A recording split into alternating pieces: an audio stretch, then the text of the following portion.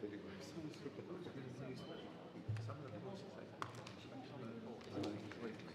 head of the report, you put in those. That survey's all It's the only way we're going to have. New chips on that. Because you did that. What? Yeah. on your Test. Right. thing, where your agendas are.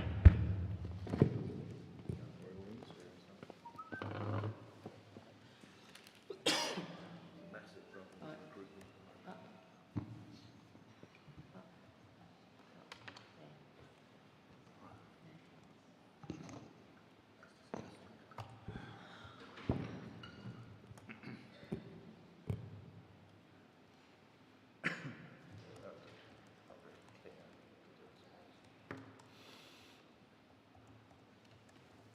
Wolsey Grange up here.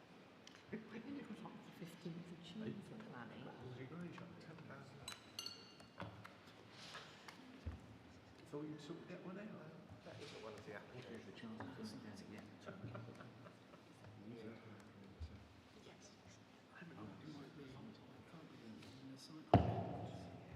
Oh yeah, could be again. That's all right. It's a roll. But it does say. Maybe they found something. We did do it. And Yeah, we did. I know. I Remember it didn't get into my one. very well. I think First one. planning. Is it because I'm not officially on it? It was the substitute. No, call for assistance. We're in the It's showing market planning, and it's only going 15th of June. Well, when I went. Oh, is that a site visit? Is it on not? Going to a gym. I was wondering. No, but it's the 15th of June. Thought we come to the wrong That's meeting. what I do. I did for a minute. I don't like to say.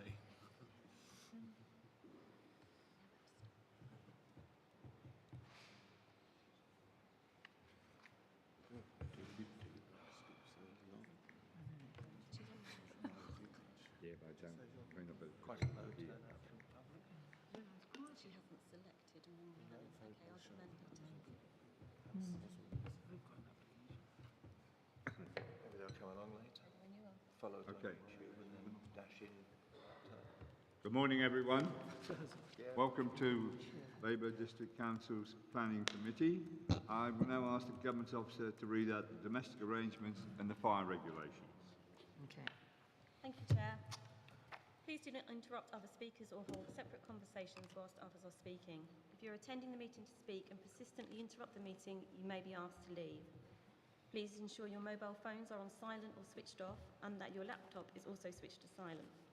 We will be using e-voting for this meeting on the Body Club app, so please could members make sure they are logged in and ready to use the app. Fire safety arrangements. There are no planned fire drills today, so if you hear the alarm, please leave the building immediately via fire exit and make your way to the assembly point. Do not re-enter the building until told it is safe to do so. The Council's members of the public and the press may record, film, photograph or broadcast this meeting when the public and the press are not lawfully excluded. Thank you, Chair. Thank you, Claire. Next, some introductions. To my left, the Chief Planning Officer, Phyllis Bell. To the far right, Stephen Stroud. The Area Planning Manager, Mark Russell, who's behind me somewhere. And Legal Advisor, Ian Dupre. And case officers present today are Vincent Pearce, Elizabeth Flood, Rose Walton and Owen Fairs. We have Highways Officer from the county, Ben Chester, and you've spoken to and you've met Governance Officer Claire Philpott. Can we move on? Apologies for absence and substitution. Thank you, Chair. We have apologies from Councillor Hinton and Councillor Barrett. Councillor Davis is substituting for Councillor Hinton and Councillor Dawson is substituting for Councillor Barrett. Councillor B, you have your hand up. Thank you, Mr. Chairman. I just want to register my objection to us having to come to this building today. I know you weren't happy about it and I know you tried. I accept that. But I do feel that the senior officers who had to have made this decision didn't make it in the interest of the people I represent. And quite a few of the residents I represent are disappointed because they cannot get here easily. So I would like that to be recorded in the minutes, Mr. Chairman. Thank you. Noted. Thank you. Any declarations of interest? No. Chair, I can just, it's not a declaration of interest, but I would just like to make a statement that I've had some previous involvement in the Bellevue sites. However, I can confirm that I'm approaching this planned decision in an open mind and will base my decision on the balance of facts presented. I just want to make that statement initially up front. Thank you. Thank you. Councillor Davis? Yeah, I'd just like to point out that I'm Babergh's representative on the Suffolk Coastal AONB. Because that's for application number 4. Thank you. Councillor Osborne? Thank you, Mr. Chairman. Yes, I declare I'm a Sudbury Town Councillor as well, although my views are of this planning committee. Thank you. Thank you. Councillor Busby? Yeah. Oh, sorry. Dave? I've got to stop taking those pills, I think, obviously. I've got to declare an ORI, which I understand is not catching, but it's an other interest, which is for Chair of Babergh Growth, but I do have dispensation for that. Thank you. Councillor Owen? I would like to also say that I'm part of Sudbury Town Council, and I had voted on this before, but I'm here with an open mind. Thank you. Thank you very much. Anybody feeling that? No, okay. Moving on. You've had the minutes of the meeting held on the 27th of July. Are there any points regarding the accuracy of these minutes? If not, in that case, can I please have a proposer, Councillor Osborne, and can I have a seconder, Councillor Jameson, that they be received and approved? Excuse me, Chair, there was a point I wanted to make about the minutes. I'm sorry? There's a point about I'd like to make about the minutes, a clarification on 16.4. Right. What page? 9. Thank you.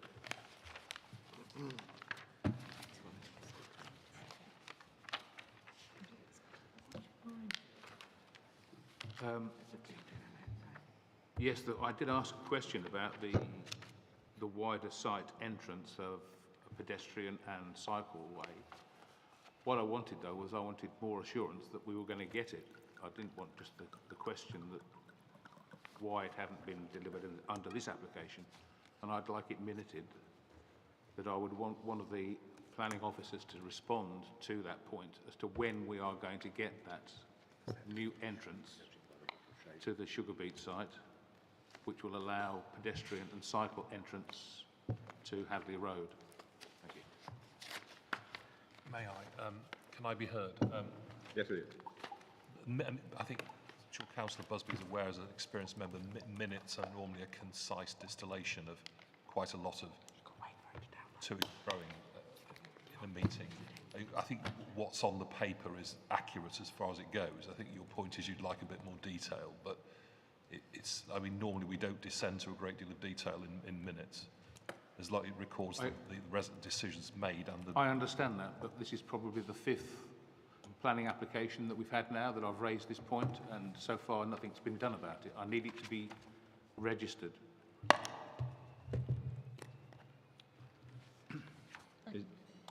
Well, I think it's... What were you looking for, Councillor Busby, in terms of... I want to know when it's going to be delivered. Right. And who's going to be paying for it. We keep allowing planning applications to proceed without any request for funding towards the delivery of this entrance. It'll get to the point where there's one small shed at the end that wants planning application, and we're going to be charging them £10 million for a cycleway.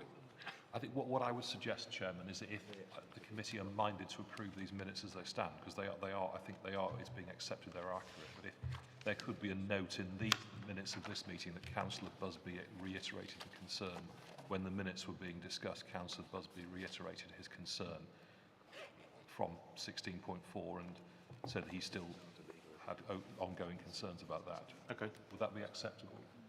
Or Chairman, if I can suggest, Councillor Busby's obviously got some questions arising from 16.4. It seems to me right for officers to respond to Councillor Busby on that. I mean, this is, you will recall, an application for approval of reserved matters, so you don't have the ability to go back to the beginning of the outline planning application process, which is obviously in place for those reserved matters to come forward. But in fairness to Councillor Busby's question, I think that's one for officers to take away and come back to, aside from the question of the minutes. Certainly. Okay, so if we carry on, vote for the approval of the minutes. Councillor Holt. Yeah, just picking up on what Councillor Busby said, and I appreciate the Chief Planning Officer's reply, but we did specifically request at the last meeting that officers came back to us, not necessarily to be minuted, but I don't know if the Chief Planning Officer is aware, but we asked for officers to come back to us with all the conditions that were applied to that application initially, so that we ensure that all those conditions were being met and that were properly, and the funding was properly allocated and available to deliver those conditions. I think that's what we all agreed that we'd like last time we met. So could the Chief Planning Officer make sure that that happens and that a report comes back to the committee? Thank you. Can we carry on with the vote, please? Yes. Thank you, Chair. That vote is now in progress, members. Councillor Dawson, would you like to vote verbally? Yes, for. Thank you. Not letting me in.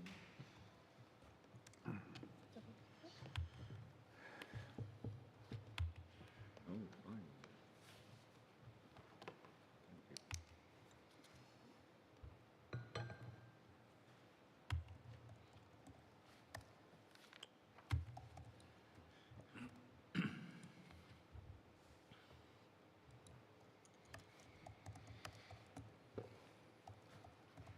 Thank you, members. Chair, that's 11 votes for. That's unanimous. Thank you very much. Moving on.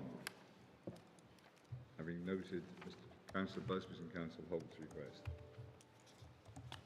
Received notification of petition.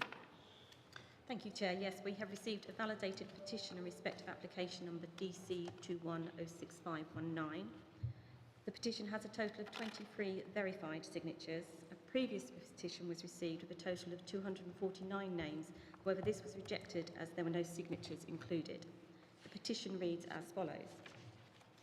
We, the undersigned, wish to petition against the development of the former swimming pool site at Bellevue Park in Sudbury into a multi-storey block of 42 living units by Churchill Retirement Living, and to the development of Bellevue House into 2 private dwellings by McCabe and Abel. Neither of these developments offers affordable housing, which is in chronic short supply. Churchill's planning application removes existing pedestrian access to the park from the town centre. The former swimming pool skate park outside is open space as defined by the Open Space Act of 1906. The government's national planning policy framework states that open space recreation land should not be built on unless an assessment shows the space to be surplus to requirements.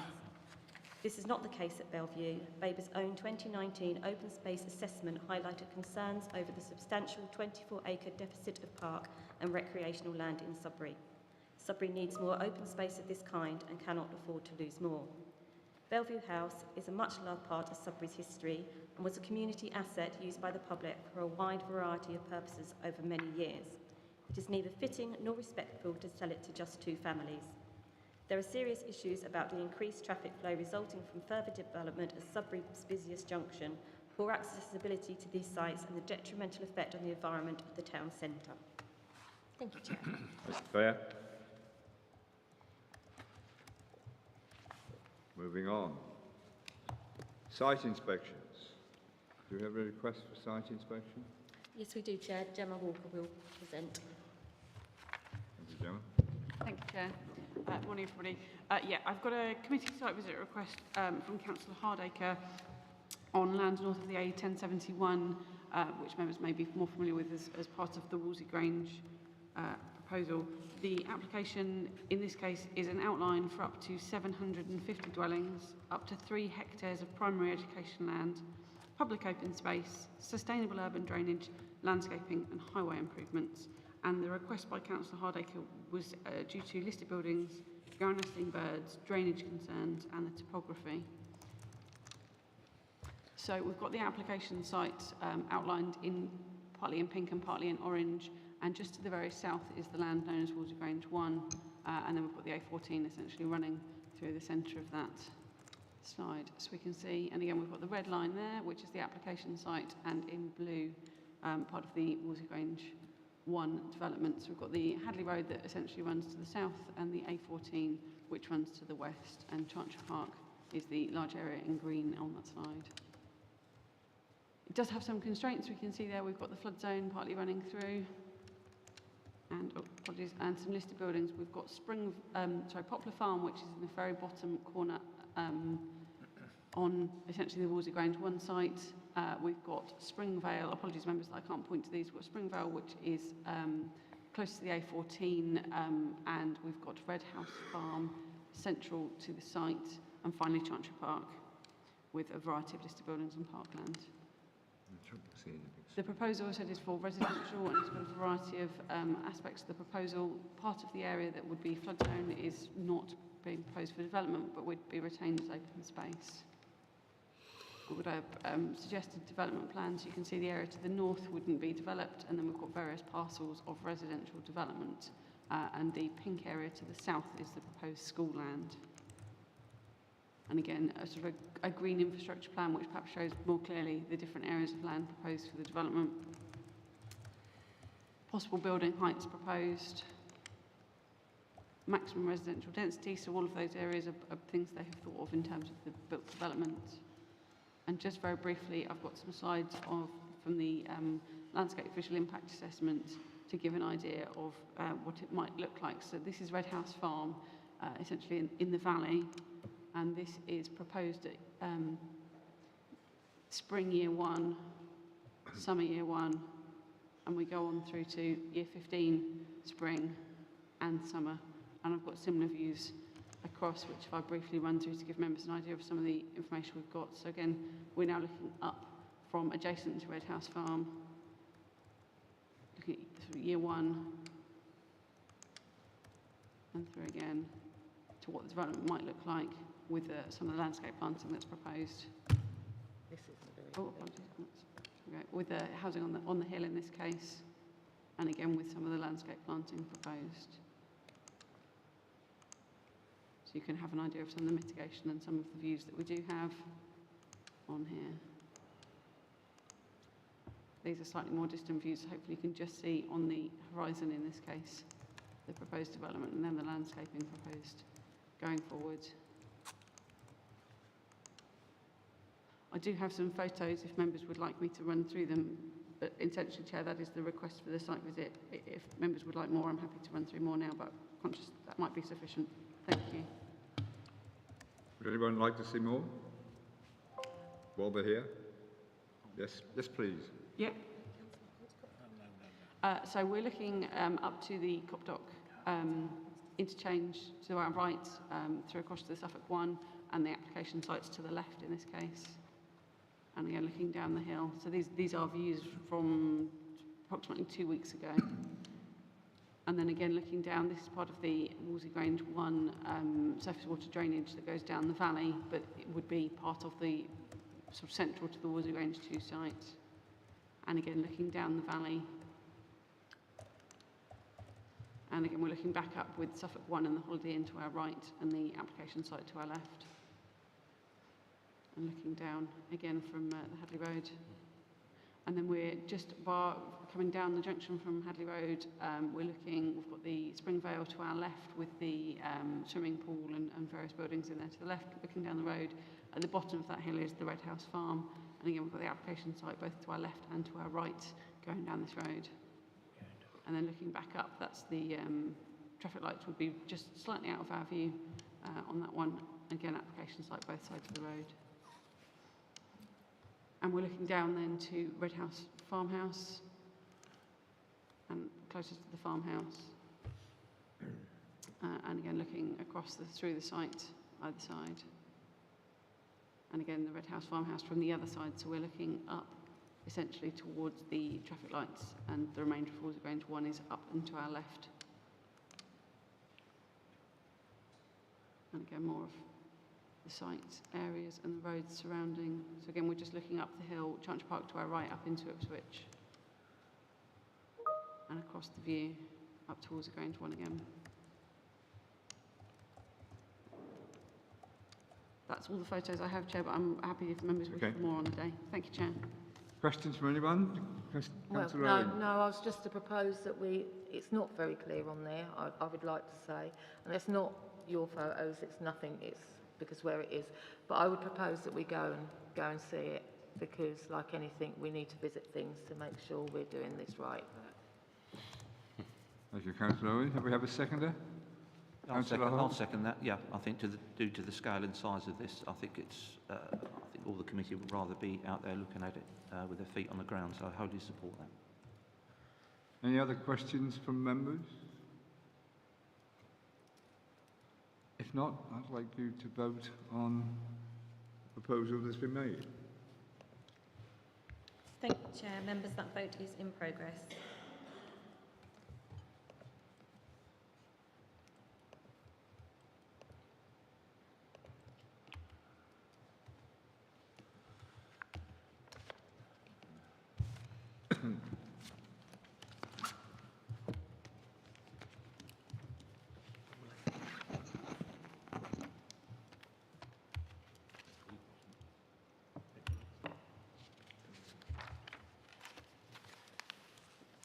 Thank you, members. Chair, that's 11 votes for. That's unanimous. Thank you very much.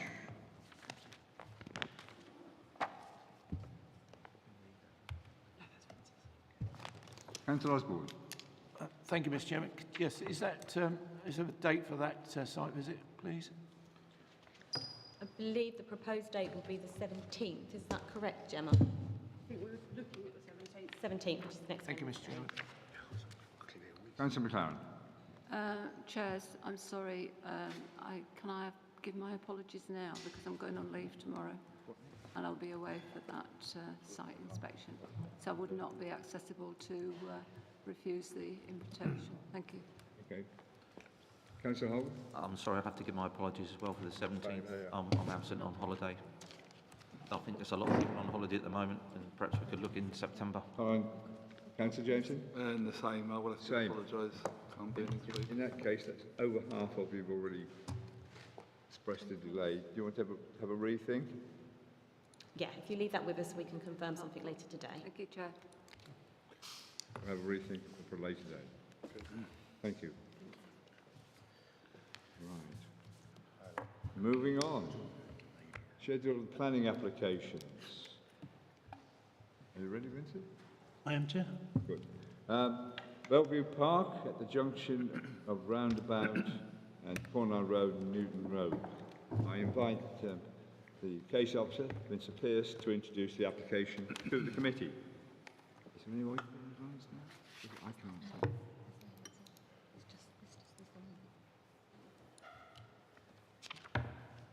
You happy? Yeah, carry on. I'm not happy. No.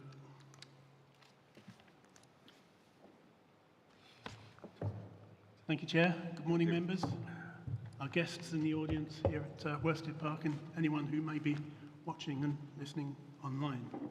First application this morning is DC 22 00985, which is a council-owned development proposal for the creation of a new entrance to Bellevue Park in Sudbury, and it involves the demolition of the old open-air swimming pool wall.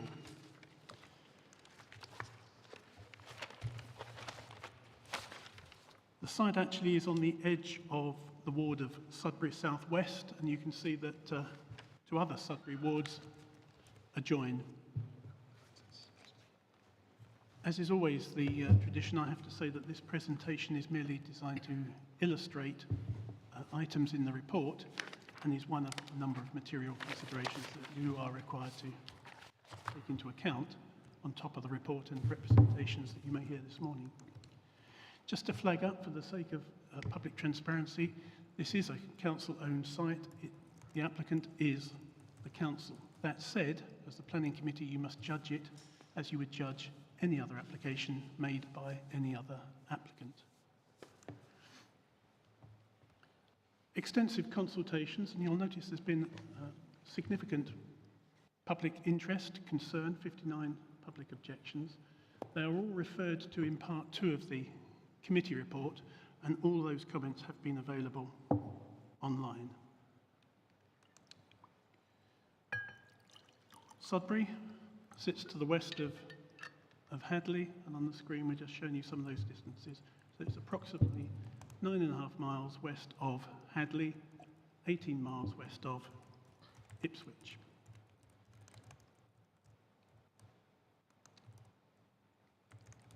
Just going to zoom in. So we're zooming in into Sudbury, right into the heart of Sudbury, King Street, and the application site is at the eastern end of King Street.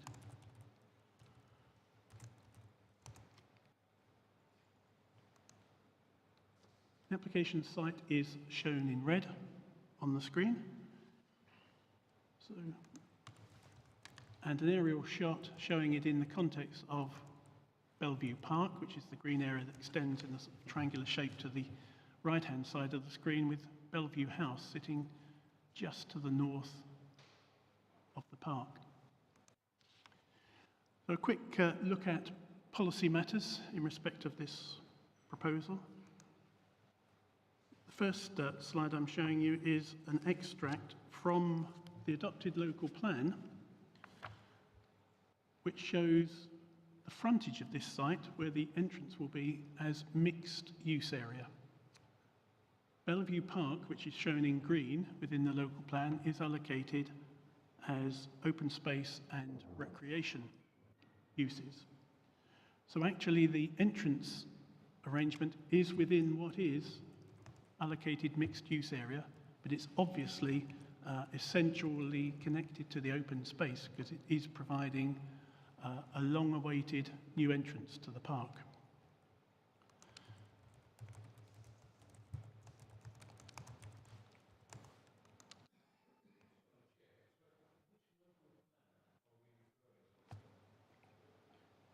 We are referring to the Babergh Local Plan 2006. So 2006. Thank you.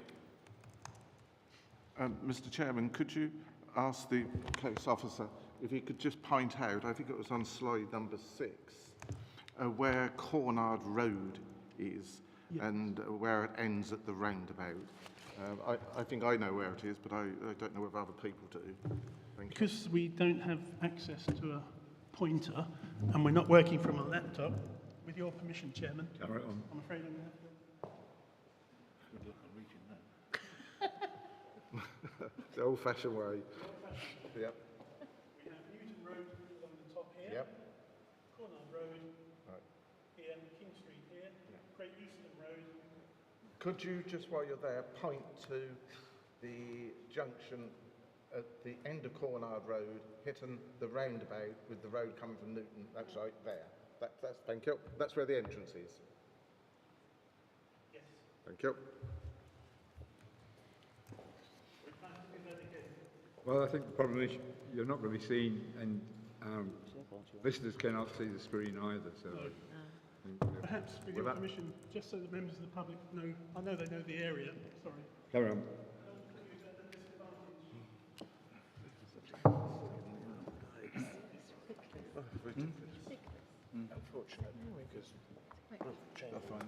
Sorry, Chair, while he's doing that, it's obvious that we can't see this. I know. Could we move these screens closer so that we can see those? Yes. Yeah, then at least everybody should have a better view. We've asked the question, been told it's sunlight, they can't turn it off, but can we do something about it? No, it's these screens. These are clear. Yeah, If they moved 10 foot closer. Yeah. I think the lady's coming. You've just turned it off. Oh, you've broken it. Yeah, if we could just wait for the IT people, please. Thank you. Thank you. Okay. That's it. Leave it. His IT. Newton Road, Cornard Road, and Councillor Bures asked me to point out where the roundabout is, which is there, opposite the entrance. Need an extension. Well, we've got maps in front of us, haven't we? Oh, can you turn it round a bit, Michael, towards us? That's not. That's it. Thank you. Thank you, Vincent.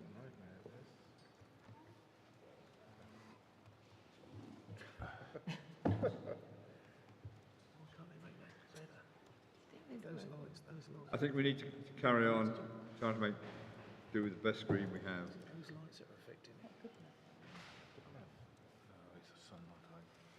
Carry on, please, Vincent. Please carry on. They've all started. I just want to point out to the committee, particularly in terms of the NPPF, paragraph 92, because this application is designed to enhance access to Bellevue Park. And 92B requires you, when you're making a decision, particularly in terms of open space, to ensure that we are considering safe and accessible accesses, crime and disorder, fear of crime, quality of life, community cohesion, legible pedestrian and cycle routes, high quality public space. So the council is promoting this new access in large part to achieve those objectives. It's been a long-held ambition of the council to improve access to Bellevue Park, and this is part of that strategy.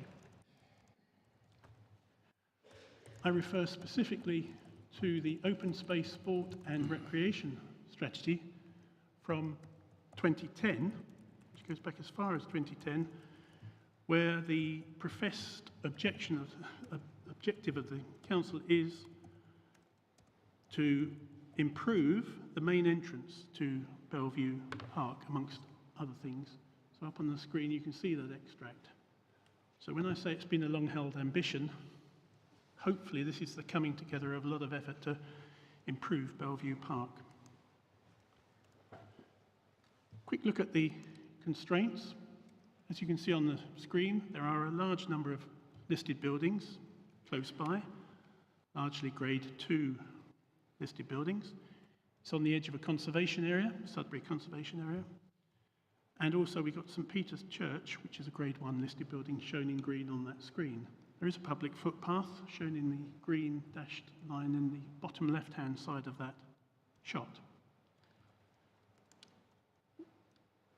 We also have to have regard to the fact that Babergh is fortunate in having a number of buildings that are on the local list. That's not a officially designated heritage designation, but at least 2 groups of buildings within this area have been identified as having heritage worth and of worth to the community. That is Bellevue House, which is the building on the top right circle on the screen, adjacent to Bellevue Park, and cottages 1 to 6 in Cornard Road, in the vicinity of the proposed entrance. So we will have regard to the impact on those of this proposal. Fortunately, there are no flood issues that will impact this proposal, whether that's fluvial or pluvial, and that's evidenced on the screen. The area is designated as an area where there's an asset of community value. So clearly it's a much-loved part of Sudbury, and there is a lot of community passion to ensure that it's kept in good order and a facility for the community. In terms of context, what would we expect of an urban park? And on the screen I've got a selection of images of other parks within Suffolk and one in Colchester. And I think where you're looking at an urban park, it's part of the whole civic pride in having that facility to make a statement about its entrance. That needs to be welcoming, needs to draw people in, and it's a statement about how much we love the park. And as you can see, we've got examples from Lowestoft, Felixstowe, Ipswich. And what we're trying to do is recreate that rather formal, grand entrance to say to people, here's the park, it's got some fantastic facilities inside, and this is the best way to access it directly from the town centre. So it's part of a revival of the eastern end of Sudbury. These are the cottages in question that are on the local list, 1 to 6. They have all the original details in terms of windows and doors been replaced, largely with UPVC, but you can see they're a not unattractive group of workers' cottages. Closer look at the wall. This is the wall that faces the roundabout that Councillor Bures asked me to identify. And this is what was the wall around the old open-air pool.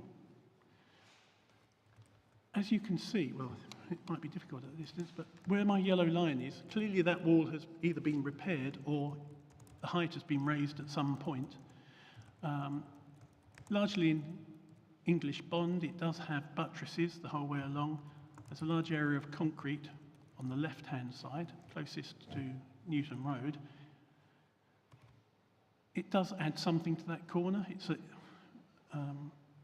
in urban design terms, but as a wall, it's not particularly attractive in its current condition. There you can see the large bit of concrete. There's a hodgepodge of repair, some of it not particularly good, but it does make a statement on that corner.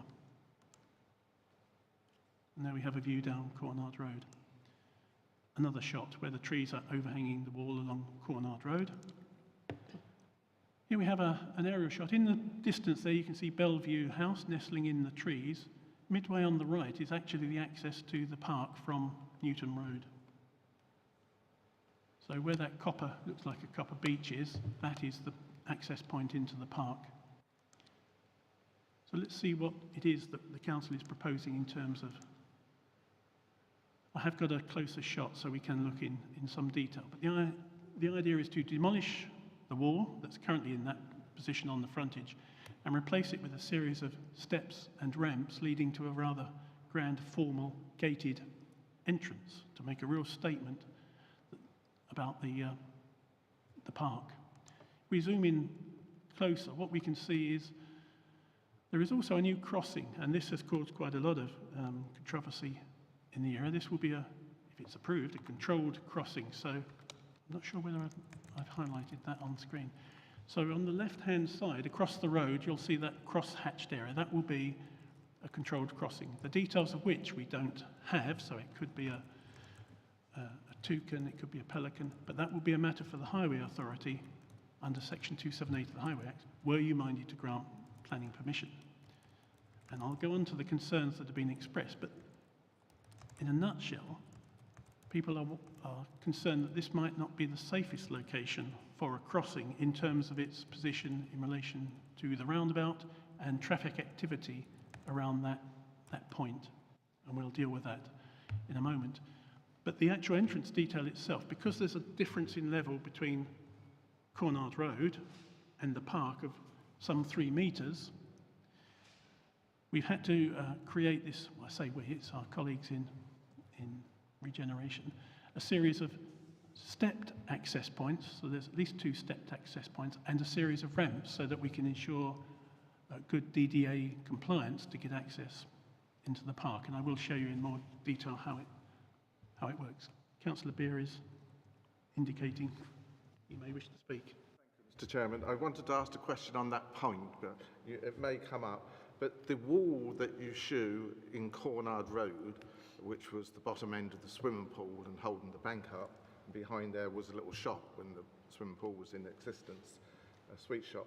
But how far along is that wall being incorporated in that new piece of improvement?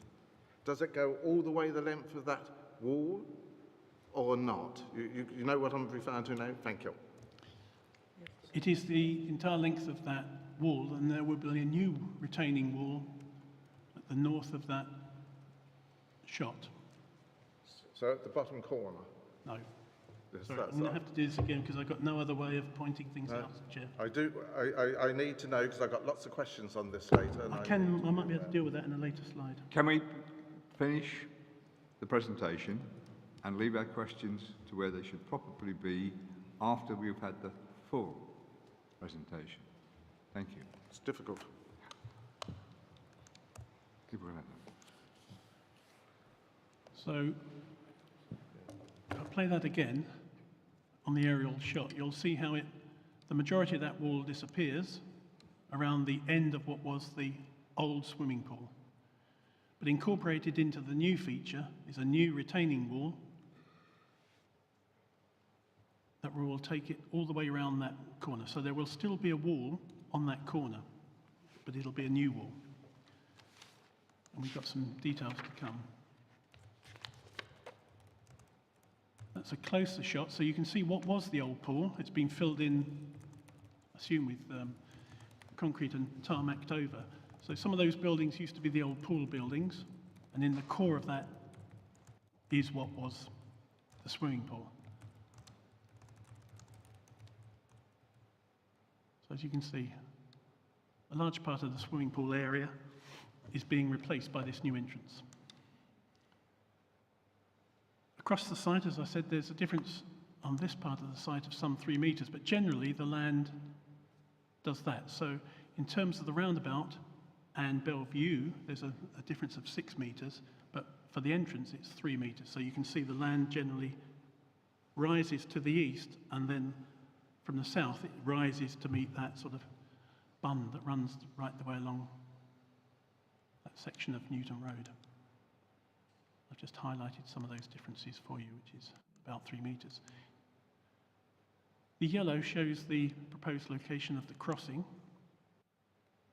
So at the moment, and including this feature, in terms of accessibility, there are a whole series of crossing points that you could make from the north.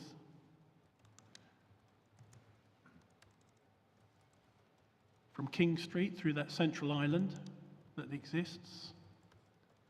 So they'd all take you to this point. And then, of course, what you'd have here is something that you don't have on other parts of that roundabout. You would have a new controlled crossing which would actually stop traffic so that you could cross safely, and that would then allow you to access the park from that point.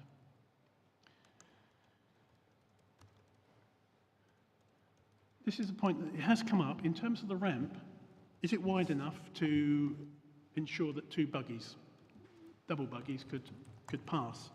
So as you can see from the screen, I've measured it in detail. The actual width of the ramp is 2 metres. And there's a bit of research. I looked to see what Mumsnet have to say about the best double buggies, and taking their 2 best examples, one of which is the sort of all-terrain double buggy, so not the tandem, one in front of the other, side by side, you can accommodate passing double buggies on every point of that ramp. It will be DDA compliant, so it will have the correct gradients, it will have the platforms, so we're very confident that is an excellent access for everyone to get into the park. But if you chose to, you could walk up the steps. And again, I've got some slides to show how that actually works in detail. But going back to the crossing, and the concern is, and it's a genuine concern, as you can see on Cornard Road, outside of the cottage on the corner, close to the roundabout, the pavement width is narrow. But this scheme includes building out to create a nib, pedestrian nib, to widen the footpath. So what we would have is a footpath that is 2.3 metres wide, right the way round to 4.5 metres wide.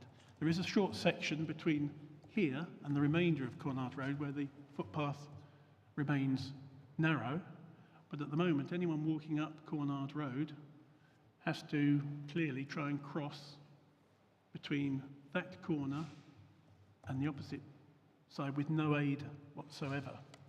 So I think what we're saying is to have a controlled crossing would be a significant benefit in terms of pedestrian safety. So here we have a shot taken that from Great Eastern Road, looking down Cornard Road. Now, so the crossing would be broadly in that position there with the yellow, with the white. I also have to say that the position is indicative. Now that could move closer to the roundabout, a little bit further back. That is a matter for the Highway Authority in terms of the Section 278 agreement. Now, I know that some people have expressed concern that perhaps that's too close to the roundabout. But when you look at, I'll walk you around that corner because I don't want to underplay the concern there is locally about safety. So here we are on that wide section, looking towards the wall. So this was 4.4 metres wide. So we'll just walk, plenty of space at that point. Now remember, as we start going around this corner, that footway will be built out into the road, so it will be widened as we go around that corner. At that point you have the crossing, but then it does narrow in front of the cottages. You'll also notice that once you get past the cottage, I think was that the college? I think it's probably the college. The rest of Cornard Road on that side of the road has a very wide footpath that is also a cycle route, cycleway. So as you approach the roundabout along Cornard Road, you're cycling on the pavement and then you are encouraged to drop back into the road to get past the college building and 1 to 6 Cornard Road. That is something cyclists are very familiar with doing on Cornard Road, which leaves the rest of the pavement free for pedestrians on that little narrow section. What I wanted to show you here is how close a crossing can be to a roundabout. This is Great Eastern Road. That's almost on the radius of that roundabout. So there's the radius of the roundabout, and that's where you cross.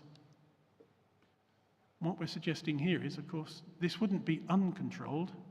What we would have in Cornard Road is actually a light that you could press, traffic stops, and you cross. A series of shots of... So we're looking towards Boreham Gate. I took this yesterday lunchtime. It was busy. Lots of traffic trying to get into Sudbury. We swing round King Street, and then we have the wall. In Cornard Road, there's a section of the park wall that's missing, and I don't know how long that Harris railing has been there. I imagine it's been quite some time. I'd like to think, as part of this proposal, that our colleagues in Regeneration and Assets would also be considering repairing that wall. You don't need planning permission for that, but I think it's part of, if we're talking about revitalising the eastern end of Sudbury, and we're creating this beautiful new access, if you approve it, then I think one of the things we need to look at is repairing that section of wall to finish the job off, because it is particularly unsightly.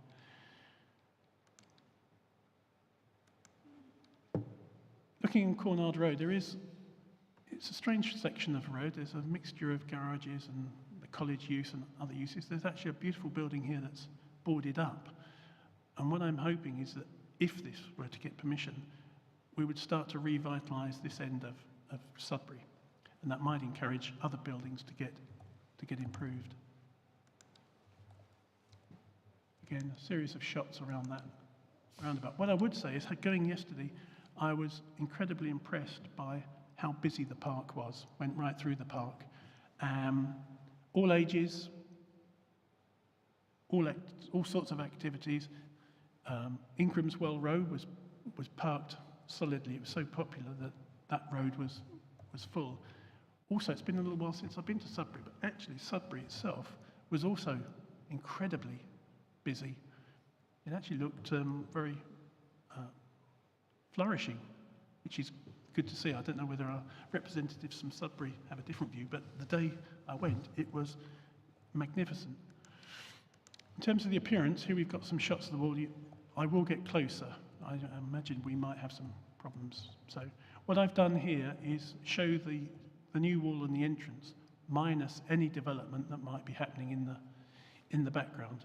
Because what you're looking at here is simply an entrance to a wall. You're not looking at any other proposals. You're judging this on the merits of the entrance proposal and the details I'm about to show you. So we'll look at that end of the proposal. which, to help you, Councillor Beer and others, that's the section we're looking at. So where the wall cranks out, we're looking at that end of the site. And now you can see the two stepped approaches, one on the far left, one in the middle, and the ramp actually zigzags right, left, right, and crosses the path. But where it crosses, that's actually the step stop, and there's a level platform. So what the designers have cleverly integrated is the ramp and the footpath, so that there's a whole series of ways you can work your way up to the entrance, none of which is to the disadvantage of anyone who might have mobility issues. So there's the ramp. There's the central, let's call it the staircase, and there's the other stepped staircase. And they intertwined. In closer detail, you can simply walk straight up the steps from that point across and into the main entrance. You can work across on the ramps and end up at the main entrance, or you can start on the ramp and go straight up the middle. Because there's a change in level, it also allows fantastic opportunity for tiered landscaping, which having seen the drawings in prospect, is really quite exciting. But before we get there, we have to deal with the issue of the walls, something that Councillor Beer raised. You can see a retaining wall on that screen. So that's the blue area, and it works its way up in line with the steps. What I would express is some concern to you as the committee that on the drawing, that appears to be open to interpretation as to what that is. That might be a fence. My view is, if we're going to create this magnificent new entrance, the last thing we want to see on top of that is a close-boarded fence. So were you minded to grant permission, I think we should condition that detail so that we have something that is more in keeping with the magnificent entrance we're trying to create. So that could be a railing, it could be a wall, it could be a combination of both. And if I've done the applicant a disservice, then I apologise, but the drawing doesn't make it clear, and I think we need to be absolutely sure what that detail is if we're going to be convinced that it's going to be right for the town. We can do that by condition if you were so minded. And again, another shot of the retaining wall. In terms of landscaping, I'm trying to see what's... Yeah, it's very hard to see. But first thing is bins, so that bins are included in this. Last thing we want is to create a new entrance and then have litter everywhere. We've got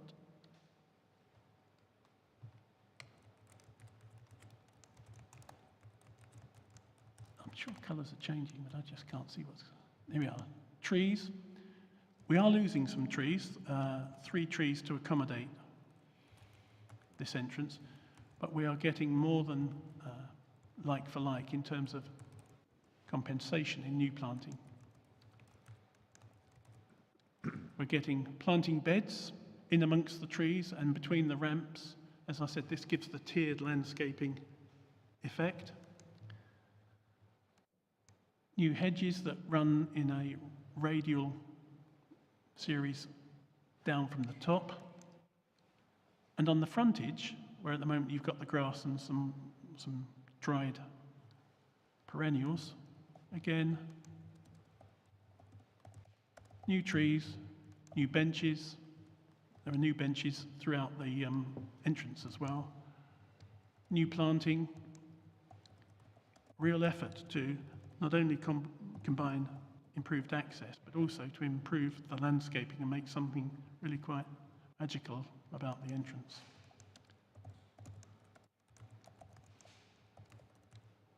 So, as I say, there will be some tree loss.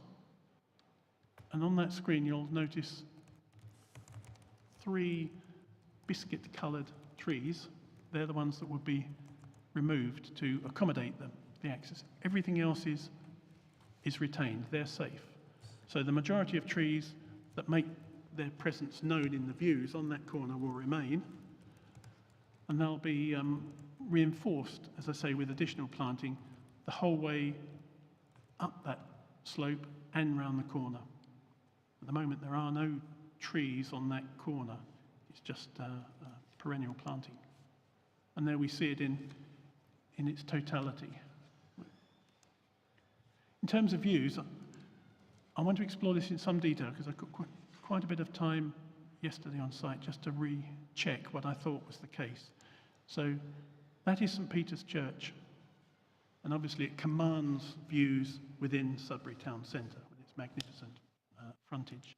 So, like all Anglican churches, the majority, it is oriented on a west-east alignment in order that at the eastern end, the altar, when you were at the altar, it faced Jerusalem. So it's on an west-east alignment. From the market square, you clearly get a view of the main entrance and into the nave. That is the principal view. That is the most magnificent view within the heart of Sudbury.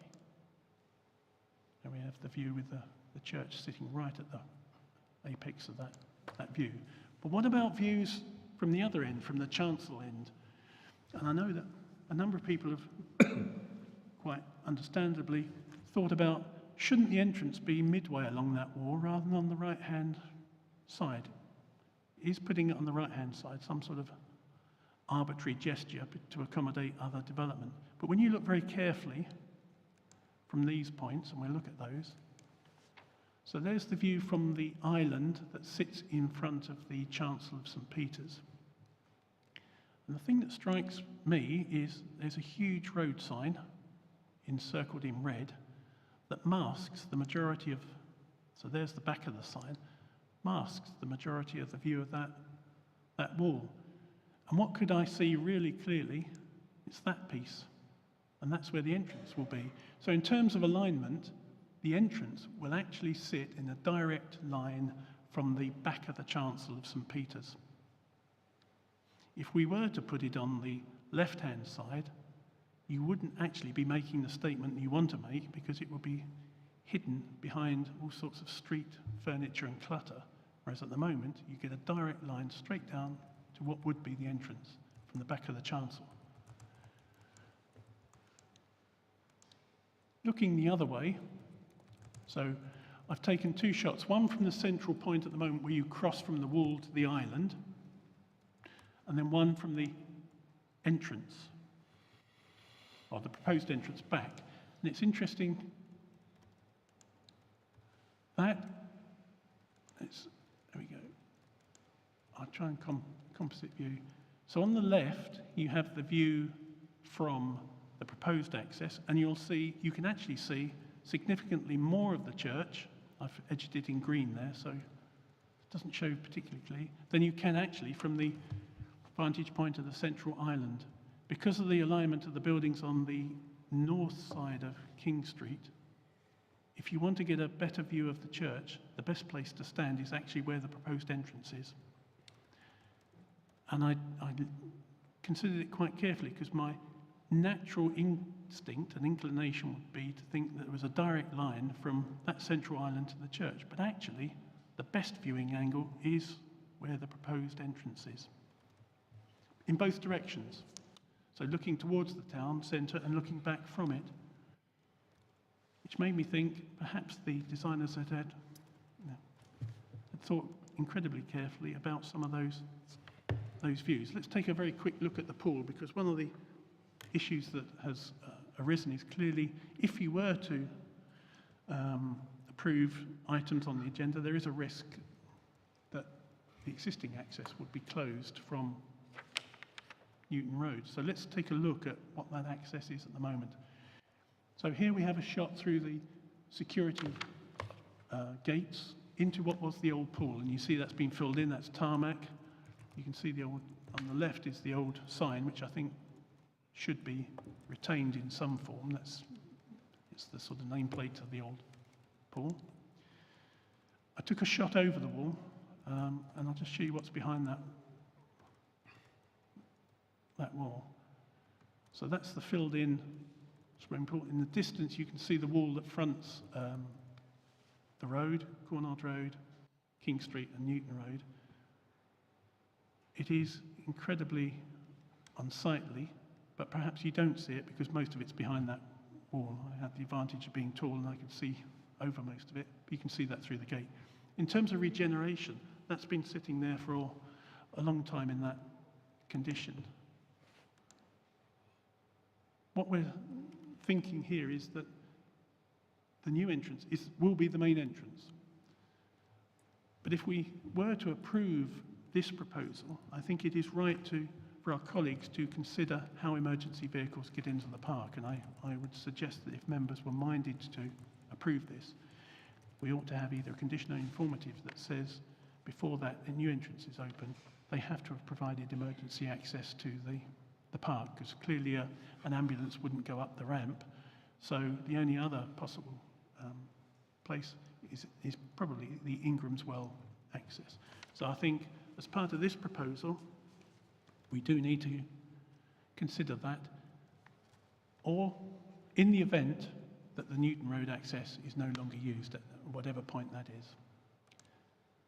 So there you can see the entrance. At the moment, as the main entrance, it's not particularly attractive because that's actually a palisade security fence to the right. I've shown you the Bellevue Park sign that's actually inside behind the gates. At the moment, you are not allowed to cycle through there, and you don't take your dogs in there. There's the Bellevue Park urban sign in amongst the parking space for cycles. The other access into the park is through Ingram's Well Road. And again, it's a formal entrance, but it isn't particularly attractive. It's a combination of security railing and gates. It does what it says on the tin. It provides security. It can be shut. But you can see all the cars parked there. It was incredibly busy yesterday. I have no doubt it's a much used and well-loved facility for the people of Sudbury and beyond, I suspect. Quick look inside the park. I'm sure you've all been there, but just for anyone who hasn't, I've just walked in through the Ingram's Well Road entrance, and I just took a quick shot around, and you can see, other than looking very parched, it is rather lovely. So this is actually up at the back of Bellevue House in the garden there.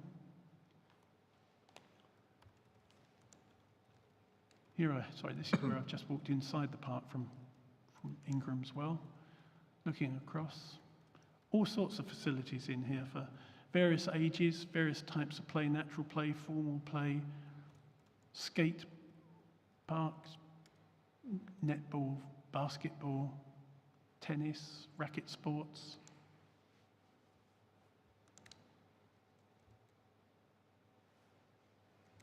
It was busy, but the majority of people were either in the play zones themselves or sitting under the trees. Significant amounts of money have been spent in recent years by the council on enhancing the facilities within the park, but we've always had this issue of how can we improve the access. And again, one last shot just to take you, and we're back, sorry, that's the same shot again. This is almost a closing shot, but what's also struck me was the effort that's being put in within the town to actually make it look beautiful. So this is just an ordinary roundabout. The effort that's gone into the planting throughout the whole of Sudbury is impressive. And there's clearly a lot of pride in the town. There's clearly a lot of effort goes into making it look its best. And I would argue that revitalising the eastern end with this access and the new formal gateway and the planting is an adjunct to all the work that's been going on already to try and lift, well, I think that lifts your spirit, to be honest, but also the vitality of the town. So as officers, we are going to be recommending approval. There's a visualisation here, and that actually shows the entrance, but from that distance, literally in the town, and from where you are, it's hard to see. But in terms of the visualisation, there you have a shot. So rather than going in up past the old pool buildings and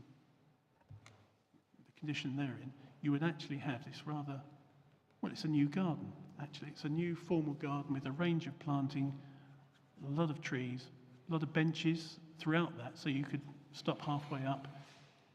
It definitely announces, here is the park and here is the entrance, and this is how proud we are of it. This is the effort we're putting into making this something rather special. So we are recommending, in line as shown on your agendas, that the Chief Planning Officer is given delegated authority to approve the proposal. I'll leave that shot on the screen, Chair, just in case that helps discussion later. That's my presentation. Thank you. Thank you, Vincent. You don't even know what I'm going to ask yet. You've all got your hands up. Are there any questions for the presenter? Alison, you... Yeah. I've noticed that, obviously, you were talking about disabled access and everything. But I feel that there's not been a lot of consideration, especially for disabled people who have to come in cars. Because at the moment, they can park at Ingram's Road.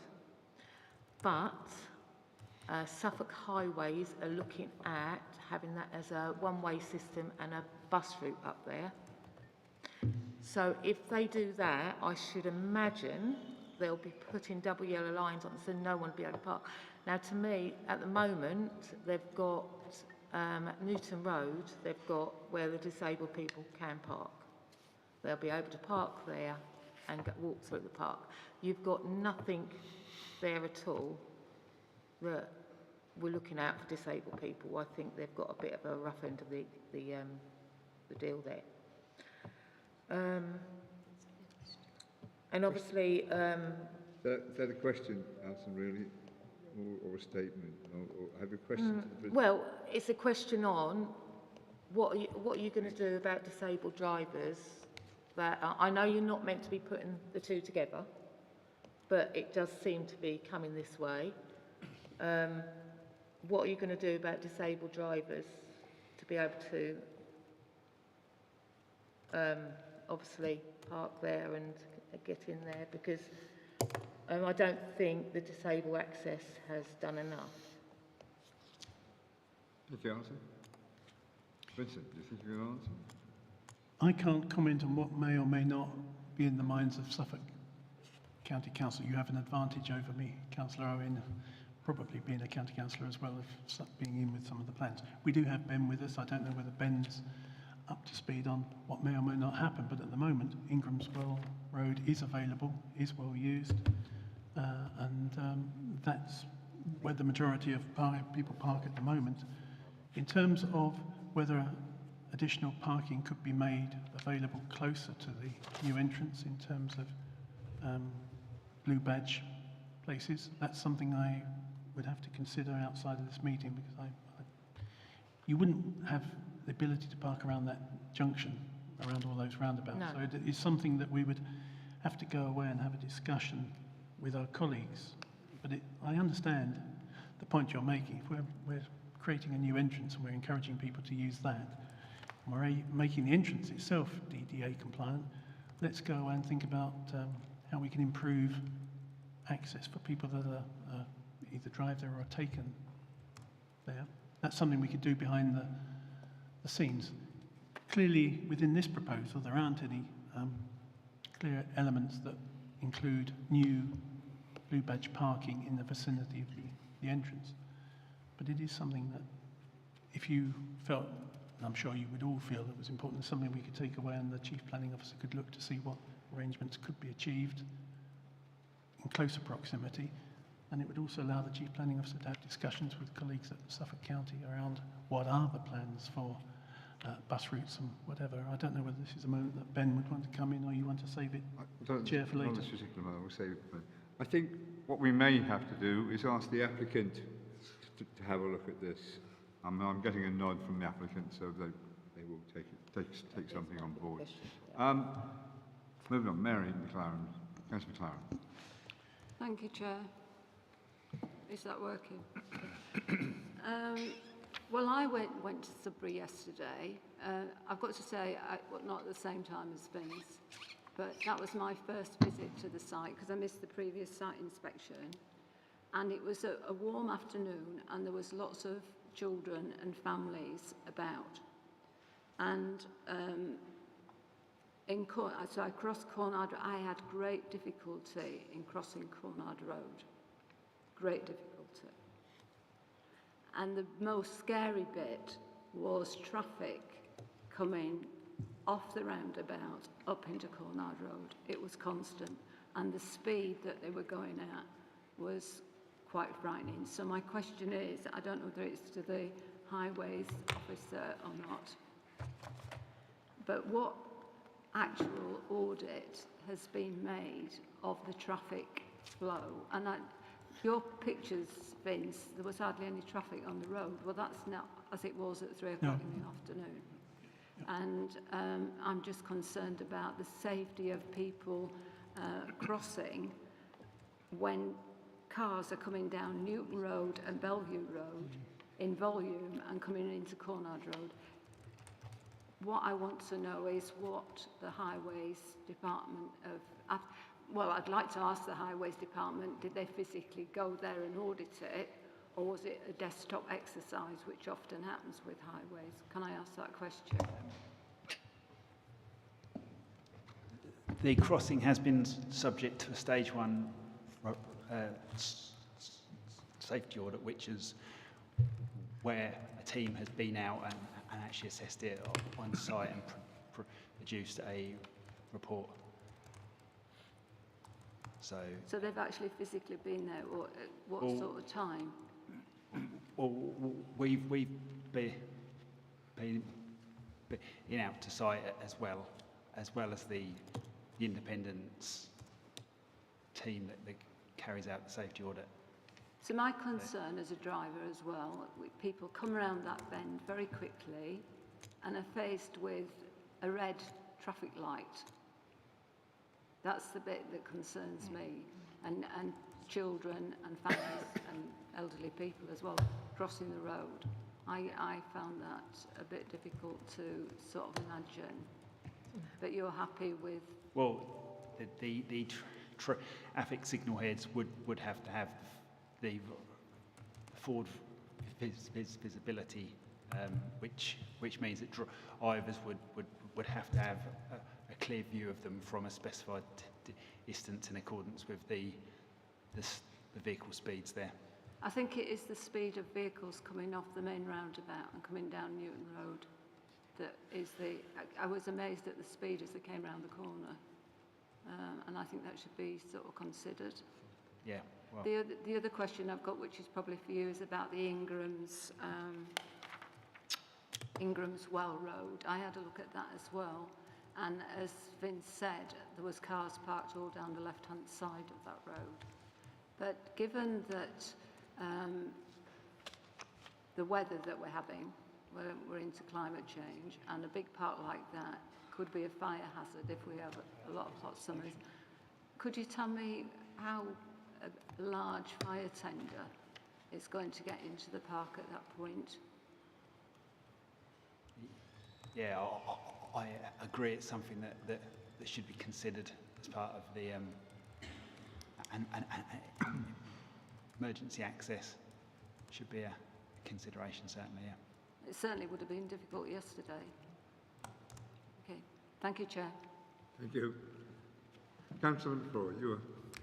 Yes, thanks very much for the presentation. I don't know if that was you or me, but something anyway. Thanks for the presentation. I'm struck on my own visit, because I think all of us, whether we had a site visit or not, have taken a great deal of interest over the years on Bellevue and the entrance to it. And one of the things that struck me was the nature of the existing entrance. In the preparation of this application, was a comparison made was an assessment made of the dangers of the existing entrance, because it struck me as extremely isolated. No direct lines of sight from the outside of the park and no direct lines of sight from the inside of the park. It's effectively a tunnel. A single woman perhaps would be completely isolated from view in either entering or leaving the park, and it is in fact a little bit on the gloomy side. Was that a consideration in the design, and what would happen to the existing entrance under the proposals? With your permission, Chair, I think that's something we can ask our representative from our colleague sister service in terms of the thoughts that went into the design. You would imagine, yes, it would have been a consideration.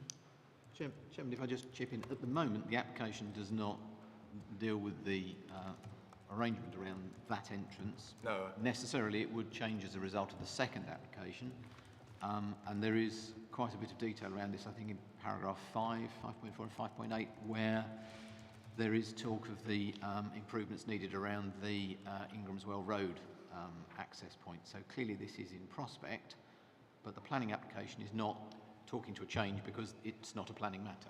Okay, thank you. Thank you. Councillor Beer, you have a question? I have lots of questions, Mr. Chairman. I just want to know... They're all relevant and not... I'm sure they're all relevant. But I want to know from you whether we're putting questions at the moment to the highways officer, because I've got lots for him. But I'm assuming that we're putting questions only at the moment to our planning officer, because I want to support Councillor McCarron on lots of points, but I don't think we've got to that stage yet. I think we're at the stage where if you ask a question and the officer feels he needs help from our colleague at Highways, then we'll ask for it. I think if we carry on that route, then if you have specific questions for the highway officer, handle that once we've finished the questioning of the presenting officer. If that's okay? Well, I've got lots of questions then.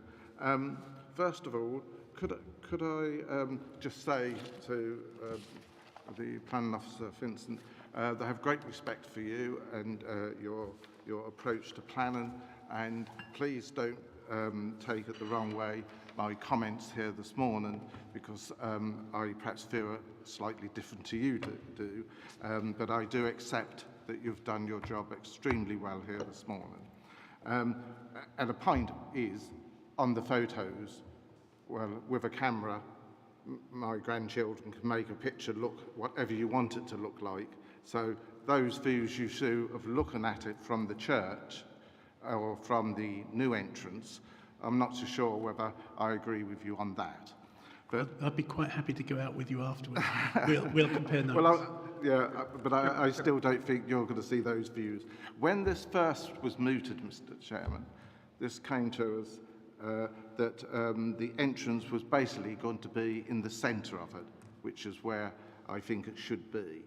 And you've moved it now to the Cornard Road side.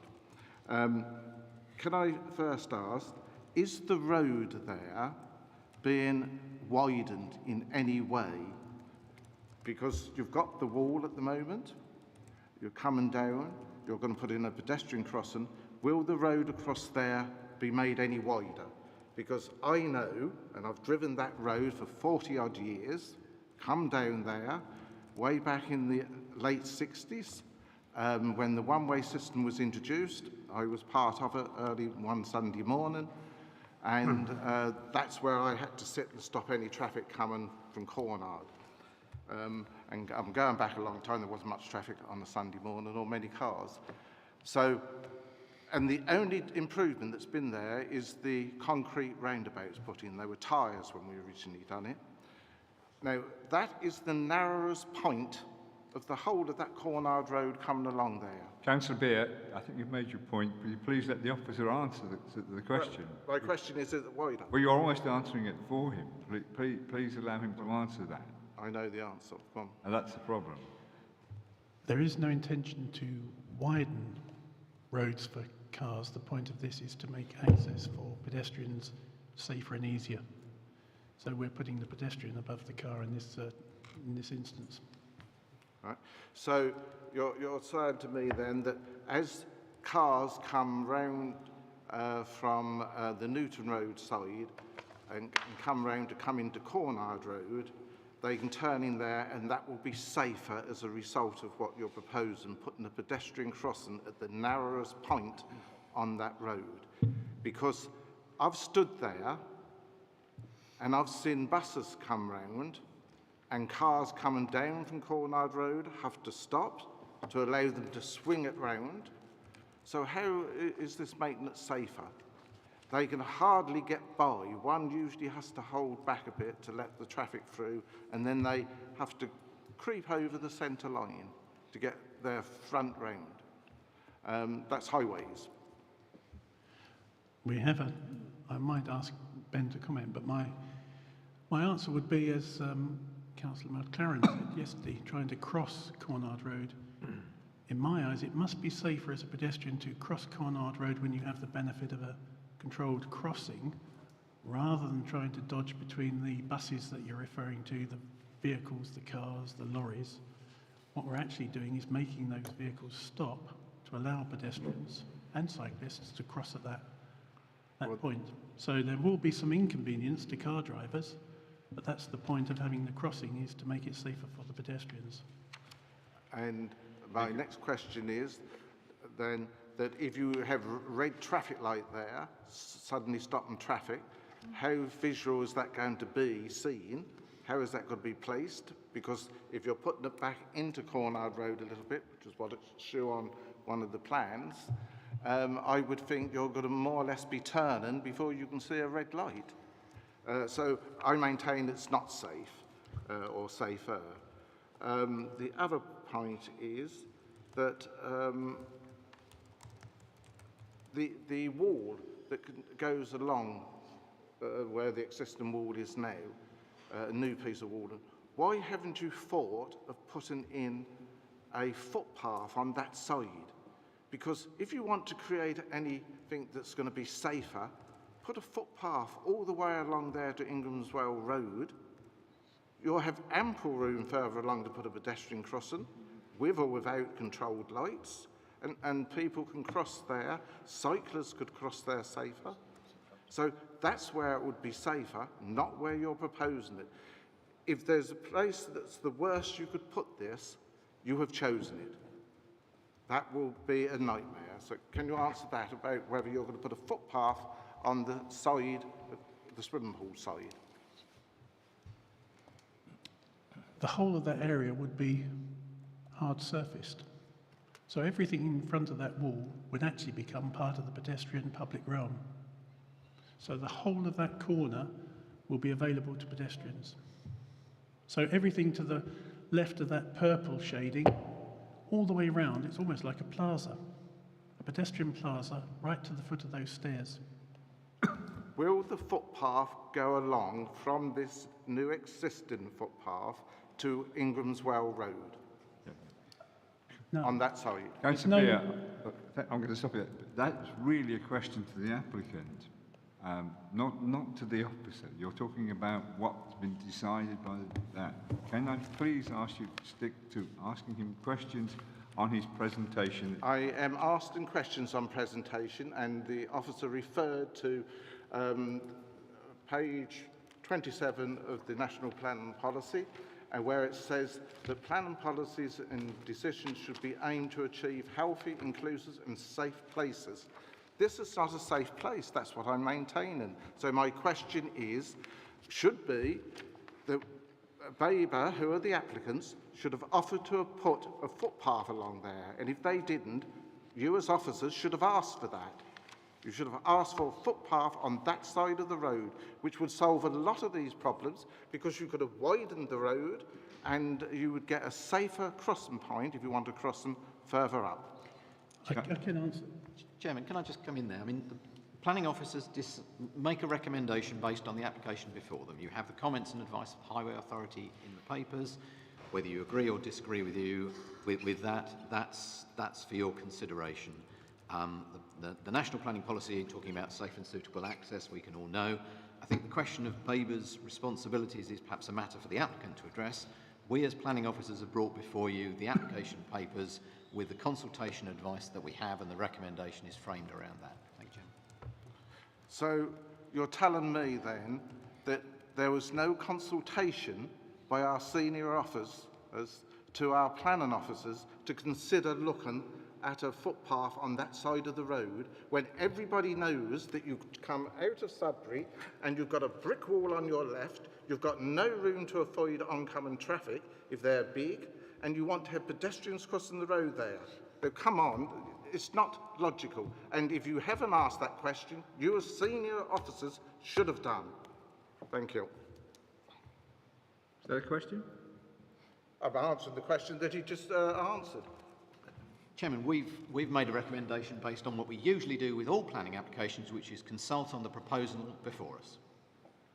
So my question then is that the senior officers of this council who are applying for this planning application did not ask for a footpath to put on that side of the road. Councillor Bill, that yet again is a question to the applicant, who not to the... Well, that's Babergh. I do have an answer if it helps. Well, if it will help, explain. As Philip said, we are judging the application that's before us. But as a planner, what I would say is you have a perfectly adequate footpath for the majority of Cornard Road on the other side. If I, as a pedestrian, want to walk along Cornard Road in a more enjoyable environment, I would take advantage of being able to access the park, walk in a very safe environment through the park if my purpose was to get to Ingram's Well Road, rather than walk along Cornard Road. The other point is that, of course, there is still a wall behind the trees at some points along Cornard Road. There is an incredibly dense tree line along Cornard Road on the side you're referring to accommodate a footpath. You would have to remove all that flora. You would also have to encroach into land that is currently park to facilitate the construction of a highway. So in many ways that would be disadvantageous in terms of eroding parts of the park along that boundary. That would be my answer to the question. But as we said, that might be a discussion for a different arena. It'd be a lot safer. Thank you. Councillor Jameson. Thanks, Chair. You've said several times that we should judge this on its own merits, but it says in the report, and we know that this is also linked to the next application that's coming up after this one. Could you say what bearing we will have if we reject this, either application, and why we're tying the two together? In terms of this application, this is a freestanding application. Were you to approve it, the permission would exist, and this could be implemented without reference to other proposals. How all the funding operates is not a question for the planning process. Our position is this an acceptable access? And if it is, we grant planning permission. But they've been tied together in the report. Can I just clarify that, Chairman? So the first application and its outcome is a material consideration in the second. Officers can't predict what committee will do, and therefore, if we need to advise you further at that point in time, we will do. But you will understand that from the papers, there is a working presumption within the recommendation that paragraph 99 and the issues associated with open space are addressed through this application. If committee choose to do something and then accept the recommendation, and we as officers will have to advise committee on what, if any, consequences there may be from that. At the moment, I don't have the crystal ball that allows me to give you better advice than we'll let you know once we hear what you choose to do with this. Okay, a couple of other questions. On the disabled access, on the ramps, have we considered wheelchair use? I mean, what is the turning circle on the ramps? Well, we'll check with our colleagues, but it is badged as being fully DDA compliant. So even the platforms, we've got 4 metre wide platforms, 2 metre wide, 2 by 4 metre wide platforms. It is going to be DDA compliant. Okay. And on the picture you're showing, where does the swimming pool relate to the picture you're showing on the drawing? Unfortunately, I haven't got control of the... No, but I mean, if you could point to roughly where it is. Oh, sorry, go on. I missed the question because... where is the swimming pool open space in relation to the drawing up there?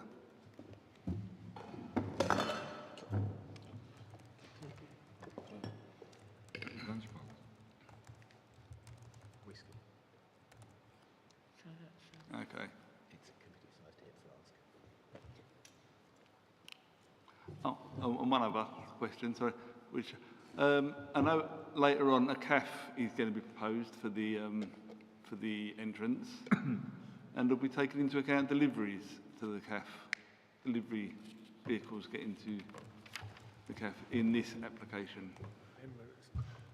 Yep, the point I was making is you might want a condition so that if at any point in time, irrespective of what might happen today, but at any point in time the Newton Road access is closed for whatever reason, then before that happens,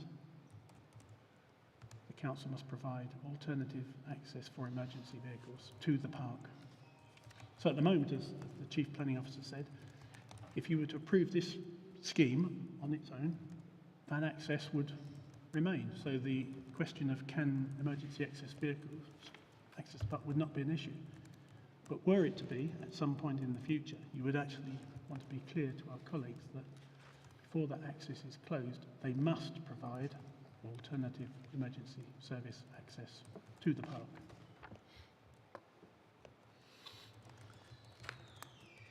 Councillor Hull. Yeah, thank you. I think we have to just remember the current situation of the park and the access points that allow pedestrians to enter the park at the current time. Those that are there now have been there for many, many years, and people do use the Ingram's Well Road entrance as well as the Newton Road entrance.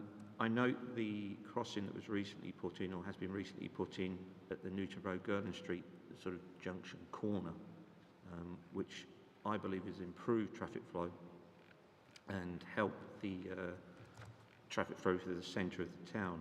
I don't personally see an issue with the crossing at the top end of Cornwall Road approaching the roundabout, along with Councillor Beer.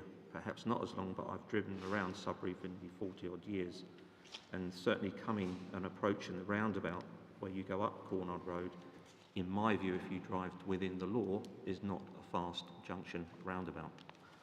We have to remember that people that don't drive within the law take those consequences into their own hands.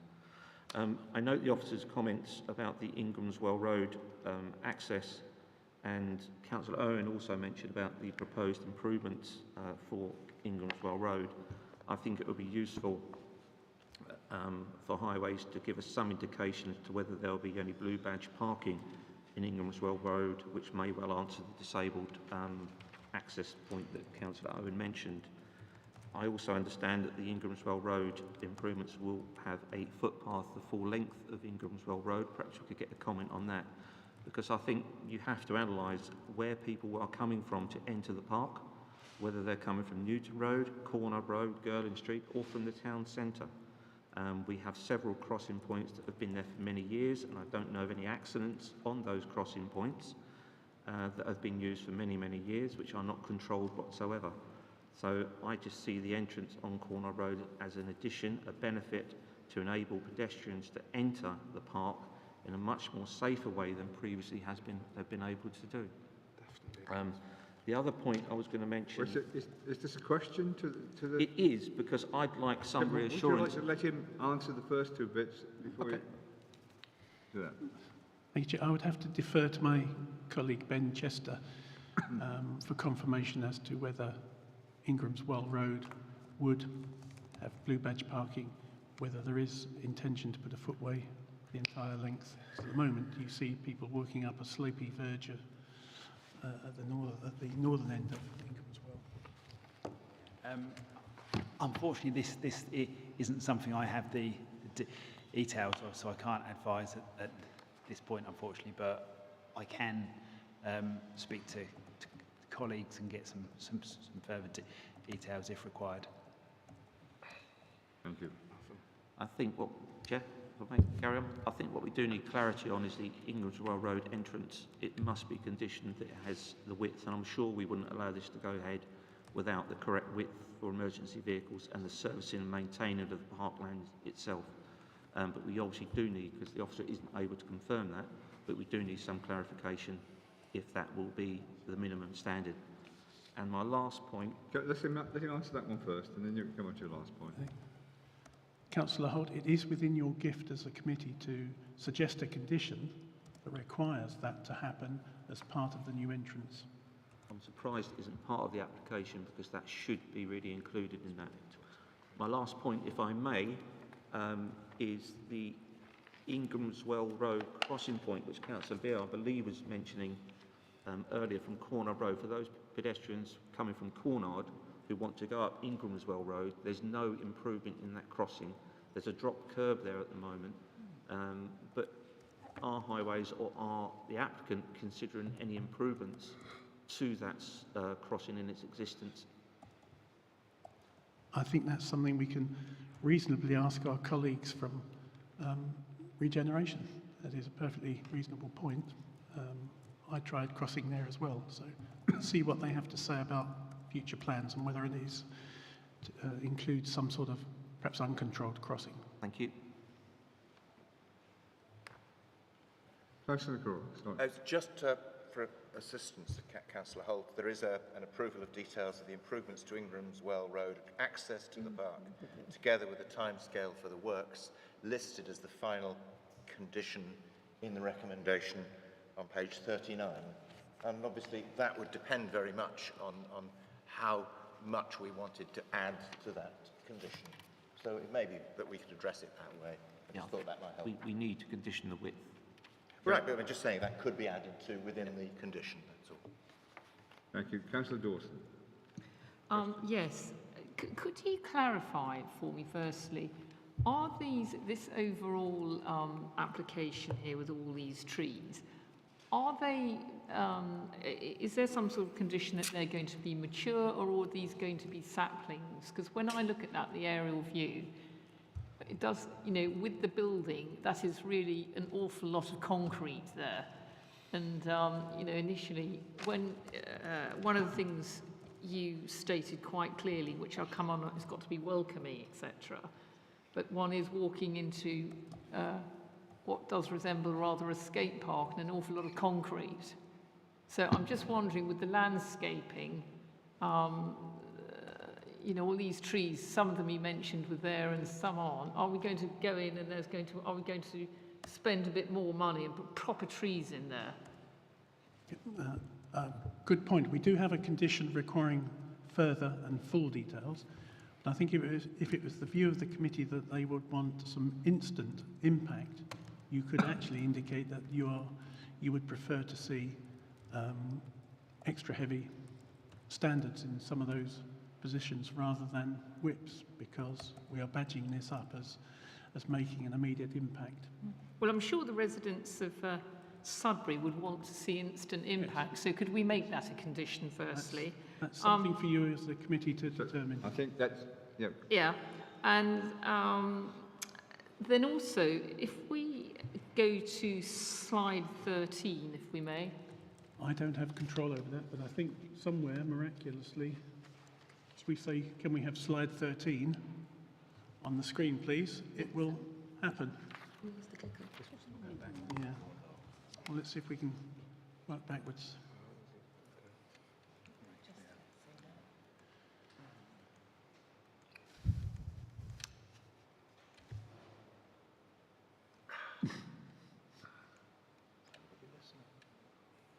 I think we have an answer to that question. No. Sorry, this is colleagues from Worsted Park are controlling the... While they're doing that, is there any more questions for the officer? Councillor Holt. Yeah, just one more. The paving aspect in front of the entrance and going around the corner of the old swimming pool, and also the visual aspect of the entrance, there's no real detail as to what that's going to look like. I think it's such an important gateway that, again, there needs to be some sort of condition that, whether we work with local groups, but we need to make sure that if this is approved, that it is in a style and fashion that suits Sudbury. I wholeheartedly agree. And then on the recommended conditions, we do include further details of hard landscaping. You're right, we don't want tarmac or anything hideous. This has got to be top-notch. You have slide 13 up. But I don't think it's this side, unfortunately. Actually, this isn't, I'm not quite, I've written down slide 13. It's the one I wanted to see was the entrance to the form as you're going into the, and I've written down at slide 13, and That's not, that doesn't appear to be this site on the no, screen. that's the previous. Sorry, that's Sproughton. That's the red house, the previous one. Did you do slide 13 of the? With the entrance details? Yes. Yes. That's the site visit. That's the site visit. Sproughton. The drawings. Yeah. Can you get that slide I up? have no control What, somewhere. do you know what number it is? It is slide 13, you are right. That's the site visit. It's not the Well, right, different. Can you just, sorry, could whoever find the entrance Yeah. for the,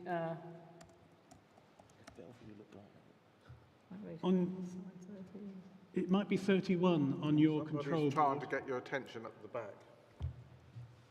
Fiona, it might be 31 on your control board. Any more questions without visual aid? Yep. Councillor Jameson. Are we, I just wonder if you could clarify, are we still waiting for a bat emergency survey? And if we are, could that have any bearing on the... Fortunately, we have had that on the table papers. Forgive me for not explaining at the start of my presentation. I wasn't in terms clear of from the table papers. It is there. Yeah. We are confident that, yes, there are bats, and yes, mitigation is required, and we will condition that to be appropriate mitigations. Apologies for not mentioning that at the start. I wonder whether you could read that out. With your permission, Chair, I might have to now disappear to look at the control board so that we can find the right slide for Councillor Dawson. Apologies, Councillor Dawson, but logistically it might be better if I just go and point out. I make a suggestion that we carry on with the presentations while we wait for that slide to be... Councillor Dawson, we're going to carry on while... yeah, I wanted to make a comparison to slides, so it might be quicker if I just go and check. Can you please leave it to them, because we're going But to... there's two slides, Yeah. so have to go back again. Please, can you take a seat? We'll wait while they try and sort that out so they can go on access. In the meantime, we'll move on to our representatives, public speakers. We have from the Town Council Ellen Murphy to address us.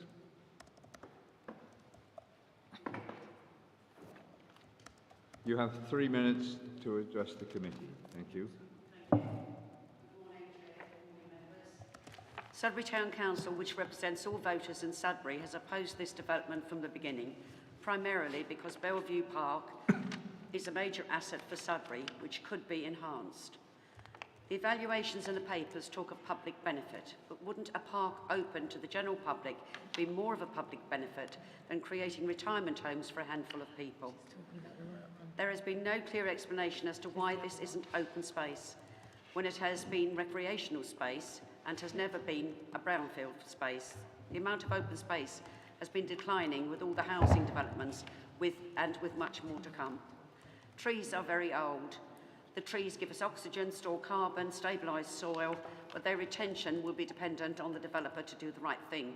Numerous trees are being lost due to development, redevelopment and climate change. Old trees cannot be replaced. If Bellevue House is retained, it will be hidden behind the development. Access will be through... Sorry?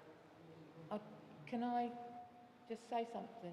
Is Ellen meant to be talking on this one? I'm talking on the Churchill. Churchill one? Yeah, I think I'm not talking on the entrance. Oh no, you've got it, that's right. I think they've got it confused. I don't know. There's a mistake. Have we got another town councillor here who's Tim. meant to be talking on the... Right, Been okay. advised, it's not been advised to me that anyone else was talking apart from Councillor Murphy. I had an email from Jodie Bard to say that Councillor Murphy was speaking, but I haven't been advised. We had informed Jodie that Tim would be speaking on behalf of the entrance. That hasn't been advised to us. Well, there's obviously a mistake. Yes, Yes. it looks like it. I think, can I be heard? I think that there's obviously a mistake been made. So this lady is Councillor Mrs. Murphy, is that right? Correct. And the other speaker is... Tim Register, who's going to speak on the entrance. Well, I think we just it's a mistake's been made. These things happen if we Okay. If we swap Swap over. I think that's my advice, Chair. Yeah. Well, it's a bit. I mean, I think I think while we're doing that, is there an opportunity to see your two slides you wanted to Yes. see now? The questions that I was coming back to, thank you, was this is slide 13, which is you referred to as being very welcoming recreational entrance. And then on the next slide you showed us, which is the one with the concrete, with the white ghost figures, I think that might be slide 50.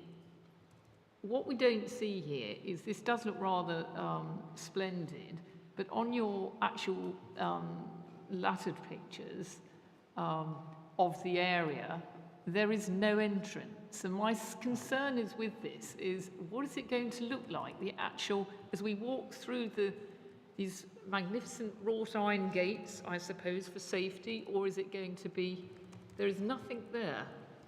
Sorry, that detail is in the drawings. Let me, for our colleagues at the back, it's almost the last slide that we now need to move to. It's an artist's impression.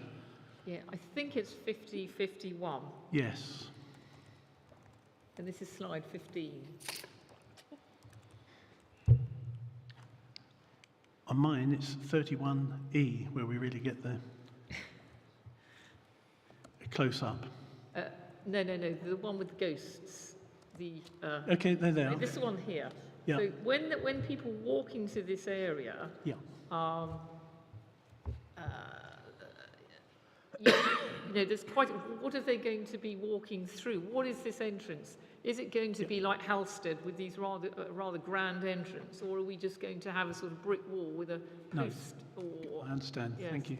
So as you walk up that central staircase, what you'll be confronted with, pleasantly, is a gate similar to what you would have at Colchester Park.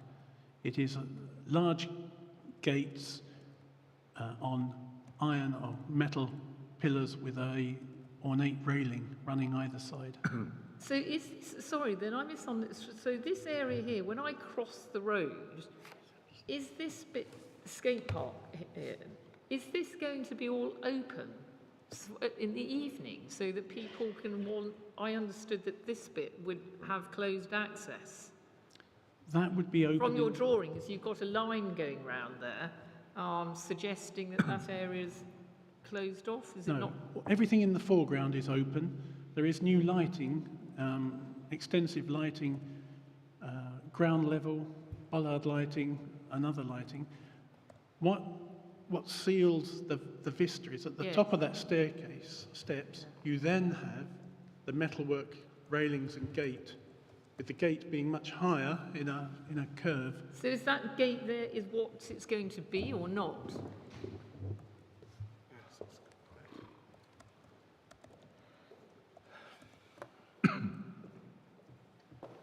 With your permission. Carry on. Sorry, Councillor Dawson, can I call you up to the screen? It's probably easier than show and tell. No, I can see the gate. I know. And it's not difficult to see. What we're going to require by condition is that the final detail of the gates does have to be agreed condition. And I understand the point that Councillor Dawson is making is on that drawing there. They're rather beautiful, elegant gates. What we don't want is some sort of cheapo palisade replacement. That isn't the intention of our colleagues, but I'm sure they're happy to confirm their intention. But we have conditioned it so that we want top quality, not bargain basement. And my last question is, which is, I'm not quite sure, it might be relevant to the next one, but we had all this discussion some time ago about the retaining wall, the £150,000 retaining wall. Now, if the second phase does not go through, that retaining wall, how is that going to affect, or will it not affect this area here? That might be something you want to ask our colleagues when they have the opportunity to face questions from you. I think that's probably a question for the applicant to describe. Okay. Question for the applicant.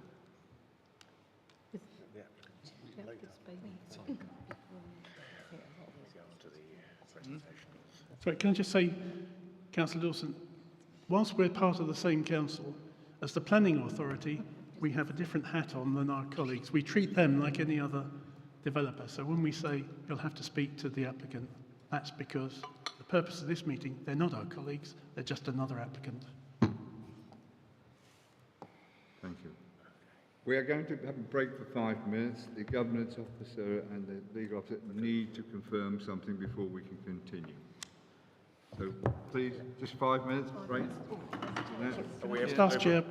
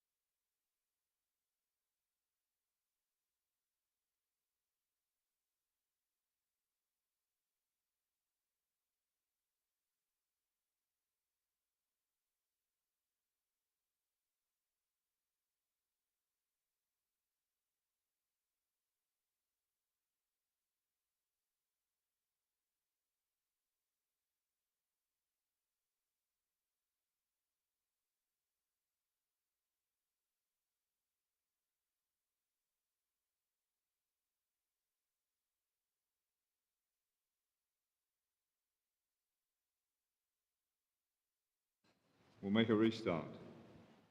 Just to explain the situation, Sudbury Town Council sent us an email nominating Ellen Murphy as the person speaking on their behalf at the planning applications. We now find that she's actually here to talk about the second one, which is the retirement home, and the Town Council have sent, you are, sir, can you?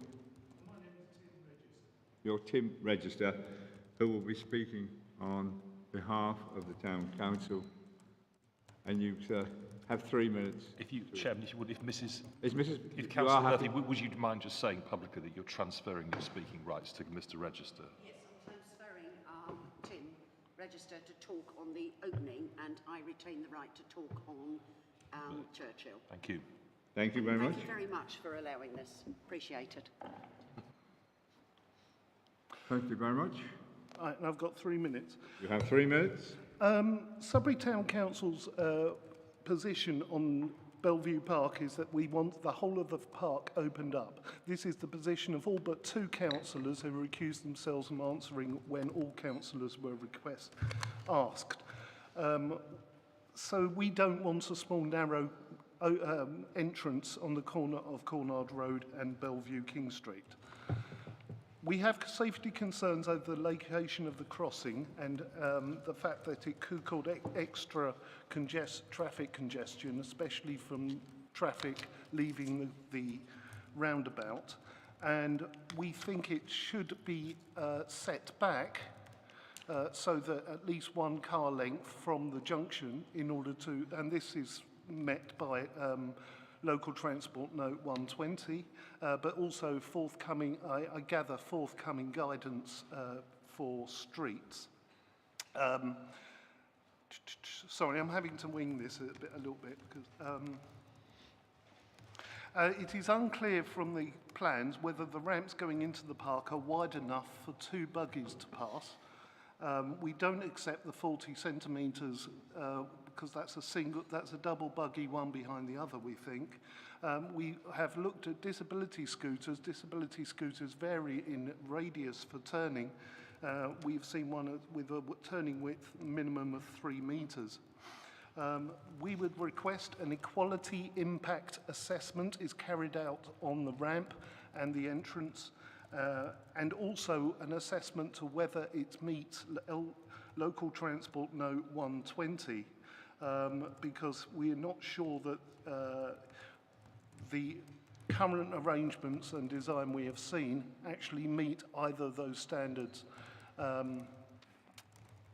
We also suggest an ecological surveys needs to be carried out on the site, specifically relating to mature trees and a bat survey.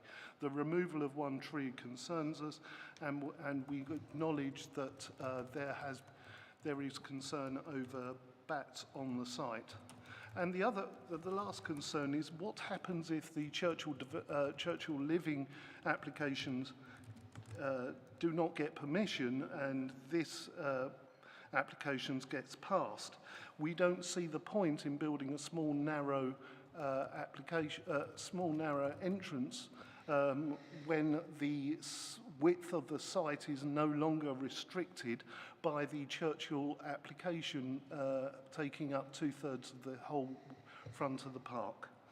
I think I've covered everything that Suffolk County Council raised, and I'm happy to take questions. Thank you very much. Can we have questions, please? Question, Councillor Owen.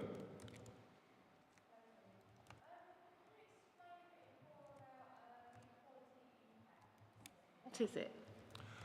An equality impact assessment assesses whether people who are in wheelchairs or on mobility scooters or cyclists, disabled cyclists, of which Sudbury has many, has a fair few, would be able to use the ramp and the access envisaged via the entrance, as in the plans, to access without dismounting and having to walk their bikes. I noticed that in the report from the planning officer, it said, is it envisaged that cyclists would have to dismount?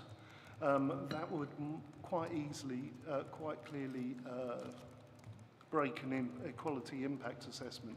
It's an I asked several important people like Wheels for Wellbeing, and they all said an equality impact assessment should have been done in the first place. Thank you. Councillor Beer. Yes, thank you. Good morning. Could you just confirm to me that the amount of traffic that you've experienced or you've seen or your colleagues on the town council have referred to on this particular roundabout junction and these so-called improvements, which I think will just be a nightmare? Okay, could you just Please, highlight that? Thank you. Question. Well, I was a question. You're embellishing it with your own comments, which may affect the answer the man may give you. No, I'm sure he'll answer. Thank you, Peter. I live on Market Hill and I see this junction quite regularly. There is a lot of traffic, most of the time between about 7:30 and about 6 o'clock in the evening. It can get extremely heavy, and some of that is fast moving, but a lot of it is moving at a snail's pace. If you don't set back the crossing on Cornard Road, I could easily envisage a vehicle holding up traffic even more on that roundabout. Can I come back on that? So would you agree with me then that if the crossing was put where it's proposed to be put, that the tailbacks will be even worse than what we're experiencing now? It is the position of Sudbury Town Council that that would be the case, yes. Thank you. Thank you. Yeah, that is true. Councillor McCraw. I just wondered for clarification, thanks Tim. I mean, this is a cycling question, as nobody will be surprised to hear from me. But is cycling actually allowed in Bellevue Park? Because you indicated that people would have to dismount, and I've got a feeling that I think you probably have to anyway, don't you?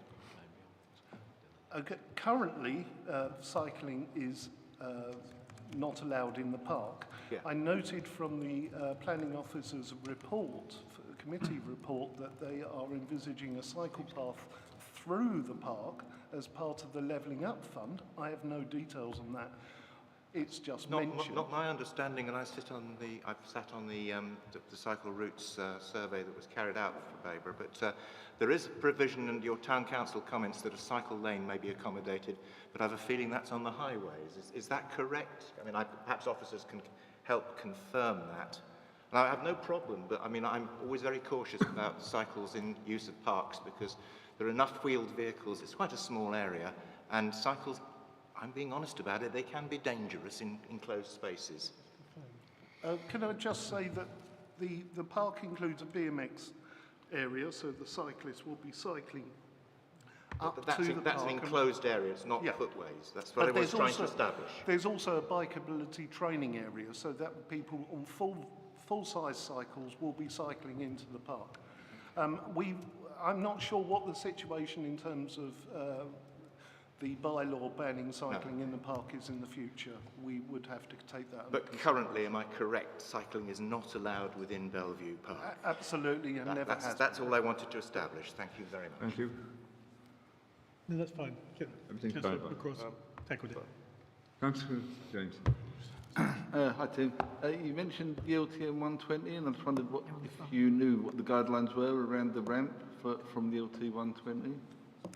Yes, so LTM 120 suggests that any path specifically for wheeled or mobility vehicles, so this will be for cyclists, mobility scooters and wheelchairs, as well as buggies, etc., should be 2.5 metres in width, ideally 3 metres.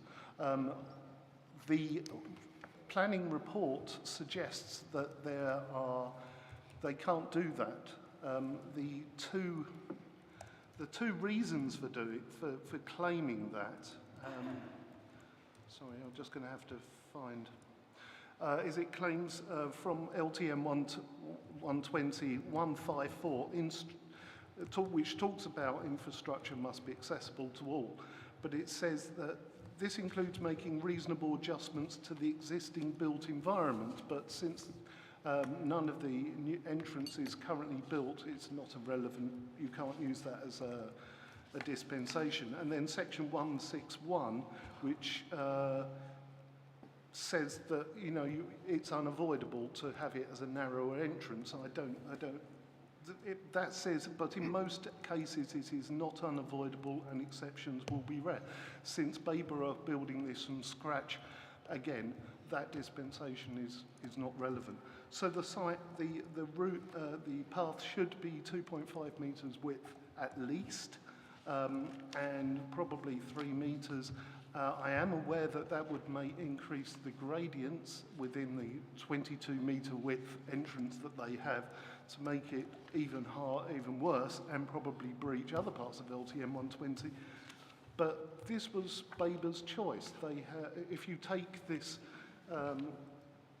planning application on its own, ignoring the related planning application from Churchill, then Babergh could have made this twice as wide and not had this problem. And they chose not to. Thank you. Thank you. Thank you.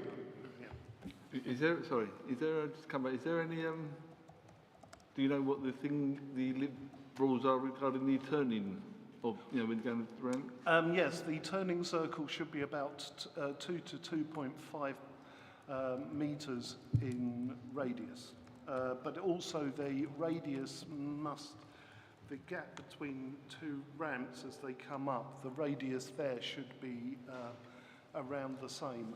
I'm not I have, because we've only saw the adjusted plans late, I've been unable to take this to CAD level to see whether that works and what the widths and so forth. We're just taking it on, yeah, it needs to be properly assessed.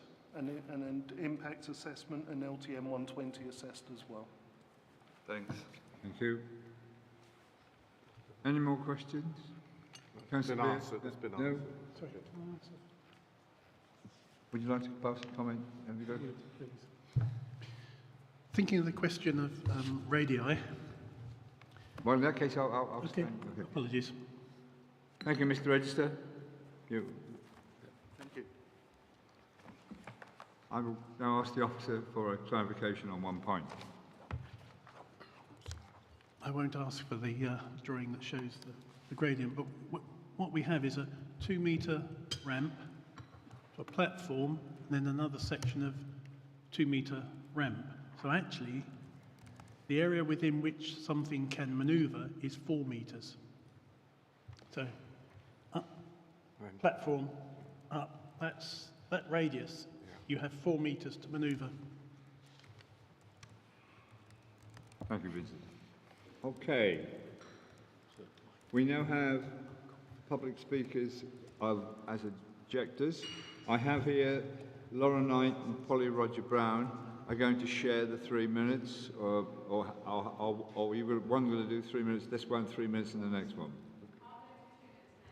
Yeah.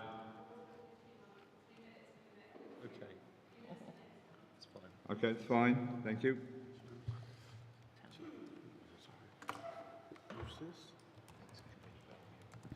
So my name is Polly Roger Brown. You have 3 minutes now. Yeah. Thank you. And I'm representing the Bellevue Action Group. Please bear in mind that I wrote this before the planning officer's presentation, so some of it may already be irrelevant. However, we are requesting that the planning committee defers this application until the committee members are provided with the necessary information to be able to make a decision on this planning application. If this cannot be deferred, then we request a refusal. We do not understand why the planning officer's report insists that this application is approved in order to mitigate the issues with the Churchill application, when these are separate applications and must be considered on their own merits. And the entrance site is planned to be built on existing open space. There are continued concerns about disabled access, and the design remains non-compliant with LTN 1/20. We have been advised, like Sudbury Town Council, that an equality impact assessment should have been undertaken before this planning application is debated. This remains outstanding. We are concerned about the siting of the proposed pedestrian crossing at the top of Cornard Road. which will further snarl up the traffic and encourage idling engines at Bellevue Junction, which is already frequently gridlocked and a traffic hotspot. With reference to the location of the new entrance, we are concerned that it has little or no safe connectivity with Sudbury town centre.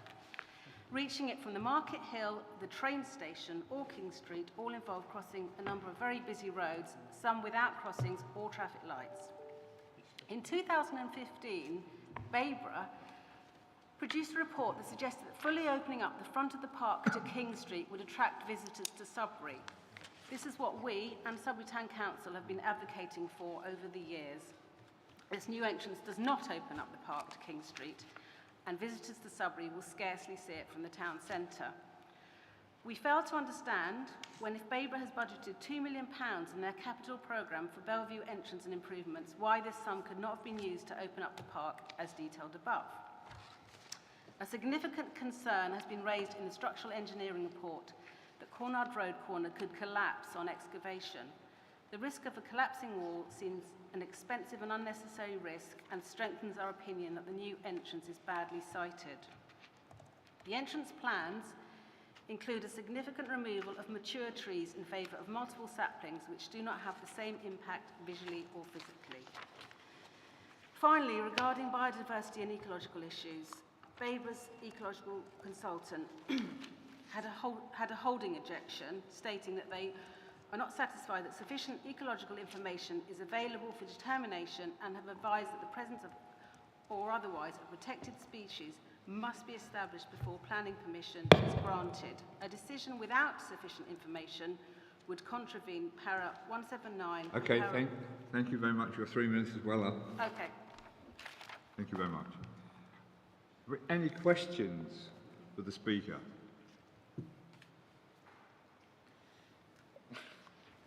No one else? Councillor Owen. Okay. You've mentioned a potential collapsing of the wall. What are you referring to? That comes from the structural engineering report, which was submitted with the planning application. So I took it off Babergh's planning portal. I've read it anyway, but I referred to it when I was writing this. I mean, that's pretty much a direct quote from what he said. Thank you. So everyone here is able to look at that. It's actually part of one of the documents that was posted for this planning application. Thank you.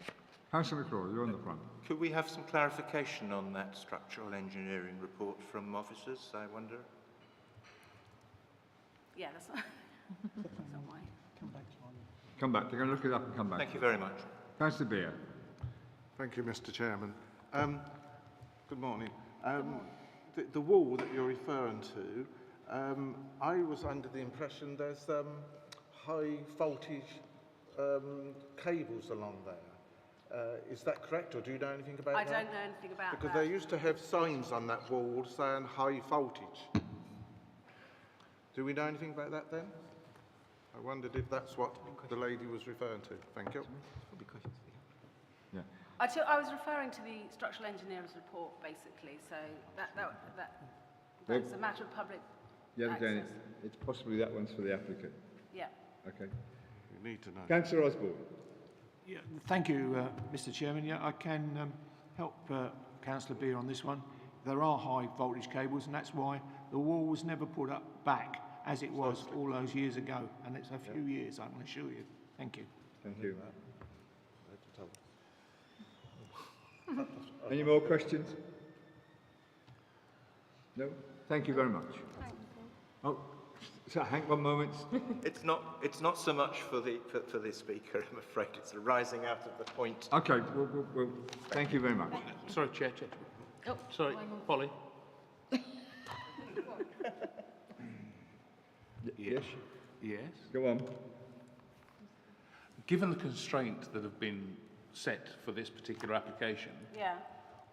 given the choice, would you prefer nothing to be done or for this talking about the access to be done? Are you talking about the entrance? Yeah. We would prefer, well, our plan has always been to open up the front of Bellevue Park. I agree, yeah. Right. But if you can't do that, Well, actually, although we discussed the existing entrance, which is far from perfect, we believe that to be a better option than the siting of this new entrance. Thank you. Thank you, Chair. Thank you very much. Dave, what was the answer? Sorry, Peter didn't hear the answer. I didn't hear the answer. I wasn't clear either. Well, I think the answer the lady gave was that she would prefer, that she thought the existing entrance was preferable to this application. Yeah, that's what I thought. Thank you. Said, yeah. Right. Moving on. We have the applicant, represented by Lee Cavell.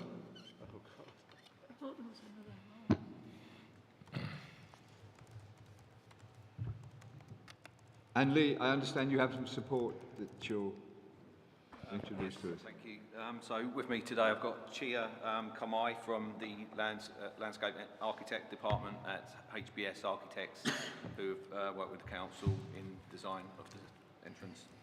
Okay, you now have 3 minutes to address the committee. Thank you. So this application, lodged since 2nd of March, provides for the creation of an entirely new entrance to Bellevue Park. It is designed to improve access from and connectivity to Sudbury Town Centre and to create enhanced visual aspects of approaches to the park, including from Hamilton Road Quarter regeneration area. The application has been prepared by HBS and Cheese here today, if needed. Bellevue Park is a much-loved space within the heart of the town and is often an emotive topic for those living and brought up in the local area who have both deep attachment to the park's history and its future. The Council's periodic public engagements, both specifically on the park improvements, most recently October-November 21, and wider programme engagement with stakeholders have consistently supported improvements to the park, its entrance and connectivity to the town. These wishes for improvement have been taken into account through the development of the proposals we're presenting today. Our park engagement activity attracted around 190 visitors over 2 days, and a wide range of discussions were had, just not on the park entrance in isolation, but on wider improvements, including direct dialogue with some of the harder to reach younger age groups that use the park, and there is now a 5-year phase plan for improvement to the park, including play and activity enhancements. The new accessible entrance is not just an active travel infrastructure improvement, it has been designed as flexible public realm and integrated access for all, and the significant connectivity design elements have been designed with flexibility and accessible use in mind, and to deal with the considerable constraints of levels difference and the other site constraints have been picked up today already. Stakeholder work includes the Sudbury Society, Heritage and Town Council representation, and future design elements will still include studs and ridges to prevent skateboard use, which has again been mentioned today. 73% of those responding to park engagement agree that an improved accessible park will increase usage by the visitors and the community alike. And it's important to note that very recent wayfinding review evidence reinforces the fact that the park has very poor visibility and accessibility to visitors of the town, despite its central location. Further improvements will come forward later this year as part of the cafe and surrounding area improvements, including for pedestrians and cycling. This is part of a wider vision programme, and this also does link into improvements at Ingram's Well Road, junction improvements which went forward with Levelling Up Fund application. We understand from Highways colleagues that blue badge parking will be incorporated, and also changes to signage to allow the existing entrance, which is already fit for large vehicles as an emergency access, to be even clearer. This is one of the first tangible and visible investments in this part of Sudbury for a considerable amount of time, and will benefit the wider park more generally. Babergh is also funding a creative public art coordinator role to engage with the community to improve this area of the town, including the wall and the roundabout, and artistic mural to the entrance to Thank you, Lee. Bellevue. Your time is up. Thank you. Thank you very much. Will you just wait there? Questions? Councillor Bure. Thank you, Mr. Chairman. Good morning, Lee. First of all, I do have great respect for your views, but on this particular issue, I think I'm going to challenge you and disagree. But that aside, can you tell us why, as the applicant, you didn't consider putting a footpath on the opposite side to where the footpath is now? This would have improved the situation because you'd have widened the road and made it safer, which is what you all say this is meant to be doing. And that if the footpath went along on that side, it could connect up with the cycle path where they're encouraged to dismount or go onto the road. So that's my first question. I've got a few. Thank you. Mr. Chair, just to respond on that, this does link, this is not directly relevant to this fairly small scheme application. However, it has been discussed as part of the wider town vision improvements and the junction improvements, which we're talking to county colleagues on. That as the planning case officer mentioned, there is the existing footpath on the other side of the road, including the cycleway as well. It will be considered further, but that whole stretch of wall along Cornard Road is in a variety of conditions. Some of it's retaining, some of it's very thick foliage, and there's a considerable amount of challenge to doing that. That couldn't be brought forward as part of this package of work, but there clearly needs to be improvements, as has been picked up by the case officer, to that area of the Cornard Road, which will potentially look at whether a footpath can be installed there. So, Mr. Chairman, you haven't ruled out putting in a footpath on that side. Did you say that it could be considered, although there are considerable restraints we'll use to it? We need to, as I say, there's a lot of variation in that wall, that side of the road, and obviously it goes straight onto the highway. There's Harris fencing and there's some retaining structures, so it needs to be looked at as a whole, but it is a potential possibility going forward. So, Mr. Chairman, if we were minded to refuse this because it isn't considered safe, could we send it away, and could you, or would you then look at putting a footpath on the other side? The wider, we've made it quite clear in the application, a lot of the wider constraints on the road network are not for this application. It would be part of the town vision work and linked to junction work and that holistic programme that's been furthered for Sudbury. So it can be considered, but I would step back from it being directly linked to this application. I hear what you're saying, but at the end of the day, if this is not considered safe, then I think all those other difficulties that you would encounter and that's not being linked because of A, B and C are irrelevant, but that's my view. So it could be done, that's the point. Build out. Why couldn't you take a bit of that same side and build out the footpath that's existent on the opposite side, because that is very narrow, and I think it'd be quite difficult to get to buggies with mothers and children trying to pass each other on there at the moment. And this will become much, much busier if this went through. So why can't we have a build out on that side, push the path out a bit? Well, the scheme and the responses to the consultation period have been contained within the report. The actual crossing itself is subject to further Section 276 agreement, and this specification design element will look at the width and what's needed and that visibility as part of the crossing. So, but as it stands, that the scheme is as drawn on the pictures. Thank you. But it's clearly felt by the public that the pedestrian crossing is in the wrong place there. So that could be something else that are considered. I've got others, but I'll let you go to somebody else because I need to find them, Mr. Chairman. Councillor McCrory, you were. Yes. Morning, Lee. Few quick questions. First, how long has this site, the one under consideration for the entrance, been in its current state? We believe the old pool site was filled in about mid-80s, perhaps up to 1987. So it's been concreted in from that amount of time, same sort of time as the Kingfisher Leisure Pool opened in Station Road. In excess of 30 years, oh, yes. It's looked like that, and it's been covered in graffiti in some places. Second question is, the planning officer referred to some possible conditions regarding the top of the retaining wall, that little red shaded area, as to what arrangements, would that be something that could be dealt with under the planning conditions, and would the applicant be amenable to We such believe a so, yes. solution? The main consideration there is the retaining element. So, yeah. And also, how amenable would the applicant be to potential improvements suggested by one of the members for improvements to arrangements at Ingram Wells Road?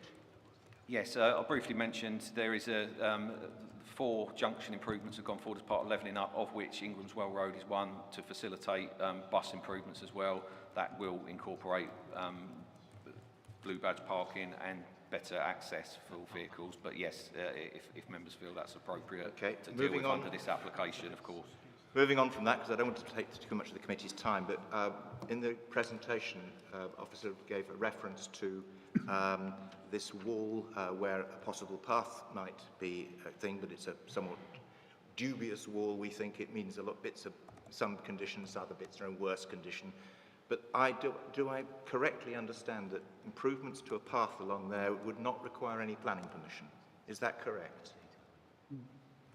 I don't know if officers and your applicant can help with that. I can answer. Suffolk County Council as local highway authority and Babergh District as local planning authority have permitted development rights to do certain works. Creation of a footpath or improvement could fall within permitted development. So it need not form part of a formal planning application such as this? No. Fine. Final question. Sorry about this, or final questions. We've heard about the potential, suggested potential for concern about the retaining wall from this structural engineer's report.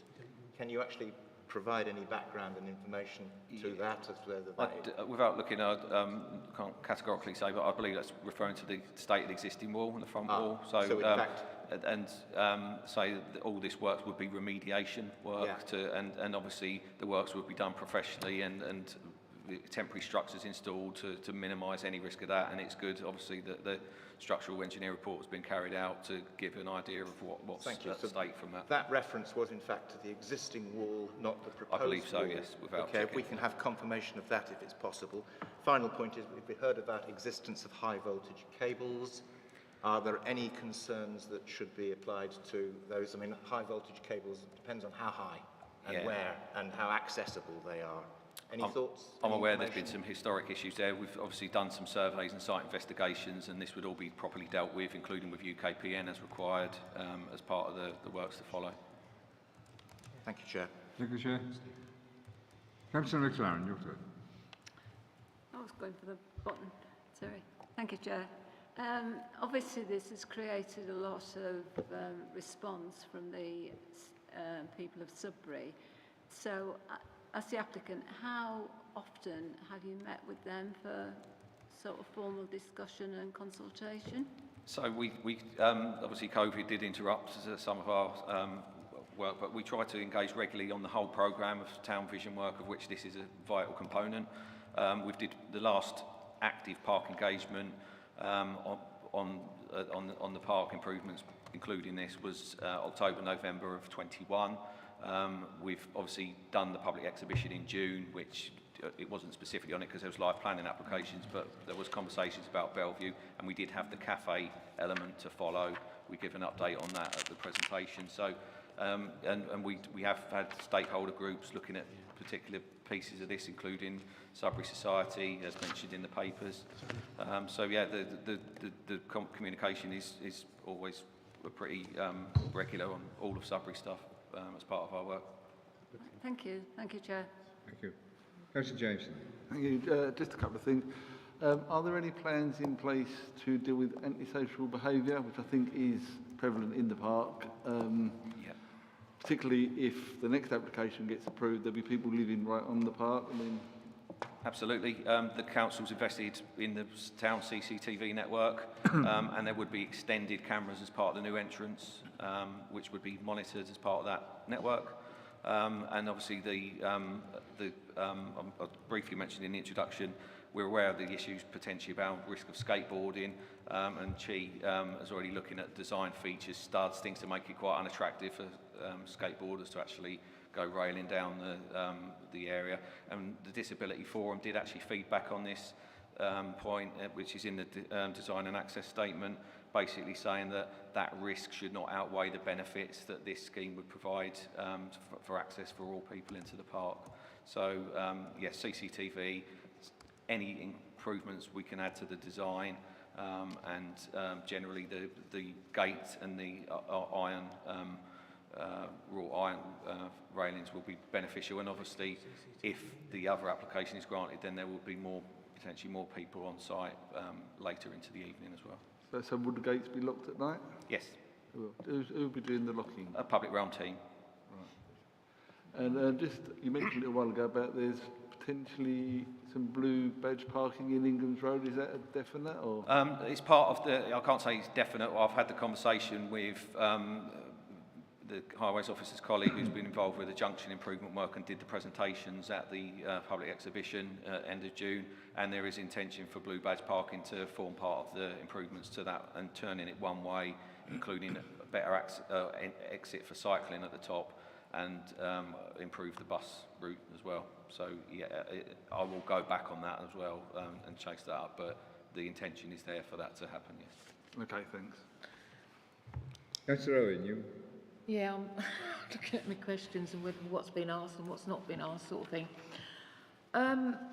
Obviously, there are a number of ramps and steps. Have all issues been considered to ensure that there will be fully disabled access? That is a real concern of mine. That's my first question. The bats. Now, are you meant to do a bat study? Because we got some tabled papers through, and that was for item 6B. I don't think it was item 6A. Was you meant to have a bat survey done? The report does refer to that, the ecology report, and I think there's a condition proposed to address that. If there's any clarification. I'm a bit confused because it says 6A, which it was talking about the house, and that's 6B. So can I get the opposite? That's my fault, Councillor Owen. That bat survey should not have appeared for the entrance. That's for the house. The recommendation is that the Chief Planning Officer be given delegated authority to approve, if that's how you're minded. But first, he has to make sure that, from an ecological point of view, he's satisfied that those sorts of issues have been dealt with. Okay, so should that not be done before we grant any planning permission? The can't even say it. The ecology studies before planning is done, rather than it being passed on. If I can help, Chairman, you're not actually granting planning permission today.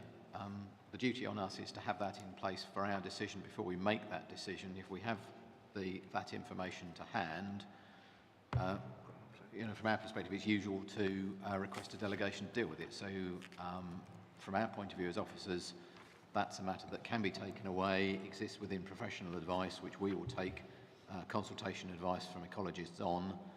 All of those things can come into place, and therefore the delegation enables the planning permission to be issued. But the decision today is a resolution on that and is not the issue of the decision. So you can proceed to hear it today. Okay. Thank you. Can I? Yeah. Will you let Lee, Lee respond? Sorry, did you want me to respond on the first question? Yes, please. Yeah. In terms of full accessibility, obviously we've used the design team, and we've done, incorporated both the stakeholder group work, the disability forum. We have done an equality impact assessment on the designs as they were going through, which did prompt actually some further improvements. And the British standards work that Chi and the team at HBS have done, and we have referenced that in the papers, including all the required gradings. However, there are constraints on the site, as we've talked about, so it's been what is reasonably achievable, which is the standard which we aspire to, and the planning officer has covered some of that in his report as well. Okay.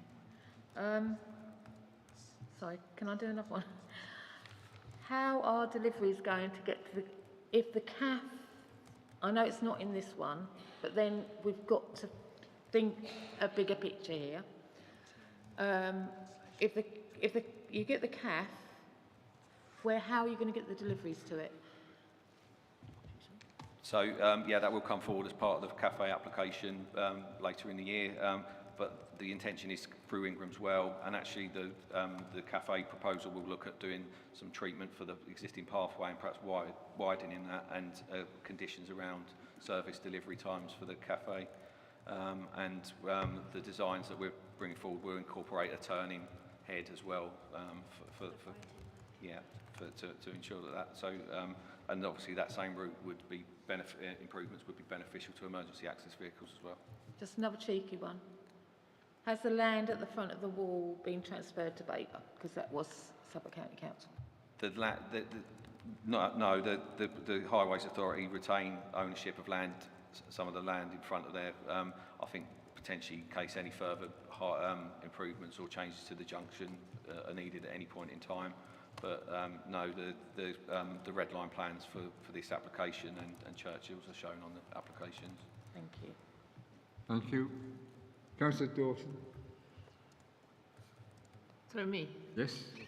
Yes. Could I just ask very simply, is this exactly, Lee, how it's going to be? Or are we sort of led to believe there is feasibility to make the area more green? Because what I can't quite understand is all the residents here, there's an overwhelming demand by everybody, the public.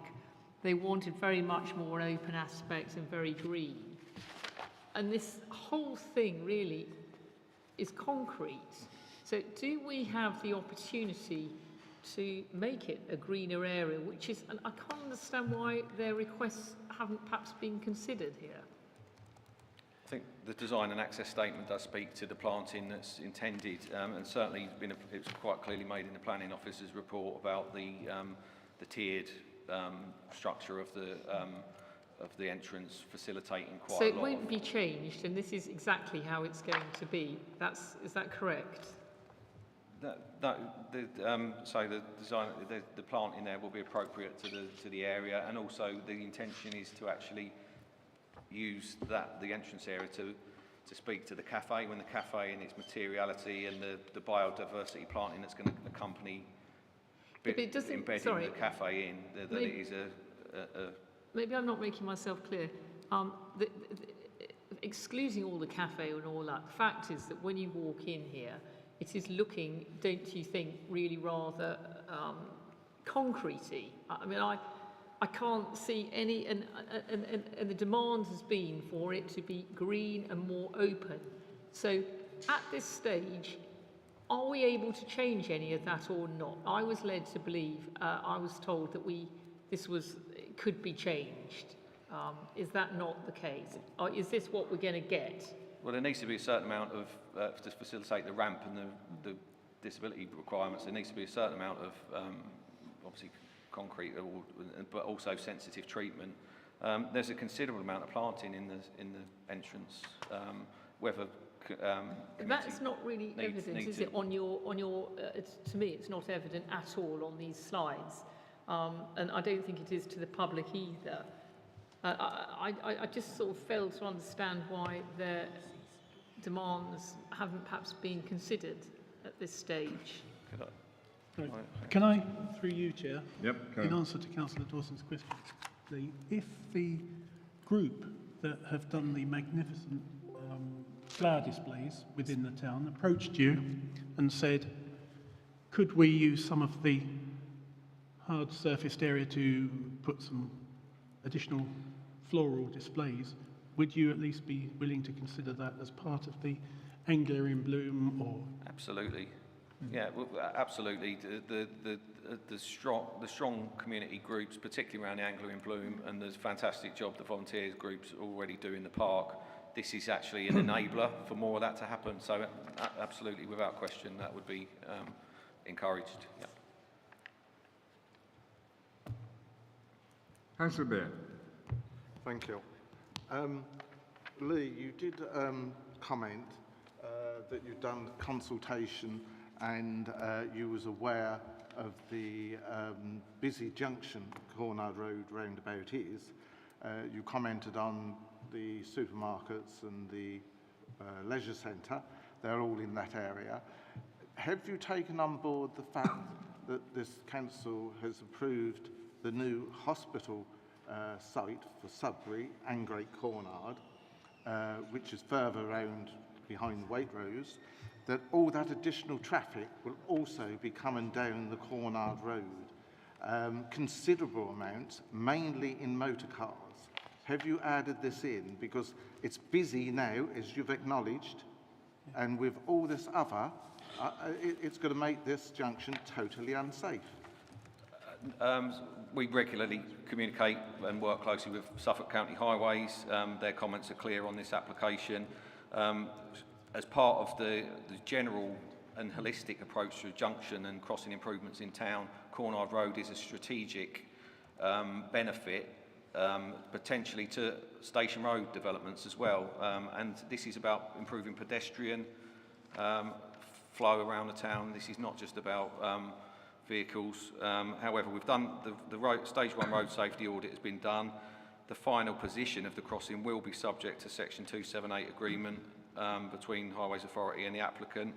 And as you'll see from the Highways Officer comments, there's no, the principle of it is sound, and that it's going to come down to the detail.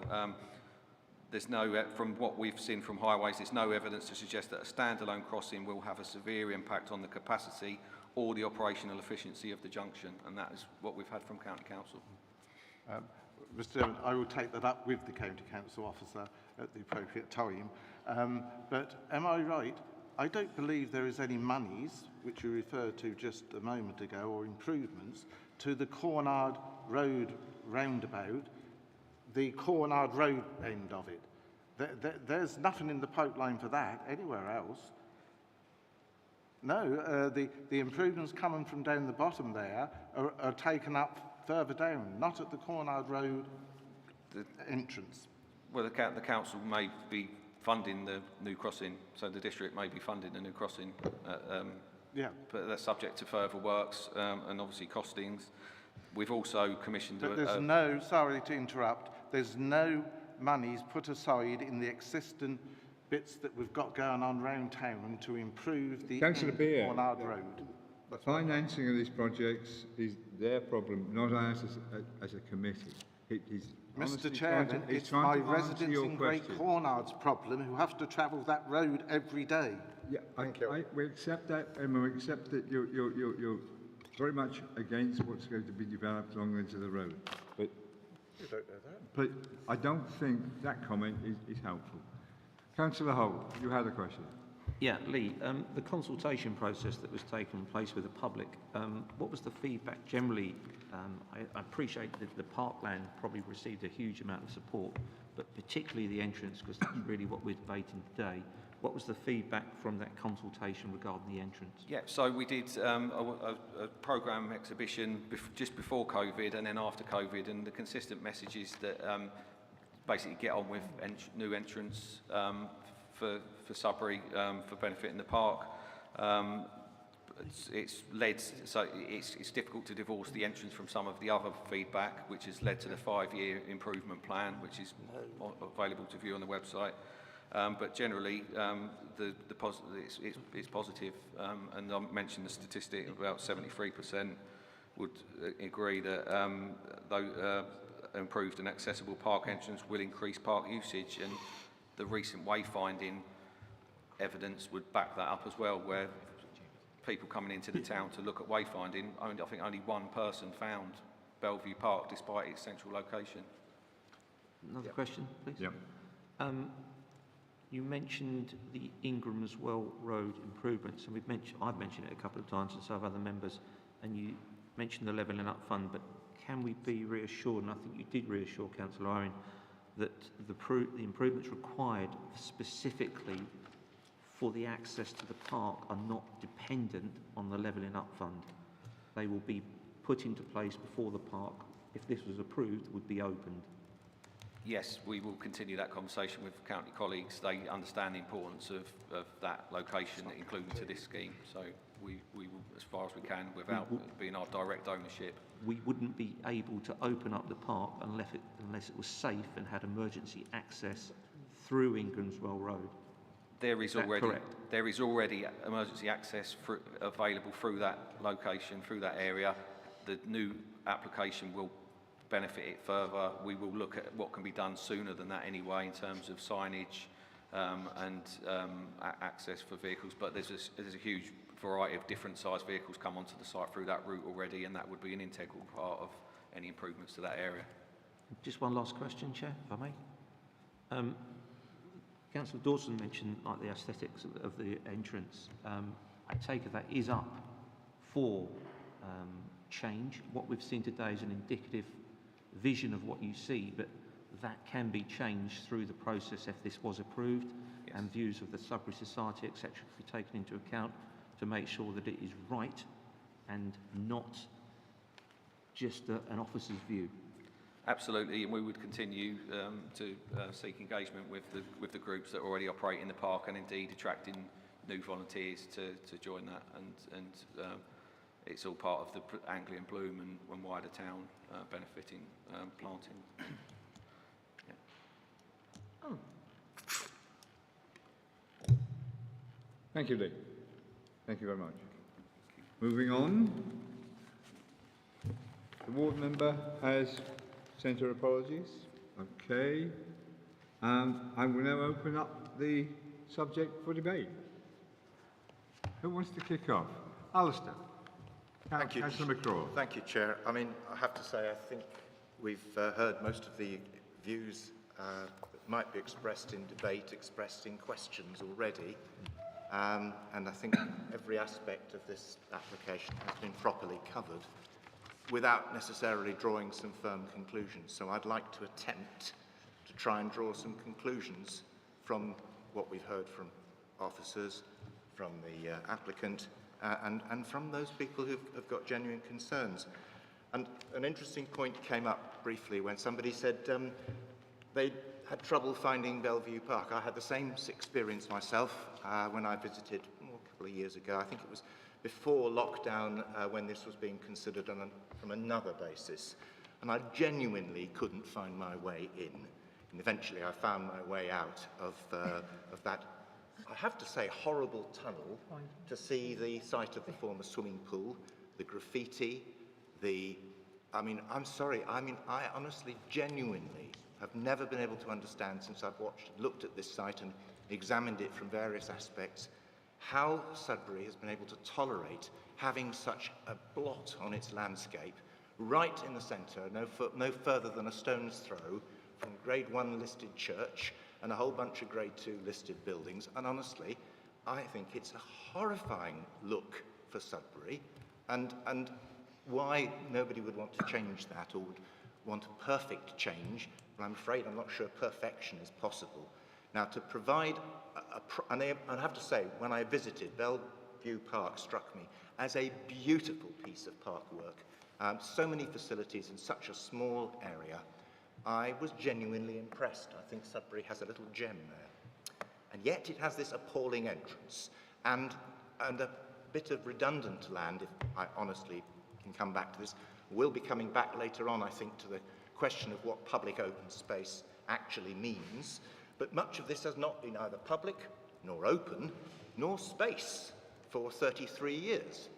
So, looking at it across the board, there are enough conditions in here to cover nearly every concern that has been raised by members during questioning and during the opinions expressed in those questions. Those conditions are there for the Chief Planning Officer to actually grant the permission. We are just giving a steer as to whether we think this is a legal, proper application and can go ahead. And I just have to say, on balance, in all the aspects, I think it can. I think it should. I think it needs to happen, regardless of the secondary application. If the secondary application were not to be passed, then perhaps the finance wouldn't be available to carry out this work. But it occurs to me that if that were the case, then the existence of planning permission doesn't mean that we have to go ahead. We have a 3-year time limit.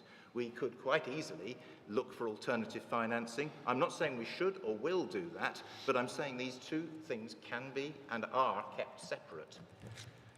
On that basis, and I've looked at every aspect of it, the Highways Authority, I've cycled round the park in every particular direction, obviously not through the park. I've looked at the services, I've looked at the planning constraints, the landscape impacts, they can all be addressed in the conditions, and they should be. There's no flood risk. The boundary wall is necessary. I have to say the existing position is appalling.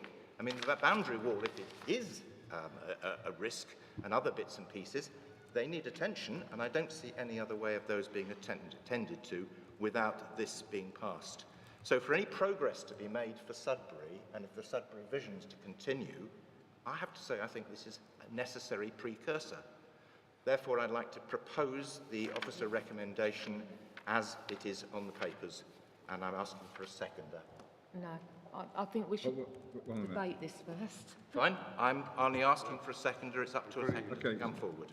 Adrian, Councillor Osborne, are you seconding? Thank you, Mr. Chairman. I'm going to second that motion, the application. I think what Alistair has stated is absolutely true. I've seen the comments made by Suffolk Town Council and their concerns. However, the comments made by the planning officer on page 37 of the report addresses these concerns. I support this application as both my heart and my head feels that this is the right for Sudbury. It will enhance the park and improve its appearance from the town. This is a one-off opportunity for Sudbury, and I hope that members see the opportunities this application provides. So I'm very happy to second that. Thank you, Alistair. Thank you. Mr. Chairman, just to say, to reassure members that debate will obviously continue until you're satisfied as chairman there's been a full debate, every member who wants to have spoken. Councillor Owen.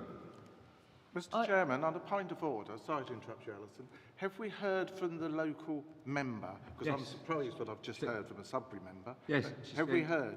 She said her apologies. Yeah, she hasn't made any comments? No. Thank you. Councillor Owen, before you were Thank you. No, you're fine. I think there should be some debate on this. I mean, I'm very surprised that we've had a proposal so quickly before we've actually debated it. I'm very, very concerned about the crossing. I'm very concerned about the church view as well, because living in Sudbury all my life, you walk up there and all you can see the middle bit. And so what we'd be seeing is the flats if they get done. It wouldn't be the opening. So the likes of the crossing, it will be too dangerous, I believe. And where you said about walking on that roundabout bit in the middle, I don't see many people do that. There's not many people. The only way of getting round it, because the road's so, would be going across the crossings and going around that way to the entrance, because the Cornard roadway would be too dangerous. I just feel that this hasn't been looked at properly. And I believe that we should refuse this because of the look, and it's not where we want it in the middle of the park area. So I believe this should be rejected on this, and I will be rejecting it. Thank you. Councillor Holt, you were... Yeah, I'd just like to ask the County Highways Officer, there's been a lot of talk about the crossing and members' opinions as to whether it's safe or not safe. But as the Highway Authority, I'm assuming that they would not initiate a crossing unless in their minds it was safe. So could we just have once and for all, perhaps a comment from the County Officer that this is going to be a safe crossing if it was approved? Well, the details of the crossing would be agreed during a Section 278 agreement, which would include Stage 2 and Stage 3 road safety audits that would ensure that it was designed and constructed to an acceptable standard and met all the relevant design guidance. So we are satisfied with the principle of a crossing here, and that an acceptable crossing can be provided. There are many crossings on the exit arms of roundabouts across the county that have the potential to make motorists have to stop and wait on the roundabout, and these don't cause specific injury accident issues. So we are satisfied with the principle of a crossing here. Thank you. Councillor Beer? Thank you, Mr. Chairman. We're just following on from that last point and the county officer's comments. You said there are many junctions and situations where this is happening already, but we are going to create one here. And county, in my opinion, have not taken this on board properly. I don't think you've given it due diligence. When one of your, on the site inspection, I think it was, your county officer was present, even he, although was following through that it was safe and what have you, was surprised at the amount of traffic when we stood there on that particular corner. This damn thing's got off. Having said that, I put it to you that you should go back and you should re-look at this seriously, because I think you've come up with the wrong solution. The general public out there, the town councillors, the majority of them anyway, are anti this. All the local people, lots of us... Councillor Beer, can we come back? I'm in the debate. We're discussing the proposal. You're just revisiting what you said earlier, and you're trying to instruct the highways officer I'm going away and coming back with it. But what we have in front of us now is what we have to deal with. I'm well aware. And I think I'd like to ask you to sort of stay within that. I'm well aware of that, Mr. Chairman. And I reiterate that you've got it wrong, that it is not safe. And I have to say this in debate, the others were all questions. We as locals who live there know this. You don't. And listening to some of my colleagues around this table, how they're prepared to accept this when the bulk of nearly 20,000 people in Sudbury Great Cornard could be affected going around these roundabouts, and you're just making matters worse. It's not an improvement. It really isn't. I'm all in favour of having a nice entrance built for Bellevue Park. I don't think anybody in this room would be against that. But to suggest that with your head and heart you can vote for this because it's safe, it certainly isn't. And I appeal to my colleagues here that they need to take this on board. There is going to be a vast amount of traffic going down there, which you've heard us all explain during the course of the morning, so I won't repeat that. But you need to take it on board, and seriously, you need to throw this out.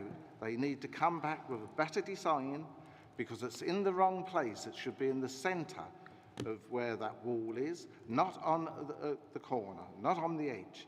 And it could have been done, and we've heard from the developers that they haven't actually spoken much about putting in footpaths on one side of the road, but it could possibly happen. Why didn't they go down that road? Why wasn't this part of it? It would have been much safer, and I'm sure you would have liked a footpath along there, Mr. County Highways, rather than what we've been given here. This is really a disaster, and it's a disaster for Sudbury. And I really say to those people that vote for this, it'll be on your conscience. Thank you. Thank you, Councillor Beer. Councillor Jameson hasn't had a go. Thank you, Chair. I do think we've been asked to agree a lot of this in principle. I mean, the crossing location is in principle. The look of the actual presentation is now apparently indicative, so we're agreeing the look in principle. The gates have not been, we're agreeing to that in principle. The ecological survey is not back yet, so we're happy to grant that in principle. Despite, I mean, irrespective of the safety of the crossing in that location, anyone that's been to Sudbury on a Saturday morning when the park, people would be visiting the park, can see that that junction is the busiest, is just a nightmare in terms of traffic, and it'll only get worse if the crossing is there.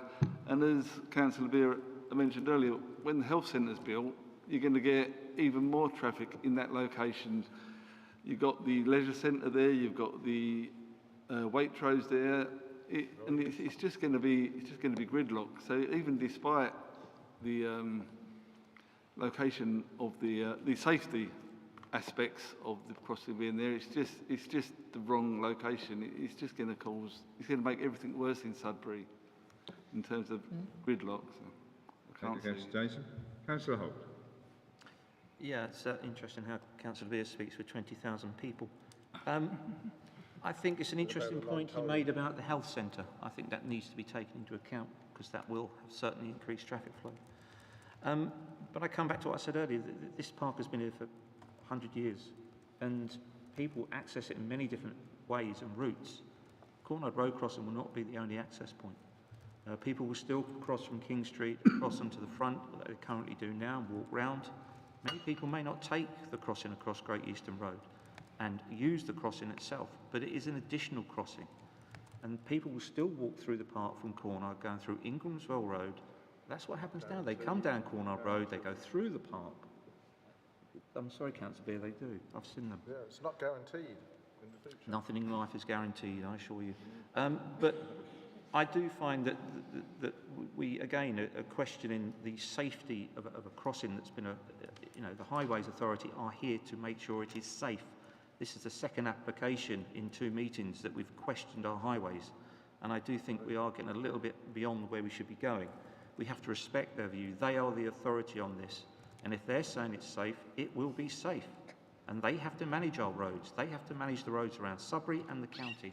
We have to put faith in them. Thank you. Councillor McCraw.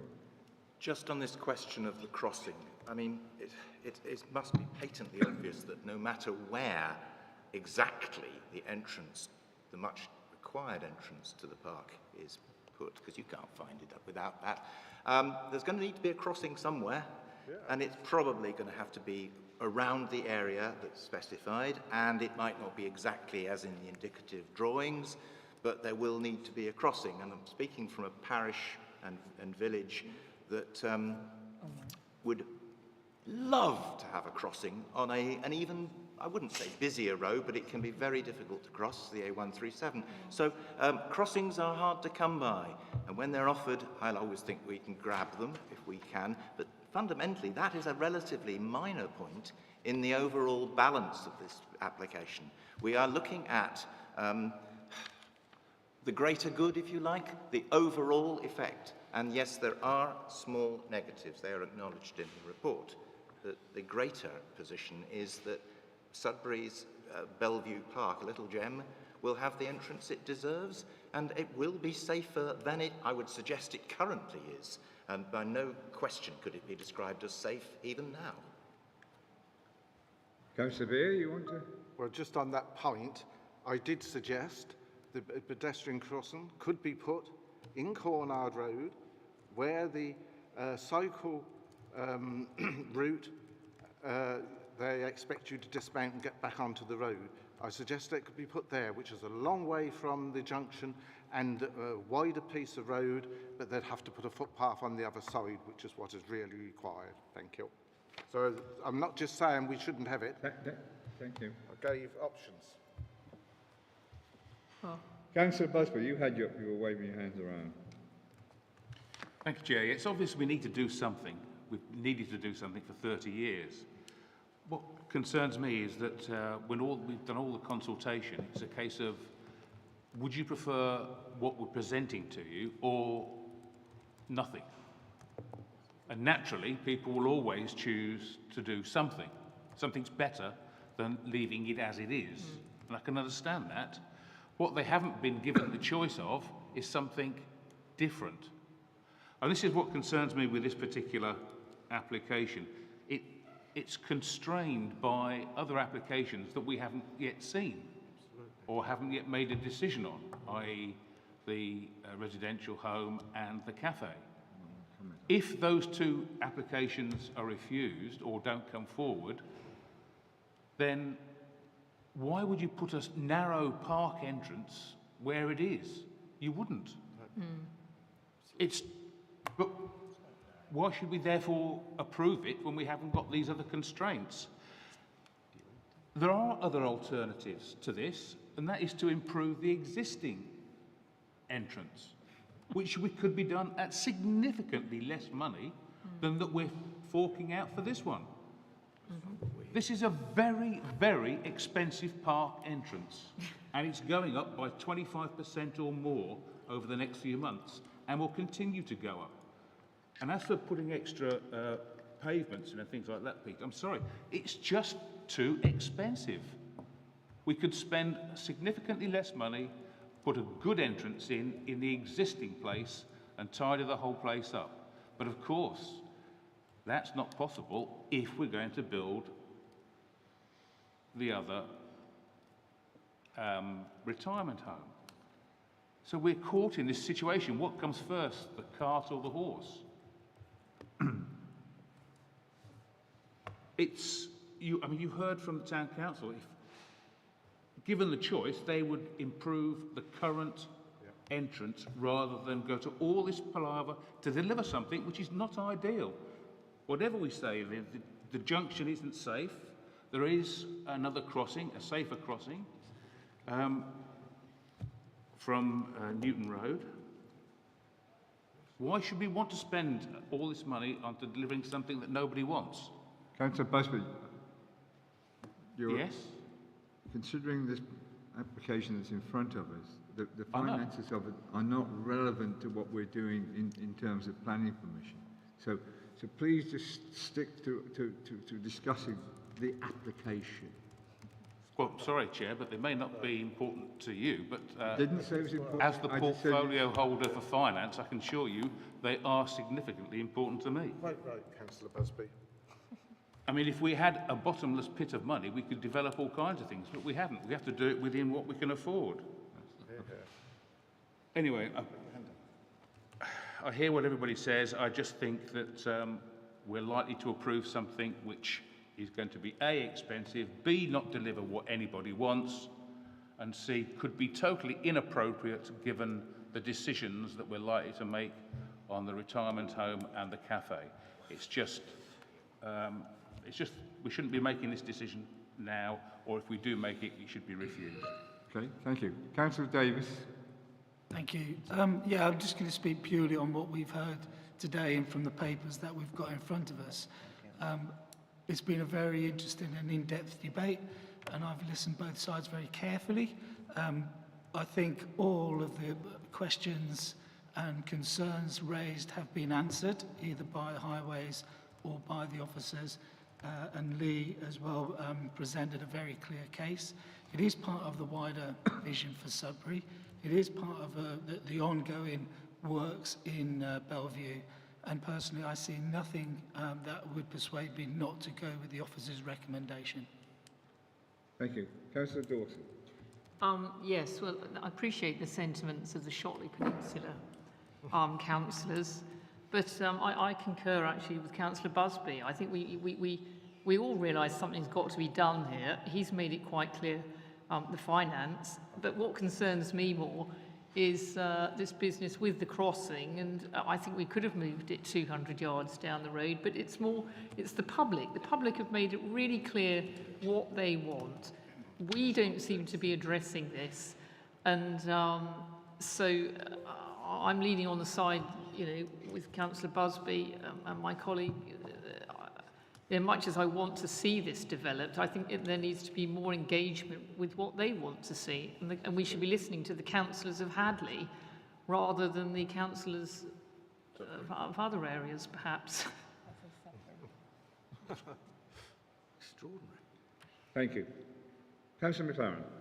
Thank you, Chair. I think the park plan of the entrance is to be welcomed. But the constant theme through this is about the crossing. That's been the most commented part of this application. And we, you know, as a committee, we want to move things forward. Is there no way there can be some, I don't know what I'm going to say, but is there no way we can sort of discuss the siting of the crossing, or there can be a separate discussion, or is that possible? I don't rely on the chief officers to respond to that. At the moment, you have the application we have. I think in terms of whether that's passed or refused, looking again at the possibility of a crossing can most probably come along. And from my personal experience, a crossing anyone along that will save yourself from quite some harm. But a controlled crossing, because dodging between the traffic is not acceptable. So I think in answer to your question, Mary, yes. So it could be reviewed. Consider it a later date. The site, you know, nobody's suggesting there shouldn't be a crossing. Having tried to cross that road yesterday, there should be a crossing. But I suppose it's where it's actually being proposed is the problem for people. Chairman, if I just help with that. You have a condition in the recommendation which is for details of the proposed pedestrian crossing. It's about midway down the list, yes, which are required to be submitted. I mean, the crossing as it stands is in the public highway, so it's not within the application site. To that extent, there is the ability to look at where that is located. Now, officers will also tell you, well, we have a stage 1 safety audit on the crossing position and design as it presently stands. Clearly that needs to go further into design terms and come forward to stage 2 and stage 3. That doesn't rule out looking again at where that is located, but it does, and officers would start from the position that if it works and is safe on the evidence technically that we have, we would go with it. And I realise that's a view that gets different opinion. But from our point of view as officers, we can take that away and can look at that conversation with county colleagues, because that is not something that is a fixed part of the planning application. It is a matter subject to a condition, and it sits outside the planning application site in the highway. So there is the ability to do that from our point of view. I would say, though, that obviously the advice I have from colleagues on my left and within the county highways team is that what you have before you is acceptable. But I recognise that this conversation comes about because others do not agree on the committee. So we can take it away within those terms. Point of clarification, Mr. Chairman, on what the Chief Planning Officer just said. Is he saying that if we were minded to approve this as it is, he would go away and then try and talk to them about other movements of where this crossing could go? Or are you saying that we should defer this or stop this now, you go away and talk about whether this can be done or not? Because if it's the first option, you're going to get you could get an approval, and we wouldn't get any real discussions because they know they've got it anyway. Chairman, just to clarify, I'm not proposing deferral. The professional advice I have at the moment, accepting that we might agree to disagree over that, is that what is designed and its position is acceptable. I hear the debate, though, and from my perspective, you know, this is not something that sits within the application design itself. It is part of the public highway, and there is scope to continue the discussion. We are recommending a condition about the details, and if, in discussion with county colleagues, they consider an alternative location might be preferable, and there are ifs there, then well, you know, we can explore that and work that design up. But as it stands, my advice to committee is you have a scheme that has been through safety audit stage 1, and we consider it acceptable, and therefore that's what we recommend, that you proceed on that basis. Thank you. So I'm sorry, Mr. Chairman, to come back on this, and I feel I can come back on it because the Chief Planning Officer has given his professional view there.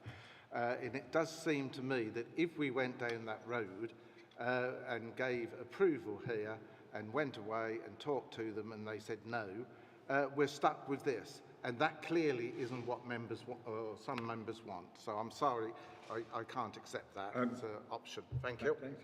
Thank you. Councillor Owen. Looking at this, there is so many conditions on this, and where it says delegated to the Chief Planning Officer, I would like it to come back to committee. If you're happy to go along with this, I think once they've done this, it needs to come back to the committee rather than the Chief Planning Officer. Thank you for that. Councillor Holt, you I did have my hand up, but the question's been answered, to be fair. Okay, So thank fine, you. we'll move on then. Thank you. Councillor McGraw. Okay, first off, I'm not sure that's legal to delegate back for the Chief Planning Officer to bring it back to committee. I'd take legal advice on that question. On the question of the 278, that's what we have section 278 for. We are very fond of perhaps sometimes not being very polite about highways. I apologise for that, but it is a fact of life.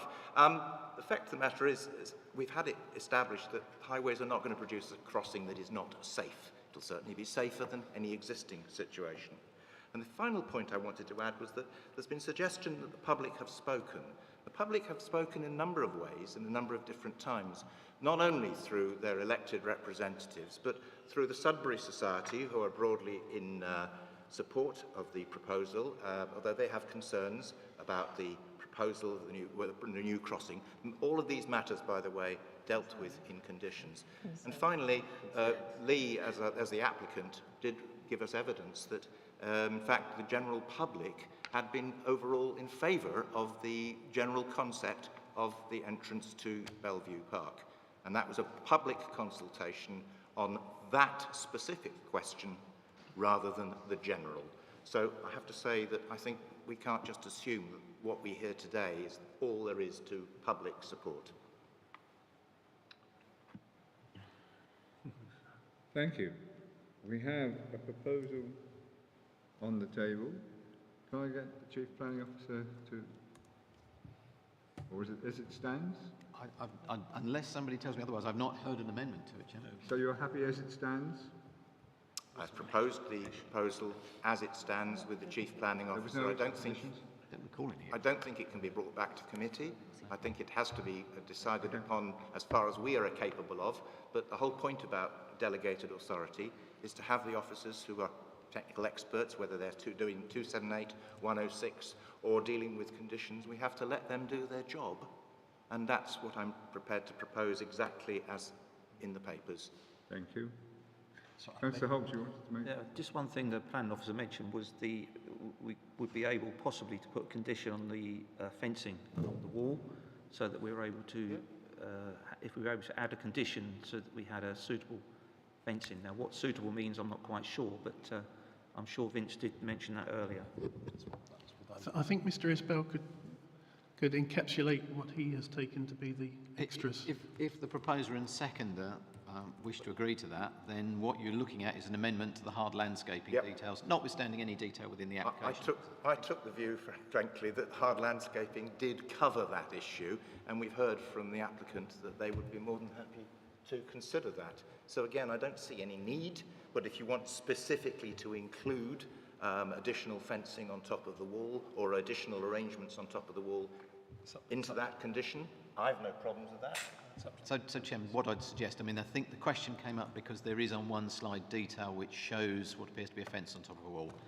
For the avoidance of doubt, what I'd suggest is we amend the hard landscaping condition to include, notwithstanding any detail within the planning application details, any structures or means of enclosure on any wall should be the subject of agreement by the LPA. So basically, whatever's in the application, that detail needs still to come forward and be agreed as part of the hard landscaping details.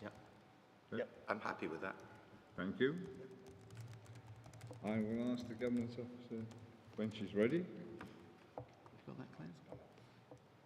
Yeah. Do the vote.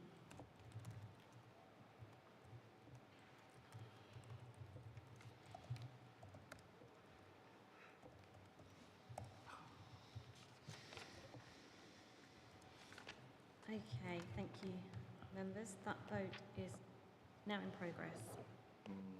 Not here, it isn't. No. Oh, yeah, here we go.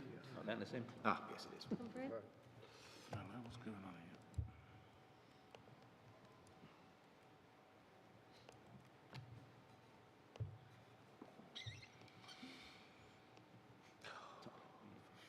Go back back into the old, what's it?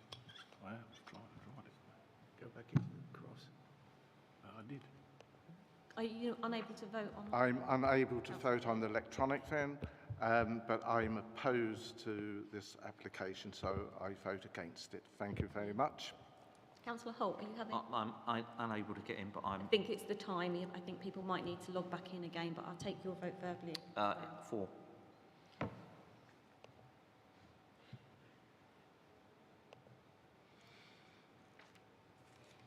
And Councillor Busby, your vote hasn't come through. Yeah, I can't get in either. Against. Against, okay. So let me just...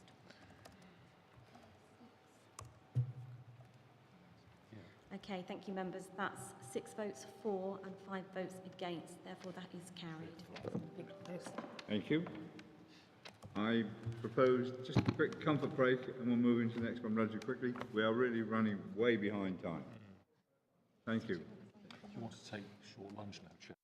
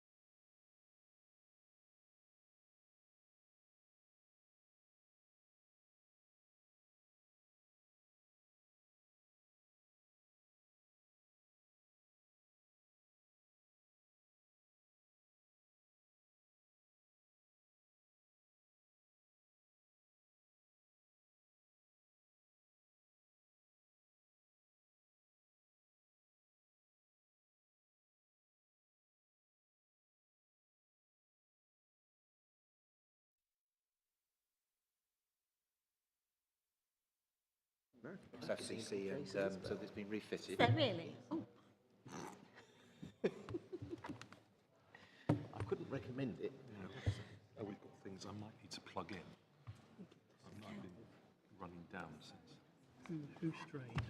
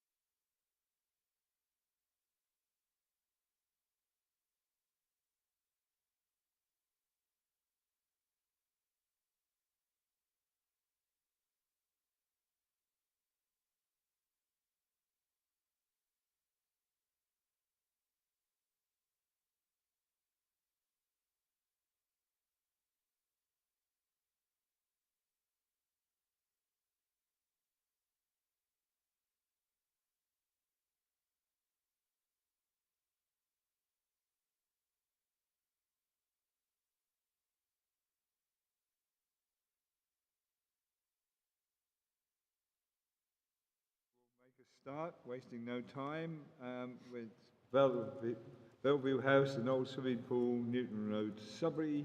I will ask Vincent Pearce to introduce it to the committee. Thank you, Chair. We're now looking at DC 21 06519, which is the site of Bellevue House and the old swimming pool. This is a proposal for the construction of 41 retirement living apartments for older people, including communal facilities, access, car parking and associated landscaping, along with the conversion and restoration of Bellevue House to form 2 dwellings.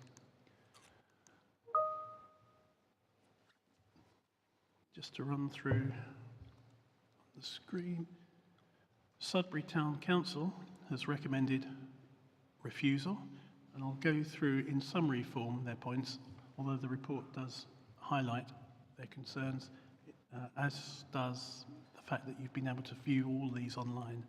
But I think in view of the nature of this proposal, I'll give you the headlines. So, Sudbury Town Council recommend refusal. Their position is that they do not believe this site constitutes brownfield land, but is actually open space land. and therefore development on it would not be appropriate. They believe the site, with the proposal that you'll see in a moment, is overdeveloped and that it will harm the character of the conservation area and neighbouring listed buildings. They feel that there is a lack of car parking, residence parking within the site. They express a number of concerns around highway issues and the crossing that we looked at earlier.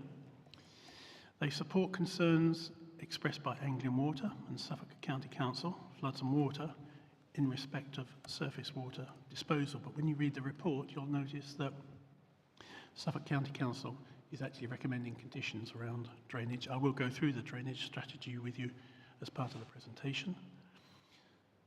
The Town Council supports the comments made by the Council's arboricultural officer, and this relates to a particular tree. I'll show you a bit later in the presentation, T13, which is a yew tree, which is due to be removed to facilitate this development.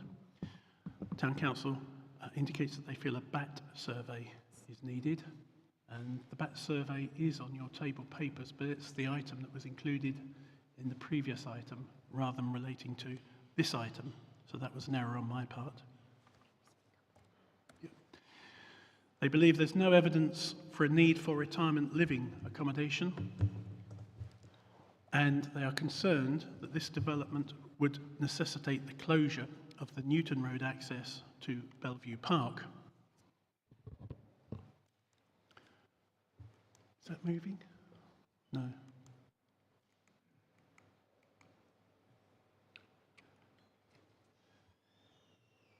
Bellevue Action Group. You'll notice on the table papers there is a significant amount of documentation submitted yesterday by the Bellevue Action Group.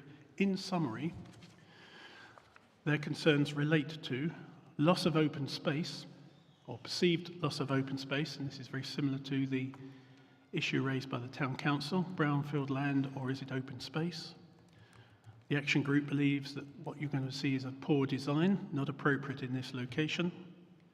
They have their own highways and road safety concerns.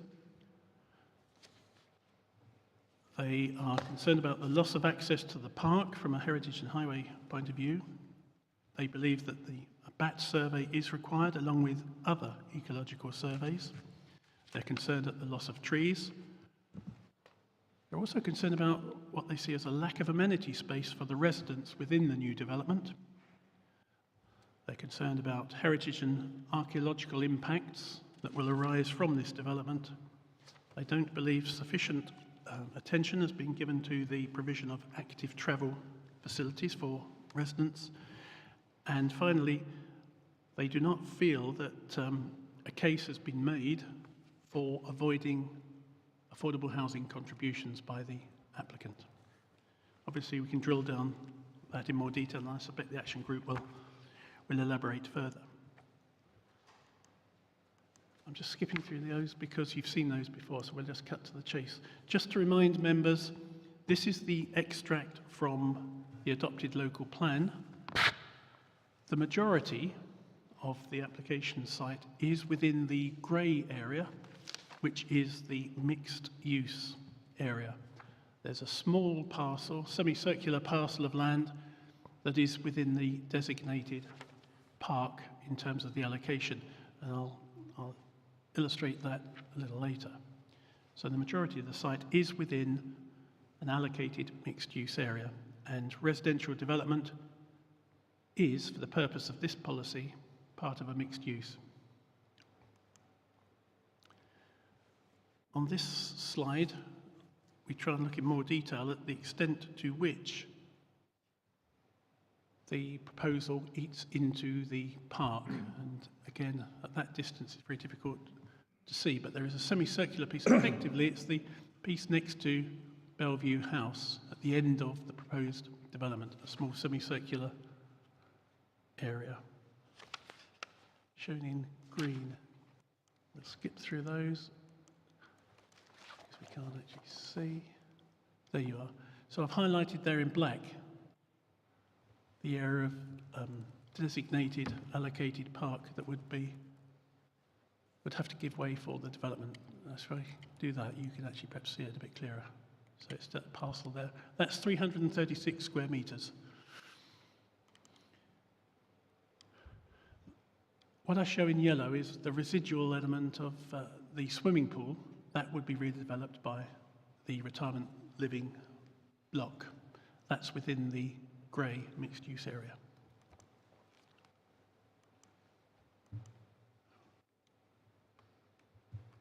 We need to refer to paragraph 99 because objectors have identified this as, in their view, pivotal to the whole debate, and this relates to loss of open space.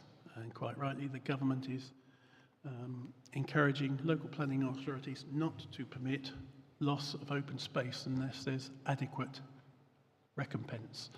And that recompense can be in open space provided elsewhere, or an improvement to the facilities within the open space that remains. But the starting point is we should not be developing open space that is particularly parkland. So at the nub of the debate will be, is the swimming pool site open space? Is it brownfield, previously developed land? And we can't ignore the fact that when the council allocated sites within the local plan, it actually said the swimming pool will be developed for mixed-use purposes. It didn't say it shall be used as park or open space. The green line is clearly defined, and the majority of it excludes this site.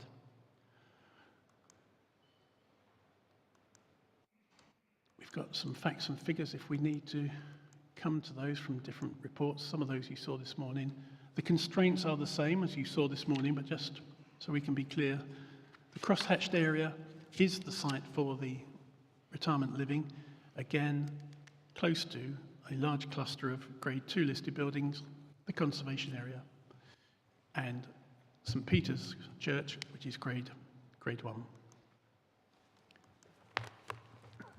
Clearly, this involves potential harm to Bellevue House. Bellevue House is not listed, statutorily listed. It is on the local list, and it is a rather fine example of a large Victorian house. It has its own charm. The good thing is that with this proposal, it includes the retention of Bellevue House, its refurbishment and conversion into 2 units. We know the constraints that we considered this morning. In terms of context, here we have a map from 1887, and you can see Bellevue House nestling in its own grounds and parkland. But what you'll notice on that map extract from 1887 is development on the corner. Part of that development included, if we can skip to that. So here we have a shot of old Sudbury, and the building in the middle on the left, in front of those trees, is the old police station. So that was a 3-storey building that occupied that corner, commanding the position at the back of that view, in front of Bellevue Park. This is what was Wheeler's timber yard, red. Blue is the police station. Oliver's Brewery, and the railways in green.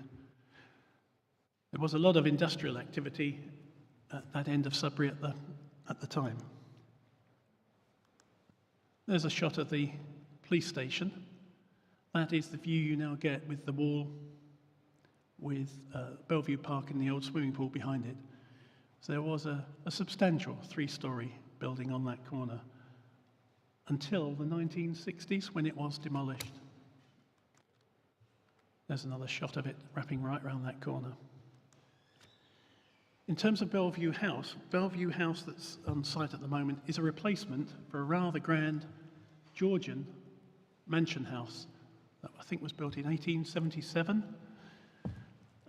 It's not as fine as the Georgian house, but it is a good example of a large Victorian house, well worth keeping, retaining, converting, and ensuring that it remains, because it also provides the context for the park, and in terms of that semicircular garden that sits behind Bellevue House. So it's an integral part of the character of the park, and it's good to see that it's being retained and restored.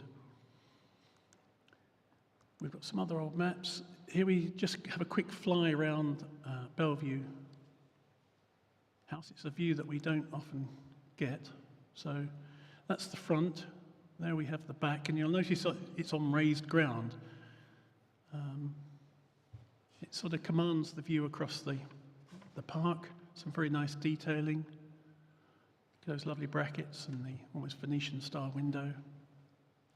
Well worth keeping. And this is something that the Sudbury Society have expressed support for, this proposal, in that it will potentially ensure the future of Bellevue House.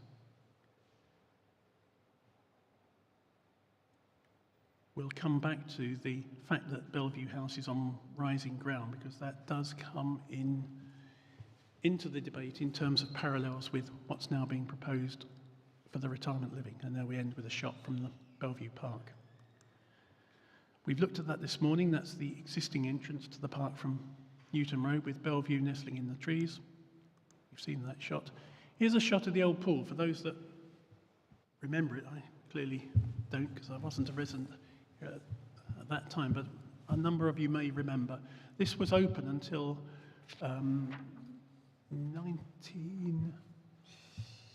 just before the Kingfisher pool opened. Previously, bathers would swim in the River Stour at the Croft, which was a public bathing place, until there was an outbreak of, was it diphtheria? So this open pool was in use for many, many years. So lots of people in Sudbury know it. Clearly, it's now been filled in. We've looked at the difference in levels earlier. Between Bellevue House and the corner, we have a 6-metre difference, which allows a new building to be dropped into the scene so as not to rise above the eaves line the ridge line of Bellevue House, and we'll see how that works. Again, we saw this morning how the slopes all work. There is a LiDAR image, and if you look carefully, you can actually see the ridges where the land rises, but at that distance you might not catch it. But there are significant changes in levels, almost like terracing within the landscape. And Bellevue House sits at the top of that terracing of land. There's Bellevue House there. So we'll look at layout and access. Essentially, we're looking at two components. The purple element is the retention and conversion of Bellevue House. The area in white is the construction of a new building to contain 41 retirement living apartments. So that building will hug the corner between Newton Road and the roundabout. Essentially L-shaped, with apartments aligned front and back around a central corridor.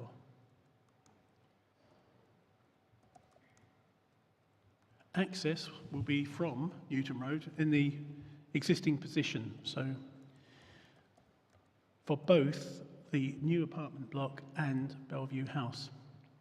So once you're in the site at the yellow triangle, to get to Bellevue House, if you're the owner or occupier, you would go through the blue or the red gates. Some shots there at the moment. The access to Bellevue House is screened off with hoardings and a green gate.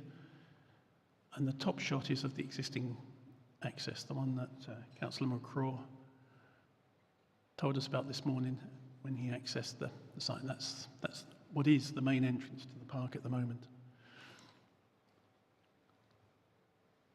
In terms of parking spaces, you'll notice I've calculated 16 spaces. I need to just say that the report refers to 17. I can only find 16. So we've got a cluster of, trying to see that from here, 5, 7 and 4. And there's a storage area for mobility scooters. Now the reason why we, on the face of it, appear to have accepted a lower standard of parking is because Churchill have made a case that the County Council has accepted that these particular types of building within Churchill's portfolio attract car ownership levels of 0.28 per unit. So actually, what they're providing on this scheme is higher than they might do on other sites, but it isn't in line with your own standards. And I suspect at some point you may want to ask Ben from Suffolk County Council how convinced they were by that evidence. How have they based that reaction? On what have they based it? I think he may refer to other examples of similar cases of appeals in Suffolk for this particular type of use and this particular operator. So let's get to the appearance. What you have in the screen at the moment is Bellevue House on the left, and you have a series of excuse me, built elements dropping down towards the roundabout. So on the far right, you'll see two wings, one of which has an apse-style roof, which is curved, but the building drops as it literally, both in the ground and in terms of overall story heights, as it approaches the roundabout. And this is a deliberate negotiation point. Originally, the building was going to be the same height right the way across. So where you see the central grey roof, that would have gone right to the site frontage. And what we've tried to do is to stagger the height of the building so that it's not one big block on view from, let's say, King Street, but it actually steps away and rises up the slope. So it isn't as dominating on that corner. So we're going to look particularly at that end of the building. That's what we had originally, and you'll notice it's the same height throughout. And then when you go back, it's dropped quite significantly. So before, after. Before, after. Let's just go on to the next one. This is the view that, if you approved it, you would now get essentially from King Street looking down to what is currently the wall. And you see how that has stepped down towards Newton Road. Each of those blocks is, the middle block is pushed back from the block on the right, and the left-hand block is pushed back from the central block. So they are staggered. So again, that's broken up the mass of that building into what appears to be three smaller buildings, even though inside the accommodation is all within the one development. And the building on the left has the apse roof, which is a semicircular curve all the way around that corner. And on the right-hand side, the edge of the building closest to the park, you'll just notice the steps on the far right that you gave delegated authority to the Chief Planning Officer to deal with. That is a chamfered corner. So it isn't a rectangular blocky building. Each end of that building is curved, and as I say, each individual mass has been set back to create light and shade and break down the overall mass. I'd like you to look particularly at the area in red, because I'm just going to show you what it was originally when this application first came in. Three blocky square elements, and with the cooperation of the applicant, we've got to that point. Significantly reduce the scale and mass on what is the most public face of the site. So here we have side views. So that's the view against Bellevue House. I want you to look particularly at roof lines, and this is where the difference in levels actually works to the advantage of helping this development sit in the landscape, because, oh, there's the roof. Let's go back. There will be another slide where I show you the comparative roof levels in a moment. The layout, everything, I'm just going to quickly run you through the floor plans for the apartments the retirement living apartments, we have a combination of 1-bed units, 2-bed units, and anything in the sort of pale blue is effectively service area, communal areas, and corridors. Obviously, with the development of this size, with for this occupier, there are lifts, there are all sorts of facilities for occupiers in terms of accommodating their needs. And essentially, the building just goes up in a combination of 1- and 2-story units. And you can see on the far left how that building is stepped back, so it isn't rectangular, it isn't blocky. It's been cleverly articulated. That's the existing house. And what essentially will happen is, we'll skip through those, it'll be split down broadly down the middle. So there'll be a house on the left, which is in green. You'll enter from a new entrance off of the Newton Road side of the building, and you can enter the rear garden through new French doors, windows on the back. The other half of the house becomes a 4-bed unit using the existing main entrance. So they are distinct, they don't share entrances, they are effectively a very simple but effective conversion into 2 dwellings, causing the minimum of disruption to the external fabric and the internal fabric. And that's effectively, so we're looking at that from Newton Road, and that's effectively what you wouldn't notice, but just to the right of that blue line is the new entrance, and it's almost like a Victorian sunroom, but that is a new entrance to the unit on the right. No changes to the window positions on the front. All that detailing remains.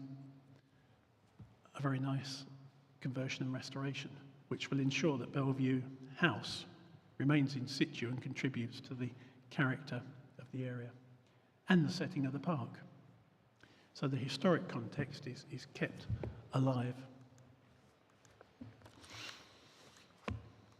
Cross sections. So here we have the cross sections. I will go a bit closer, but what this shows is that the ridge line of the new building is no higher than the ridge line of Bellevue House, and it doesn't compete with the church, St. Peter's, on the left.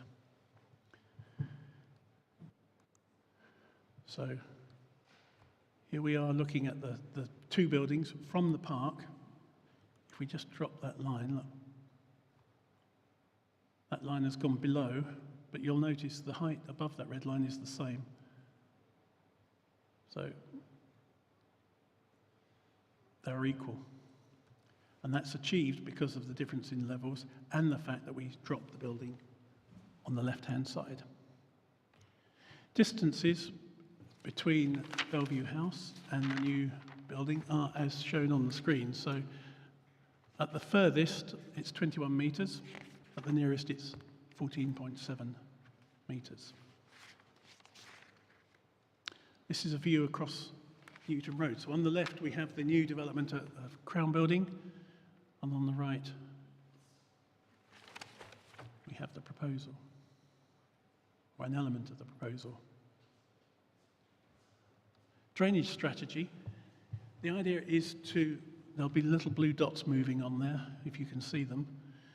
Each property will have its own attenuation tank underground. Surface water will be retained within those areas and released at greenfield runoff levels.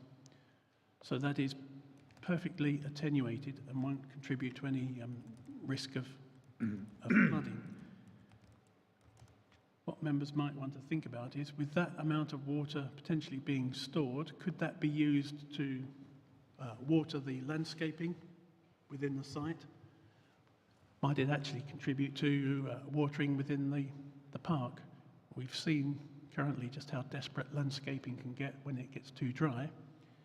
It would seem a waste to have that water and then eventually end up in a pipe, and we could be recycling it and using it for all sorts of things. So to that extent, we are suggesting a condition around recycling and energy efficiency. In my head, I think we could do some good things with that surface water.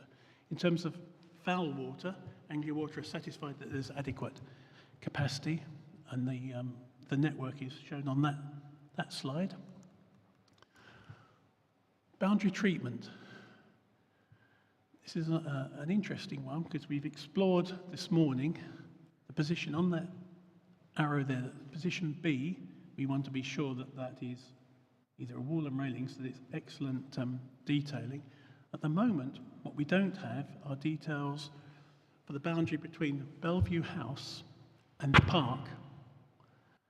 Now, what we don't want to see is a close-boarded fence. I suspect any future occupiers wouldn't want to see a close-boarded fence. So I'm going to come up with some suggestions. We've got a condition as to how to integrate the boundary so that it doesn't present a fairly ugly face to the park, gives the occupiers plenty of light, but actually sits well within the park. And my feeling is that that's a combination of landscaping and ornate railings to reinforce what we're trying to achieve elsewhere in the park.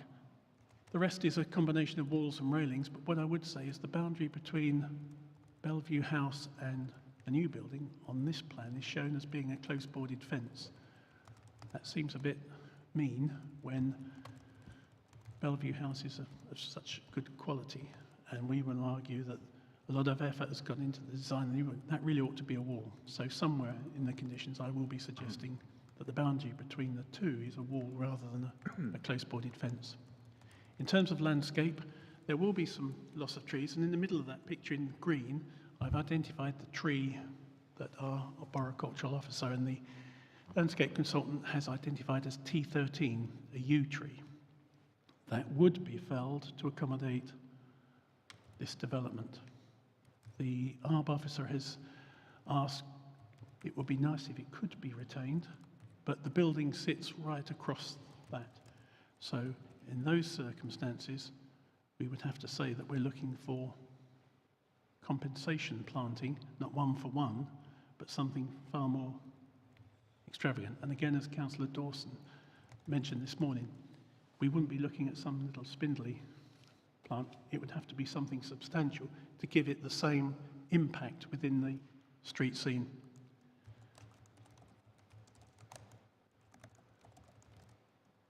The amenity area for the apartments is shown there in light green. So that shared space, it wraps around the entire building. That's, because it's communal space, that is perfectly adequate, satisfactory. But of course, residents have the benefit of being on the edge of a park. So they have the borrowed amenity of being able to access the park. And what perhaps we need to look at is how those residents have access to the park. Because obviously from a park point of view, we want that boundary to be secure, but it seems a bit mean-spirited if residents don't have an access into that park. So I was going to suggest we look at that, because anyone in a mobility scooter might want to get in at that point. But that's something we can deal with by condition. But we want the park to be secure, so we can't have it open 24 hours a day. This is a strategic landscaping scheme, and as you might expect, it's a combination of trees, shrubs, flower beds, grass, wildflower meadow. The details would come forward under a separate condition. So here we have Bellevue House. My thinking was, if you had some sort of ornate railings, possibly with a gateway feature, you could either plant behind that, i.e. within Bellevue House, or plant in front of it. Now obviously, if we plant in front of it, that's on the council land. It might be better for the occupiers to have the planting on the inside, then they have control over it. But ornate railings would definitely be suitable in that circumstance. We've got some visualization. So here we are, first visualization, as is, as would be. So on the right is the entrance to the park, and just as previously you had the old police station around that corner, you actually have built form creating an end stop to the views to create the vista. Another shot down King Street, and here, slowly, you start to just see the building in the corner.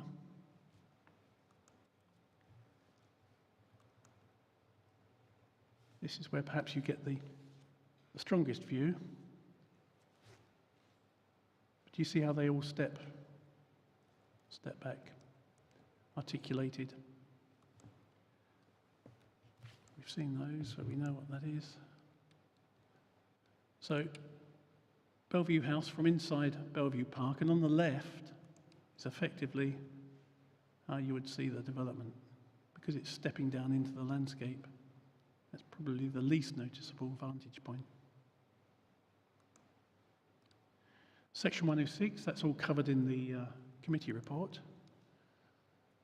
We are recommending approval as set out in the report, subject to 106, and then the Chief Planning Officer deals with conditions in the event that the Section 106 is suitably completed.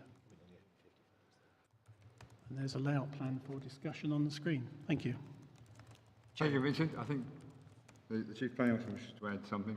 Chairman, yes, just one point. As an amendment to the Section 106, we'd like to include a requirement that the occupation of the 41 retirement living apartments is to be by persons over 55 and their dependent households. Chairman, it's just an omission from the report. Thank you. Thank you. Questions for Vincent? Mary, Councillor McLaren. Thank you, Chair. Vince, yeah. Where would be the main access for emergency vehicles? I couldn't see that on that screen, exactly where the entrance is now to... Sorry? Where the entrance is now to the park, yeah, off Newton Road, that's how you would get into this site. So you would come in on that road, and you'd either have access to parking for the flats, which would be on your right, or you'd go straight on through some gates to Bellevue House. So ambulances, fire engines would all use that. fire engines and ambulances? Yes. Okay, thank you. And the second question I've got is about, we've got 41 dwellings of various kinds. I'd like to understand about the lack of requests for affordable housing. Thank you. I shall deftly look to my right. So, Councillor McLaren, what's the question about the affordable housing? We have... Well, normally if we had that number of, if we were in another application where it was a development, that, well, this is a development. Can't hear you. Sorry. Sorry. In other applications, with the number of dwellings that are involved in this application, we would be asking for 35% of affordable housing. So the question is, are we applying it or are we not applying it to this? In this instance, where you have an over 55s development, the evidence base to the joint local plan has quite clearly established that those developments are effectively not viable with any affordable housing content, and that's the evidence base which takes us to an approach on viability. So we are having regard to the viability position of this development and allowing for that in our recommendation to you, and that's kind of covered in the papers. But in essence, the presumption that the JLP is framed around is that over 55 developments with any affordable content are not normally viable, and we're taking that as a material consideration to this application. It's not the same as the JLP. The JLP is a policy, but the evidence behind the policy takes us to that conclusion. Thank you. Thank you, Chair. Thank you. Councillor Busby. So no affordable housing contribution and no SIL? I think the same applies to SIL as well if occupancy is restricted as we would propose by way of the Section 106, which I just mentioned. There would be, potentially, and this is a subject that has to be explored with your infrastructure manager, SIL liability in relation to the conversion of Bellevue House. I can't hear. Why is there no affordable? I'm terribly sorry, we can't hear, we didn't hear any of that about why there's no affordable housing.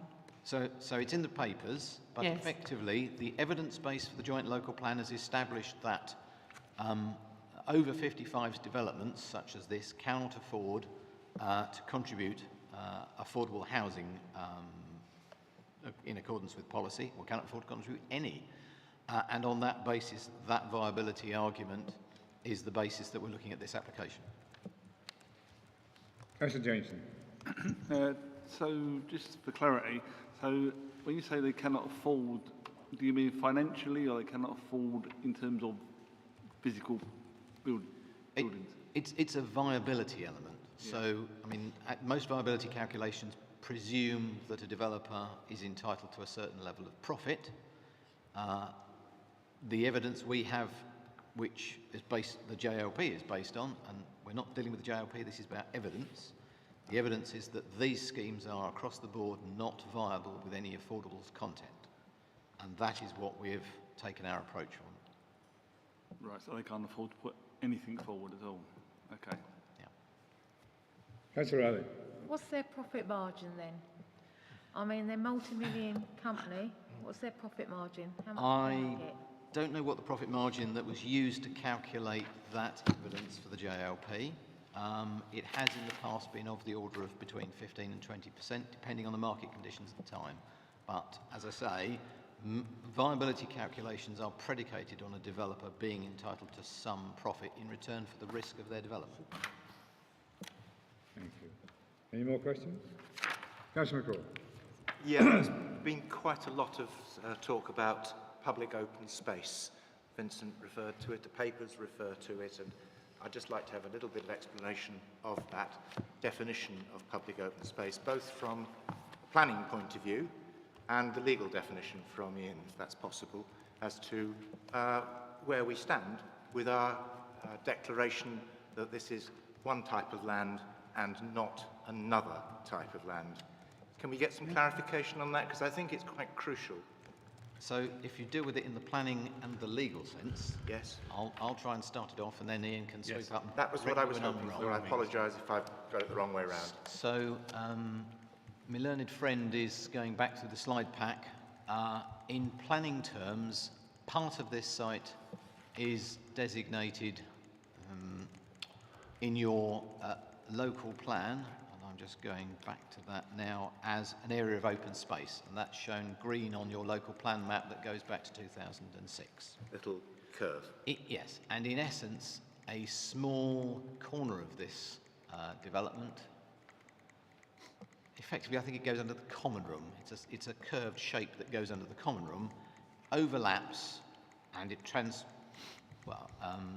trespasses on that green space. The rest of this site, for the purposes of planning, is designated as mixed use. It's shaded grey on your local plan, and albeit that there are other arguments about public open space rights, I'll let Mr. Dupre deal with some of the legal of that.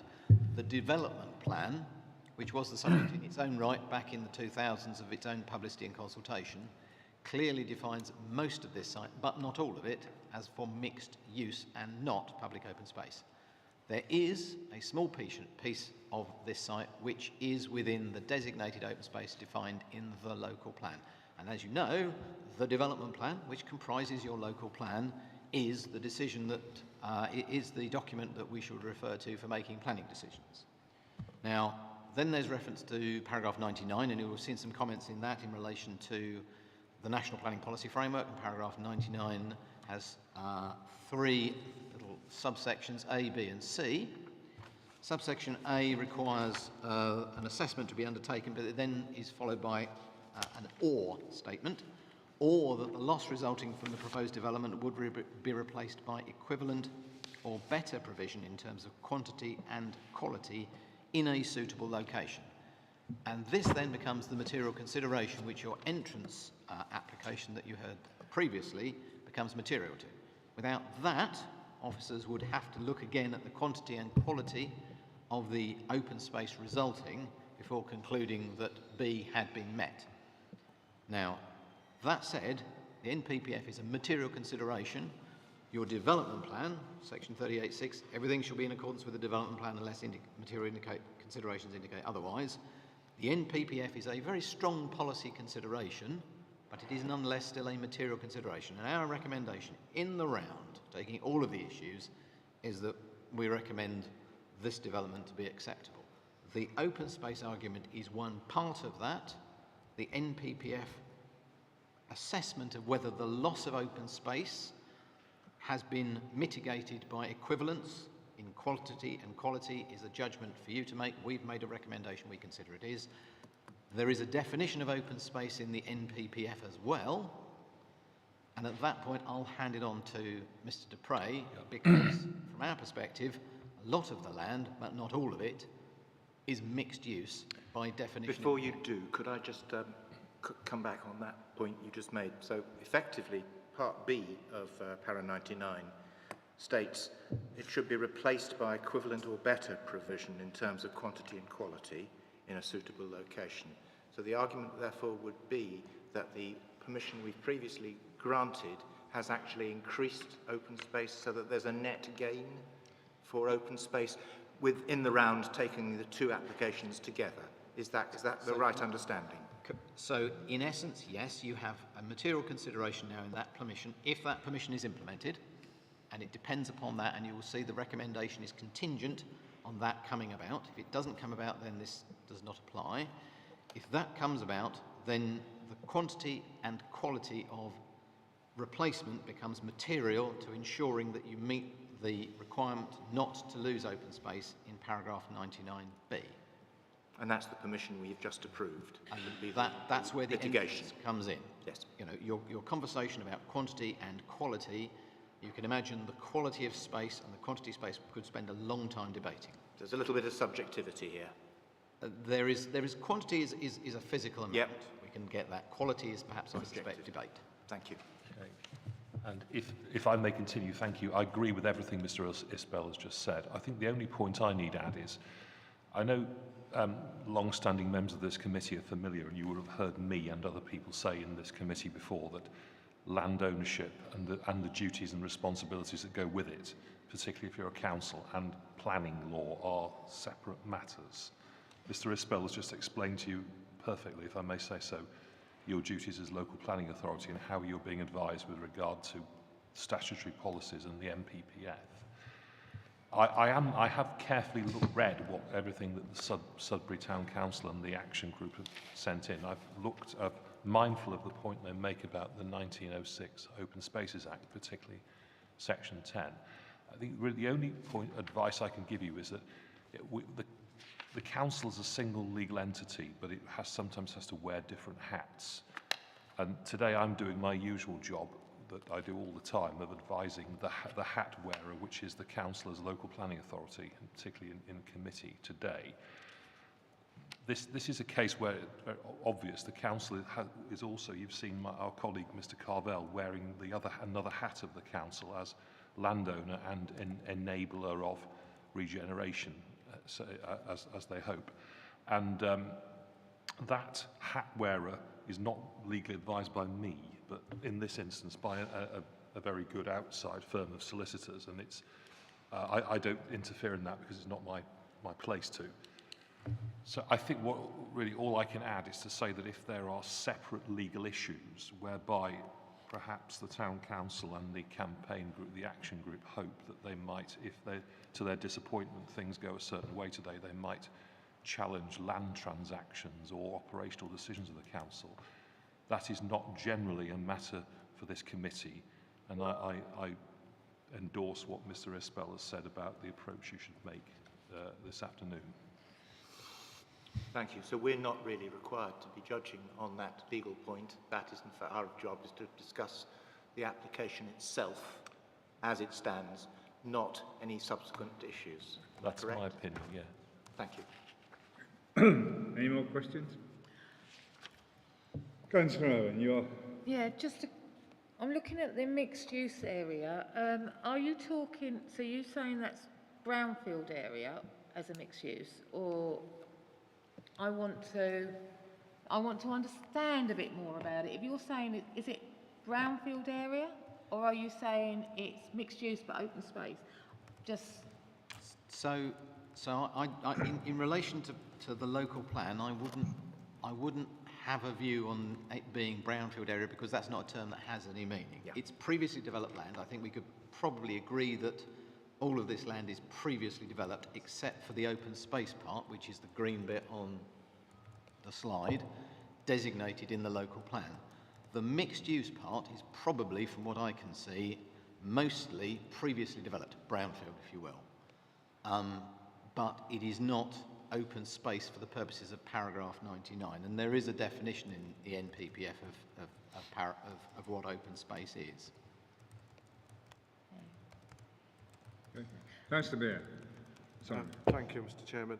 Could I just have a bit more clarity on the answer that you gave Councillor Owen regarding the case of viability? Because as we all know, it is difficult times, and there are cases where this happens quite a lot. But I was always under the impression that if we weren't going to ask for still or affordable housing aspect of it, that there was some sort of figure that we knew that they were going to fall below and make this unviable to them if we insisted on going for the affordable housing element. So you must have that figure. Chairman, I don't think I can really do better than refer to you to the description of these matters in the report. And viability in relation to your policy CS19 is covered in paragraphs 317, 318, 319 and 320. Which page?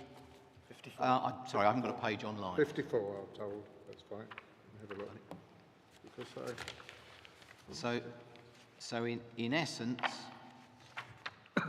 we are drawing on, I think if you refer to 319 and 320, they'll get you to the meat and drink of it, Chairman. Thank you. But I'm sorry, we must have some idea, because otherwise anybody could just come along and say, well, this is not going to be possible. I can't possibly afford to let you have 3 or 4 affordable homes because I'm only going to make X amount of pounds. And I accept and understand they have to make a profit, but you must have some sort of figure or idea. No specific viability case has been put forward here, and this assessment is based, following discussion, on the evidence which underpins the SIL circumstance. And that has found that older persons' accommodation is unviable with 0% affordable housing. And that has therefore recommended to us that with this type of development, we seek 0 SIL and no affordable housing. And that's across the piece. So that's for the council. So that's the figure. Okay, thank you. Councillor McLaren. It's ridiculous. Sorry? Councillor McLaren, you wish to? Yes, thank you, Chair. Can I just, Vince, can I just have a clarification? On page 46 of the application, under the County Council responses, it talks about the Highway Authority, and we're back to, it said, it identified that Suffolk County Council is currently investigating the feasibility of further crossing facilities in the area, etc., etc. But am I right in thinking that is exactly what we were discussing in the previous application? So it's not an additional, that sounded terrible if we're going to have another crossing. Exactly the same as this morning. Same as this morning. Thank you very much. Thank you, Chair. Councillor Busby. Thanks. Yeah, going back to this open space and multi-use thing, we're splitting hairs here, really, aren't we? We're talking about a small piece of land, whether it's open space or it's not open space. It is a very small part. Sudbury has, we've shown that they're short of open space in Sudbury. Our own studies have shown that. How many parks are there in Ipswich? Do you know? There are 14, at least twice the size of Bellevue Park. 14. And we're arguing about 35 square metres or whatever. Come on. Surely we need to accept that we're well short of open space in Sudbury. So why are we arguing over a small little bit? It's just my worry is that if you look at all of these various points here, it looks as though we're favouring an application from Babergh as opposed to what we would do to somebody else. Do you not feel that there's an issue coming forward here? If you looked at the historic building and the new building next to it, if this was a private application, we would be saying it's an overbearance. Having that huge building next to the listed building, we wouldn't allow it. And there are a number of issues like that. Don't you feel that there's a concern that we could be targeted for favouring our own applications as opposed to somebody else's? Chairman, I mean, the comments of the Sudbury Society in the papers, I think, are fairly clear about some of the pros and cons of this, and there is a judgment about things, but I think their view on the changes that have taken place are positive. They've got other comments to say, that's all within your papers, but I don't quite accept this is partial in the way you're describing it.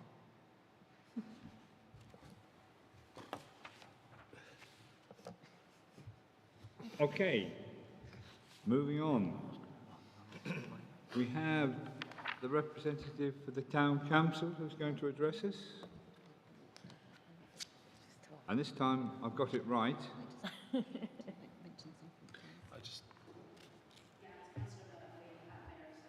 Okay, just hang on one moment. Just one. I think there may just have been one point that just needs to be made is, I know Babergh District Council was the applicant for the first application day. I don't think it is for this one, is it? No, it's not. No. It's not. Thank you. You have 3 minutes. Okay, thank you. Sudbury Town Council, which represents all voters in Sudbury, has opposed this development from the beginning, going back years, primarily because Bellevue Park is a major asset for Sudbury, which could be enhanced and opened up to encompass the town and the proposed regenerated Hamilton Road quarter. The evaluations in the papers talk of public benefit, but wouldn't a park open to the general public be more of a public benefit than creating retirement homes for a handful of people? There has been no clear explanation as to why this isn't open space, when it has been recreational space and has never been a brownfield space. The amount of open space has been declining with all the housing developments and with much more to come. The trees are very old. Trees give us oxygen, store carbon, stabilise soil, but their retention would be dependent on the developer. Numerous trees are being lost due to development and climate change. Old trees cannot be replaced.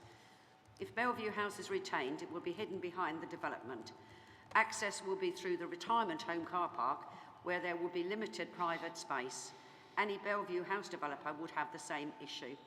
The Planning Committee visited the site and the junction. Highways may say that they are happy, but this is one of the busiest junctions and traffic will be going to and fro on a very busy roundabout. Is this suitable for old, disabled people or even children? But there again, building a block of flats on a very busy junction is not conducive to healthy living. Well, not in my opinion anyway. What is the detailed evidence that there is a need for a 41-bedroom private retirement home on the site? And why on this site rather than other available sites around the town, such as Banners?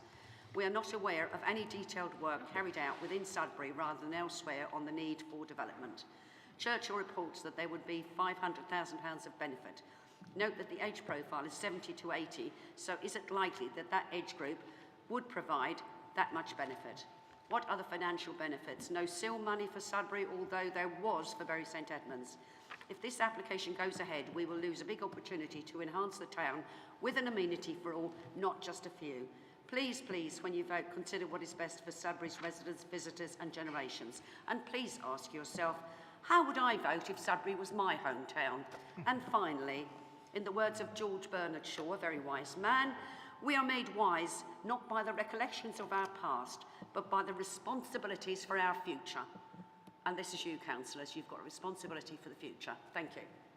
Any questions? Thank you very much. Any questions for the Speaker? No? Councillor McCraw. Yeah. Just a couple. Sorry. No, I'll let Councillor Beer go first. No, you go first. Okay. First question I have is how long has Bellevue House been in its current state? for years and years and years since ownership was taken over by Babergh District Council, certainly for the last, I'd say, 15 years, not much money has been spent on it. Okay. So, you know, there was a promise when it when we ceased to be a borough that money would be spent on the upkeep of the house and the park, but that never happened. And I can give you an example, going back 6 years, where a councillor and myself got together with very young people in Sudbury who wanted to enhance the park. They spoke to the residents, they spoke to the users and asked them what they wanted. They said more benches and more dustbins. So we got the students together.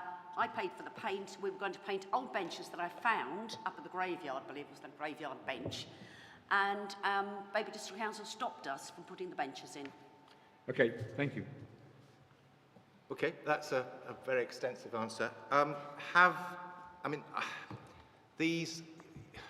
There are going to be 41 retirement properties brought in by this application, as well as 2 private houses. Is there a requirement? There's a need for retirement properties, surely, in Sudbury. No. Do you agree? There's no need for any retirement Not properties at the moment. in Sudbury?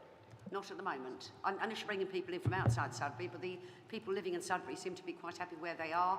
There's quite a few bungalows. In fact, where I live, it's all bungalows. I think it was called the Hollywood Hills at one time, but it's all bungalows around there. If you go down Christopher Lane, there's bungalows. There's plenty of... Thank you. I think you may have to ask that question. I think I will, thank you. Of the applicant. That's fine. As well. Councillor Beer. Thank you, Mr. Chairman. Well, just following on from that one, I think bungalows would be much better on that side if we had to have anything.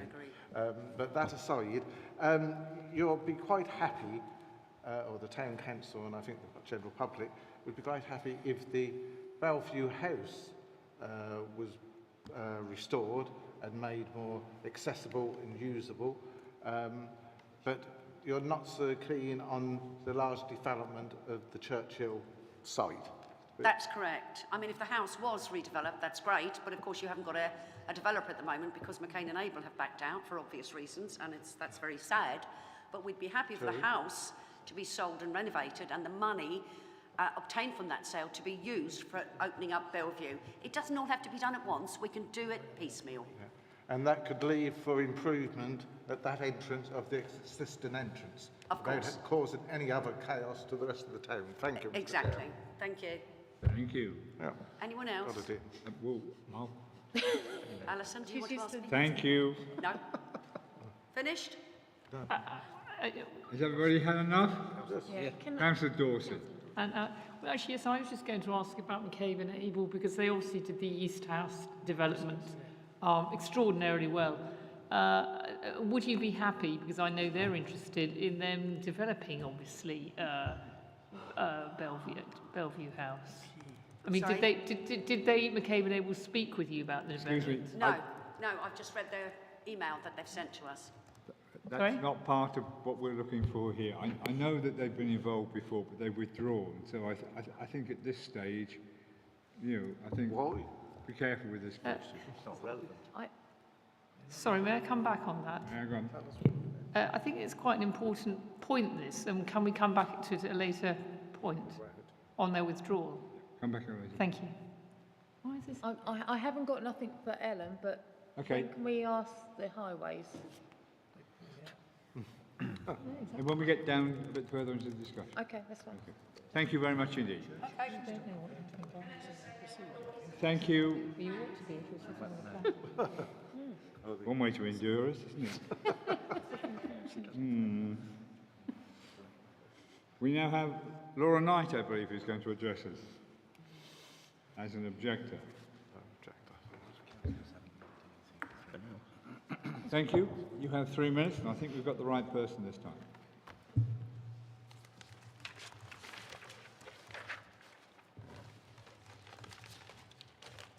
The Bellevue Action Group, with over 1,000 petition signatures, are requesting refusal on the following grounds. The Bellevue site, including the swimming pool site, was purchased in 1936 by the Mayor of Sudbury. Can you get a bit closer to the microscope, please? Pull it down. It should pull towards you. That's it. Can you hear me now? Yes, that's better. The Bellevue Action Group, with over 1,000 petition signatures, are requesting refusal on the following grounds.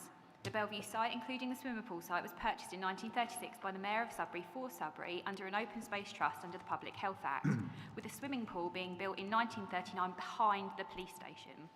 This key issue of open space has not been properly considered by the planning officer in our view, and is their view considered to be previously developed land. But the officer provides zero evidence for this, as there is no evidence that this swimming pool has ever been developed on. It is not a brownfield site, and if it was, Babergh had a duty to register the land as such. The officer has also linked this application to the entrance proposal, but these are two separate applications with two separate applicants, and the fundamentals of this application has to be considered on its own merits. The report also incorrectly refers to LP30, which the Planning Inspectorate had asked to be deleted. This site has been fully utilised as recreational space until 2016, when Babergh shut the access to the old swimming pool element. Babergh had previously admitted, understood and maintained the swimming pool site as publicly accessible open space because it is open space. Open space is not just green space or designated open space, and has definitions both legally under the 1906 Open Space Act and for the planning purposes in the NPPF. The NPPF clearly states that open space should not be built on unless after carrying out assessments it's shown to be surplus to requirements. Babergh assessment showed a deficit of 9.84 hectares, which is 24-acre deficit of park and recreation open space in Sudbury. Babergh's IDP has also highlighted Sudbury as a key concern for the deficit of open space and is asking for more. This planning application should be refused as it directly contravenes policy CN03 and, more importantly, NPPF para 99A. This application also breaches policy CS19 and a holding objection remains. Churchill are providing no social or affordable housing with no financial contribution towards affordable housing, despite a request by Strategic Housing for 1.1 million, and they have not provided any evidence to support as to why. This is the second block of flats to come forward on the junction with no contribution being provided. The application does not have any evidence for local housing need for these private retirement flats. Despite the Highways report, we are concerned about the impact of the additional traffic on the junction. The evidence used by Churchill regarding trip generation is completely incorrect, but has been accepted without question. And this application removes access to the park, and no plan has been included for access for emergency and maintenance vehicles into the park, currently contravening NPPF para 100 and para 112D. There are still outstanding issues regarding the BAPs where no mitigation strategies have been provided in the planning application as required by NPPF para 179 and 180, and the holding objection still remains from the ecology consultants. Thank you. Your time is up. Any questions? Councillor Bure. Thank you. You said you said there was a petition of 1,000+ people. What was the question asked? Was that to save Bellevue House, or was this opposed to any more building on the park area and the car park up there? The petition was read out earlier on, actually, so I think that was part of like a part earlier on. But the main problem is the apartments being built that the petition focused its time on, and the concern around that. Mr. Chairman, could the officer read that out again? Because I couldn't hear that at the beginning, and that was when we were first started, I know. We picked it up halfway through, but I think it was the first part where you gave the figures and the reasoning. Thank you. So, we received a validated petition in respect to the application. The petition had a total of 23 verified signatures. The previous petition was received with a total of 249 names. However, this was rejected as there were no signatures included. The petition reads as follows. We, the undersigned, wish to petition against the development of the former swimming pool site at Bellevue Park in Sudbury into a multi-storey block, 42 living units by Churchill Retirement Living, and to the development of Bellevue House into 2 private dwellings by McCabe and Abel. Neither of these developments offer affordable housing, which is in chronic short supply. All right, that's sufficient. Yeah, because you adjusted the mic or something halfway through, if I remember right. Thank you. That's answered my question. Councillor Jameson. You are referring to open space, which I think Babergh are saying is mixed use. Could you confirm what definitions you mean with the open space? Yeah, so I get that there's two different issues with this. One's a legal requirement about what is open space, and one is where it's concerned with the planning, and then where it sort of crosses over. The land was purchased in 1936 under the Public Health Act, Section 164 of the Public Health Act 1975, and that imposed a trust over the entire site that said that the new landowner, which is subsequent Babergh, have to maintain that land to a good and decent state, and that's one part of it. The other part is the fact that there's an MPPF has its own definition, and where for me there's a crossover is that, well, it's twofold. One is it's relying on allocation regarding open space, and the second one is that under section 38.6, which has been referred to, it does say that if regard is to be had to the development plan for the purpose of any determination to be made in accordance with is not to be made in accordance with the plan, unless material consideration indicates otherwise. And because MPPF 99 is quite clear that says it's a material consideration, for me, we then need to look at what is open space under the MPPF as well. And that quite clearly, it has its own definition in the open space, which has not been read out yet. And it says that open space is all open space of public value, including not just land, but also areas of water, such as rivers, canals, lakes and reservoirs, which offer important opportunity for sport and recreation and can act as a visual amenity. And for me, the swimming pool site, up until... I think you... Okay. Well, I think I would advise you to allow Mr. Knight to complete. Yeah, I haven't got much more to I haven't got much more to say. You're getting... I think you're entitled to give a full answer to the question. I would advise. Thank you. You're going to add. I can't remember where I was at. You've just read out the definition. Yes, I read out the paragraph definition 99. of open space. Thank you. Yeah. So for me, if we're looking at this application and the way we've taken it is that the land that we're talking about here and our concern is around the swimming pool site in particular, that has been recreational use and open space of public value and asset of community value, and it actually only ceased to be recreational value in 2016. And if you're then looking for material consideration to override development plan, yes, CN03 is actually even worse. The development policy for Babergh is development leading to the loss of important open space, visually important gaps in the street scene, or recreational facilities within towns will not be permitted. So I'd say actually the MPPF goes lighter than the CN03, and if you're minded to consider the material considerations, then I think you need to consider the MPPF definition of open space. Hence why our concern is the swimming pool site is not only is it legal open space, and there have been requirements under section 123, which the lawyer has quite rightly pulled out as a separate issue, but it impacts on the planning position from our point of view. Thank you.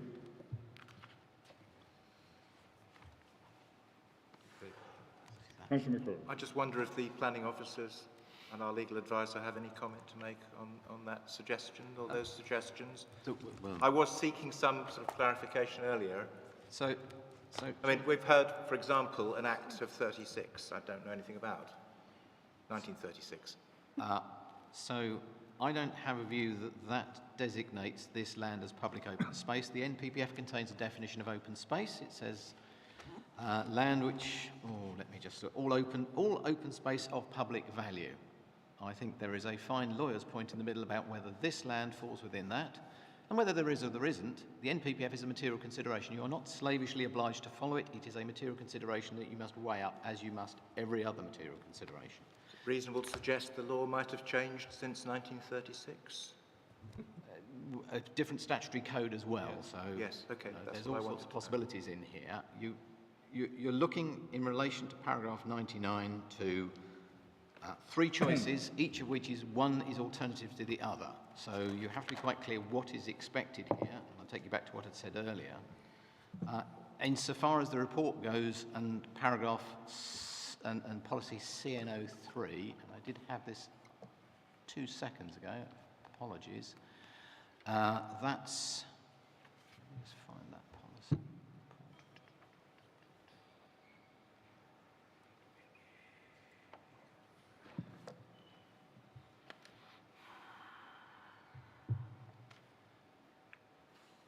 CN03 is a policy which states development leading to the loss of important open space, visually important gaps in the street scene or recreational facilities within towns and villages will not be permitted. So you would have to have something which qualifies as an important open space, visually important gap or recreational facility within towns and village. That's what would trigger your consideration of CNO3. And on top of that, you also have to consider that the development plan policy which designates this as mixed use is the expectation of a publicly consulted upon development plan that was produced and adopted in 2006. So the expectation at that time, which will have been, I imagine, subject to full public consultation, was that mixed use of this land would be the consequence of that development plan document. So I think we're possibly as officers, possibly on different ground to this night in relation to the interpretation and application of CNO3 and potentially 99B. I'll leave it there, and that's the planning. I note paragraph 310 of the report, page 53, suggests that CNO3 actually contains less weight than paragraph 99 of the NPPF. Yeah. Which is the question I asked earlier. So I'm just wanting clarification on that, just to consider all the points made. Thank you. Thanks, Mr. James. Just wondered if we could get some clarity around the legal position of this covenant that Ms. Knight mentioned. It doesn't have any direct relevance to a planning decision. Planning law is a species of public and administrative law. Covenants, well, there is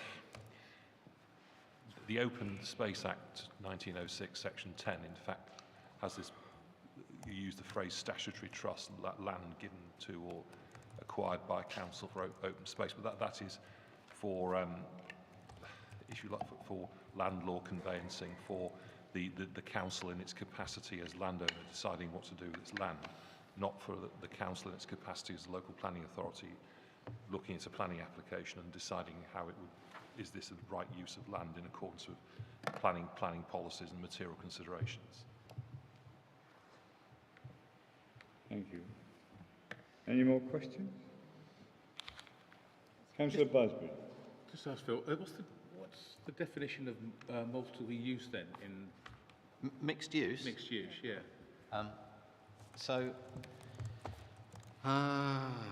Can I? It's not a question for the objector, is it? Oh, sorry, I beg your pardon. I was just following on from Phil. Because I know Laura has childcare problems that she needs to get away to. So have we all finished questioning Laura? And I'm sure there's Laura. Thank you very much for staying.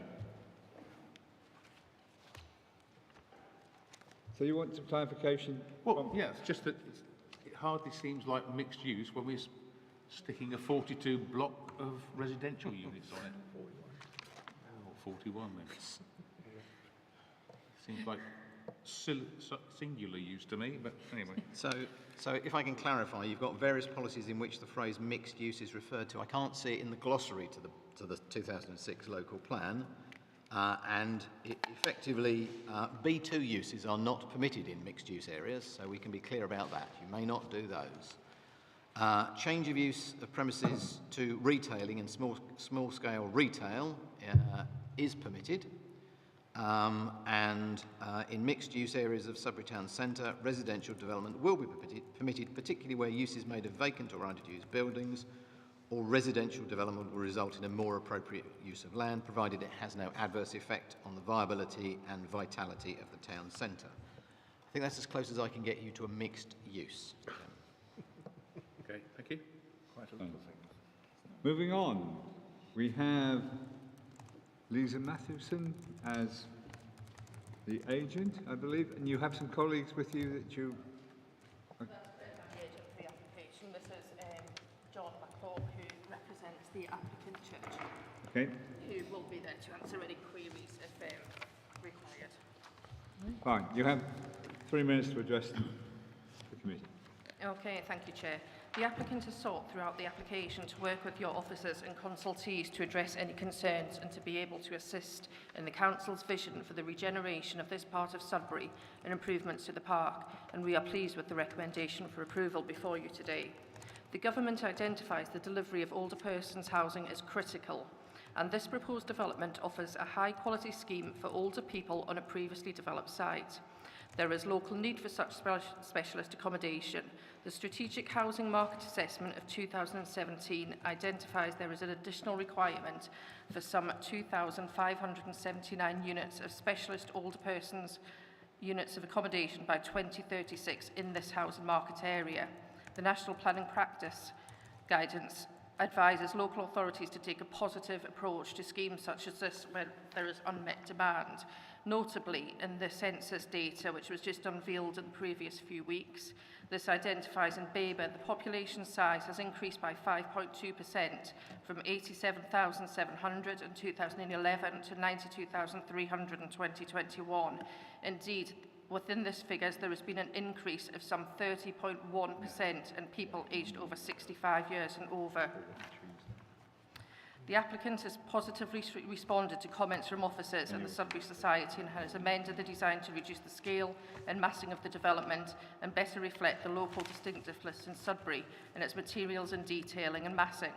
The proposal will ensure the restoration of Bellevue House. Much of the parklands area contained within the site will actually be maintained and landscaped within the amenity space of the Churchill scheme. And this, with the now approved proposals to the park access and facilities, this more than offsets the loss of public space. Indeed, landscaping and the quality of gardens is very important to Churchill, and the company has indeed won awards for such schemes. The typical purchaser of a unit is a 97-year-old widow, often moving in following a significant life event such as a fall or death of a partner. It is typically a needs-based move, with existing properties no longer being suitable. The nature of residence, together with the sustainable property and location, such as this application site, reflects in the lower level of car ownership and use. The proposed level of occupation and parking reflects survey evidence of retirement accommodation and existing schemes nearby, including Haverhill. This is supported by the local highways authority. The scheme will deliver economic benefits with the provision of direct and indirect jobs. There will be an increase in local spending on the high street, with the majority of residents being daily basket shoppers. There are significant social benefits with a new community, providing residents with social and friendly environment, thus reducing the risk of loneliness and social isolation. The proposal will provide the opportunity for residents to downsize, freeing up larger, often unoccupied family homes elsewhere in the market. I would respectfully request that you support your officer recommendation before you today and approve this application subject to conditions listed by officers. And we are also happy with the occupancy condition that was just discussed earlier today. Thank you for your time. Councillor Jameson, your last question. Thank you. It's been explained by the Chief Planning Officer why you're not going to give any financial contribution to affordable housing. Yes. Because it's not viable for you to do it? Yes. Could you explain, in that case, how comes you contribute not only £14,500 to the NHS in Bury from your development, but also £500,000 there for affordable housing? Yeah, obviously the scheme in Bury was on a different policy basis and a different local authority market.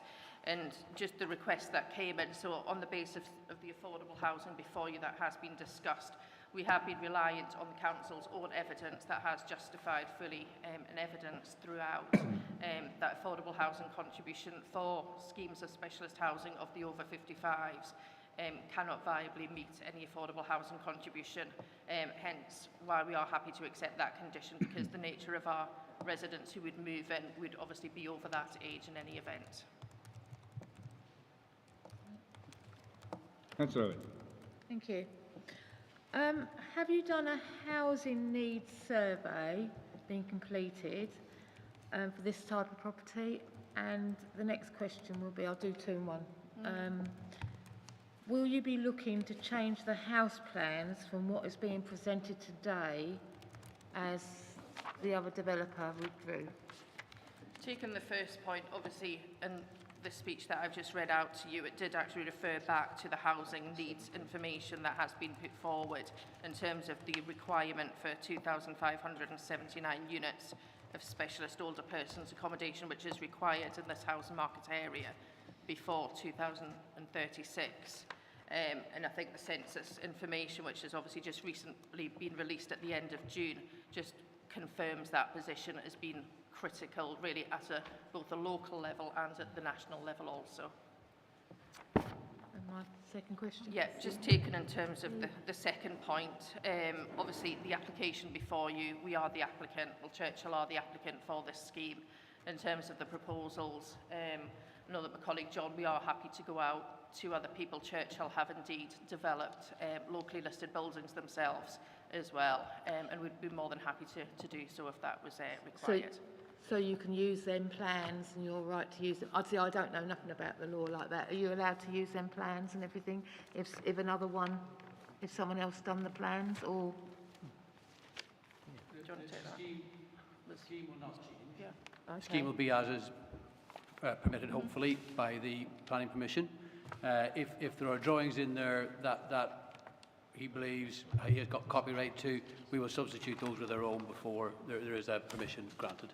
So there's no issue in that sense. But the plans themselves, the proposals are exactly as they are, as two large houses to be developed. That's our plan. It's always been the scheme, and anything else would require a separate planning permission. Yeah, I was going to say that's the scheme before you, and if there was any changes to that would have to come back to yourselves to reassess that, but that's certainly not in the scheme of things at the moment. Councillor McLaren, you're up first. Thank you, Chair. I'm sorry, I don't know a lot about Churchill, but on site, is there support for residents? Is there a manager? Yeah, in terms of one of the reasons why, in fact, the council's own viability assessment proves it unviable, there are a range of communal facilities within the building. If you look at the site plan, for instance, on the ground floor level, there is an owner's lounge. There's a small coffee bar within that. There's a reception area where there is a lodge manager who'll be present during daytime hours. So they have a reception desk. If there's any needs or requirements, that can't be met, they would check up on them and just facilitate the organisation of that area. So they've got an office accommodation. There is a buggy store as well. Outside of when the lodge manager's not there, there's like a care alarm system, which is operational 24 hours a day. There's a lift within the building, so there's level access within the building, so anybody purchasing a property can get to the front doors without the need for steps as well. Obviously, there's staircases within the building as well. There's an external patio area adjacent to the owner's lounge as well. And then there's communal amenity space, which can be enjoyed by any of the owners within the development as well within that. And obviously, there's the car parking and the buggy store as well externally to that. So. Is there any facility for relatives to? Sorry, yeah. You've actually missed the one communal facility that I didn't mention. There is a guest suite within the development, which comprises of 2 single beds. It's an ensuite room, so somebody can book that out for relatives that may live further afield, or friends, for instance, that can be booked out that's one of the jobs of the lodge manager to maintain that as well. So yes, there is that facility with them. Can I just ask another question? Thank you. In terms of people being independent, and you're talking about communal facilities, including a laundry, for instance, is there any opportunity for residents to dry their washing outside, or is it all done with an internal dryer or something like that? Yeah. There isn't a communal laundry within this. People would have their own facilities. So some people may choose to have a washer dryer, for instance, or some people just with the dryer. So that would be done sort of internal within individual apartments, as would be the case with open market apartments. Thank you. Thank you, Chair. Councillor Bure, you were. Yeah, thank you. If we were minded to approve this application this afternoon, how quickly would you be able to purchase a site? How quickly would you get a spade in the ground? And how quickly would you get or hope to get the first people living in those properties? Yeah, obviously there's a lot of work that would need to be done beforehand in terms of getting onto site. There'll be, we've got a number of conditions that your officers have suggested that we certainly need to be discharged as well, and further consultation with your officers on certain aspects of that.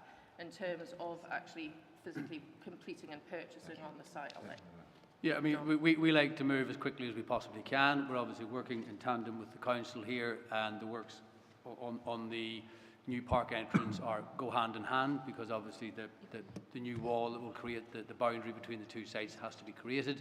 So we're working very closely with the council on that. You know, we obviously won't appoint contractors, and the council won't appoint contractors until we've got a permission. But as soon as that's in place, we want to move as quickly as we possibly can. In terms of moving people in, we don't sell off plan. That's not what we do in the retirement sector. We would wait until it's pretty much completely finished. Our construction programme is probably 13 months from when we start, thereabouts, and we would then be moving residents in as soon as it was finished. Yeah, no residents would actually move in until there was a lodge manager in place and all of the communal facilities were fully complete, etc. as well. Sorry, but your answer sounded as though it could take a very long time before this all gets sorted, that you could get a plan and permission if we were minded to approve it, but end up where this goes on for years rather than months. No, it certainly wouldn't go on for years. Obviously, planning conditions, and there has to be a development programme for the construction phase in terms of laying the foundations and, you know, building that's quite a typical build period for a development getting on site. Obviously, the site is vacant at the moment, so there's nothing to stop that commencing straight away. We can't go into commercially sensitive details in too great a level, but we have an agreement with the council that says that they have to progress quickly as well. I mean, if we buy the site, we need them to then do their work as well. So we have dealt with the council on that, and we have a plan as soon as we get permission. We'd like to start as soon as we can. Councillor Holt. Thank you. If I could pick up on Bellevue House, with your projected time frame for the development of the retirement living flats, would that coincide with the finishing of the house so that we weren't left with, and you weren't left with, a built-out retirement area, and then start development on the house with the traffic and the building materials going through your finished site? So would they coincide? And secondly, there certainly is some concern that you've lost your co-developer for the house. And would there be, and this is to the planning officer as well really, any way that we could tie you down, for want of a better phrase, to actually guarantee that the house would be redeveloped into 2 houses and there isn't a sudden change later on where you decide to build it into 10 flats or something? So that's another question. Could you answer that, please? Yeah, I'll pick that up. I think it's something obviously officers have already considered within the committee report. It is down as one of the proposed conditions, looking at that conversion element to agree a programme, so things would go hand in hand basically as well. From Churchill's point of view, they would certainly want that to happen as well, because you wouldn't want to have construction traffic, you know, driving through a development which may be, you know, partially occupied at that time. So that's certainly something that Churchill themselves would want to ensure happens as well. So hopefully that provides some comfort on that element. Would there be any further commitment we could obtain to ensure that that house is delivered into 2 properties and only 2 properties?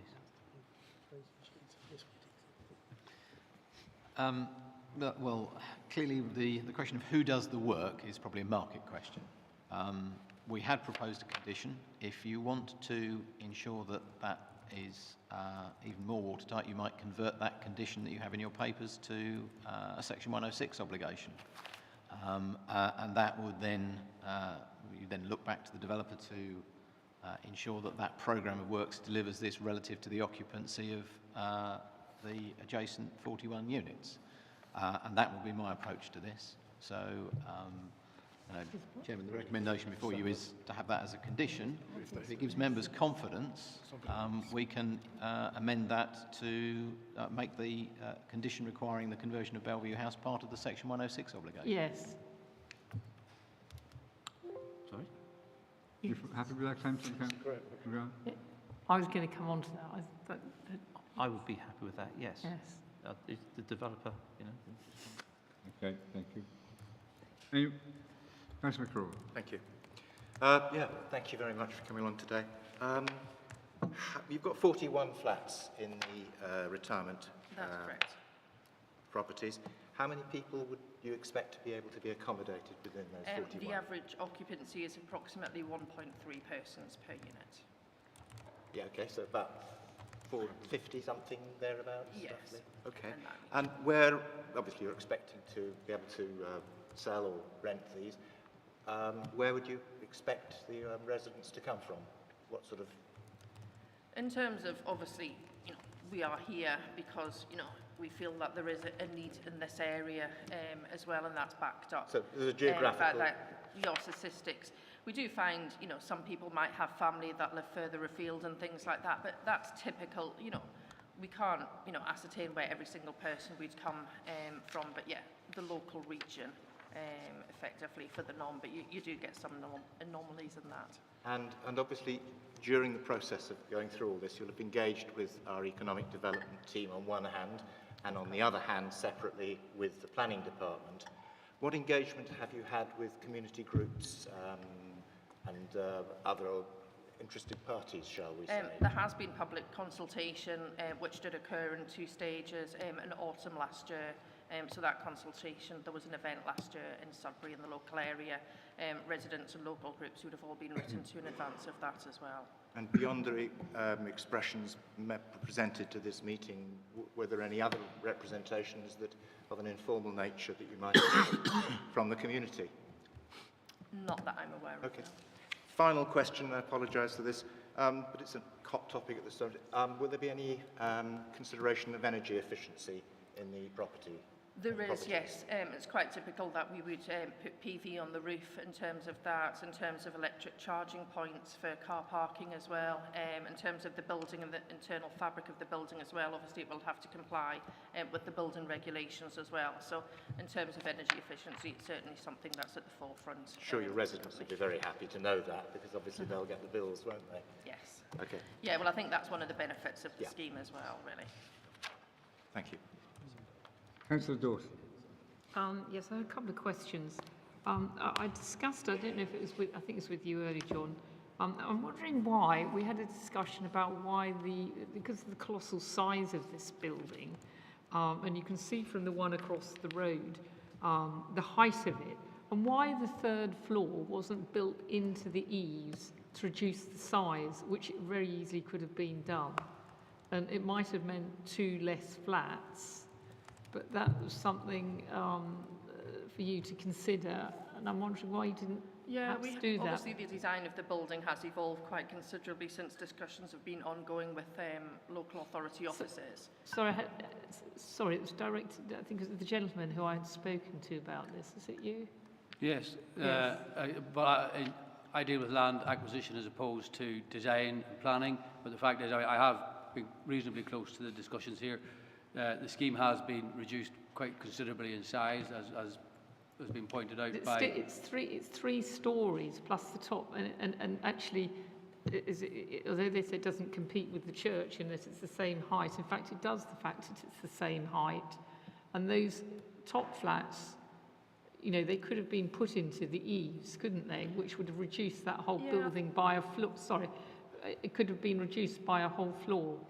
I think obviously the images that your officers put on the screen beforehand in terms of the ridge height of the building not competing, not being any higher than Bellevue House, confirming obviously officers are happy with the height and the massing of the building, which has evolved considerably over the past year or so as well. But I think that's one of the major complaints of the public and residents was the size of it.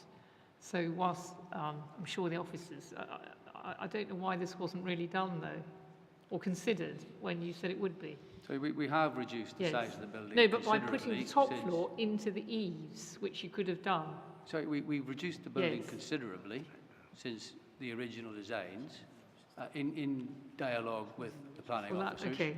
And this is the scheme that in fact we have lost quite a number of units during the process. So we have lost 6 or 7 units since the design commenced. By evolution, we have lost 6 or 7 units, and we've been reduced to 61. So we have reduced it quite considerably. And the other thing I sort of slightly concerned me is about the Bellevue. Now, we worked in Hadley very close with McCabe, who did an outstanding job on East House and would have done on Bellevue House. Now, when we sold that property, there were 7 pages, and I believe you gave them 27 of legal. Now, what bothers me about this is, can you give an assurance that it would seem that you didn't really want to get, there were a lot of things that put in the way to force them, that they were never going to be able to complete this project. So my concern is with this, is that you could have had, or you may in the future have this second phase. No, it's not the intention to be a second phase, certainly not. Have you ever had some of this is clearly commercially sensitive, but you've asked the question. We absolutely, from Churchill's perspective, we must have Bellevue House completed when we have our 41 units. So you've never had any plans to do anything with Bellevue House other than keep it as it is that what you're saying? Absolutely not. Absolutely not. There has never been any other plan. If anybody has suggested otherwise, let them tell us what that was. We have never had any other plan. We need to have Bellevue House finished. We will be selling 41 apartments. The investment in our block of apartments is far, far, far greater than the spend will be on Bellevue House. We cannot afford to have it in the condition it's in. We need it finished, and it's absolutely core to our plans that Bellevue House is refurbished and completed by the time our apartments are ready to be sold. That's absolutely imperative to our business. I'm delighted to hear that you never had any plans to have done anything there. I'm somewhat surprised. Now, would you then be willing to consider doing the Bellevue prior to the main development so that that part is completed? And I think our planning officers mentioned... That's not really part of this planning application at this particular stage. We're dealing with this. I think, Ian, I think it's becoming a bit speculative, if I may say so. Well, our Chief Planning Officer just discussed this earlier about putting it in as part of the S106. Well, if that's a specific... Mr. Isbell? Sorry, I was in conversation. Mr. Dawson, sorry. I was talking about doing the priority Bellevue, and as part of the S106, which we agreed earlier.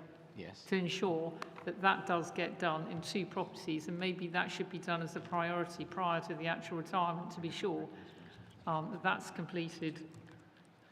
Well, and there are no changes. It's for members to debate and accept, if they wish, that to be part of the Section 106. The timing of that is not at the moment set in the recommendation to you. The condition doesn't specify the timing.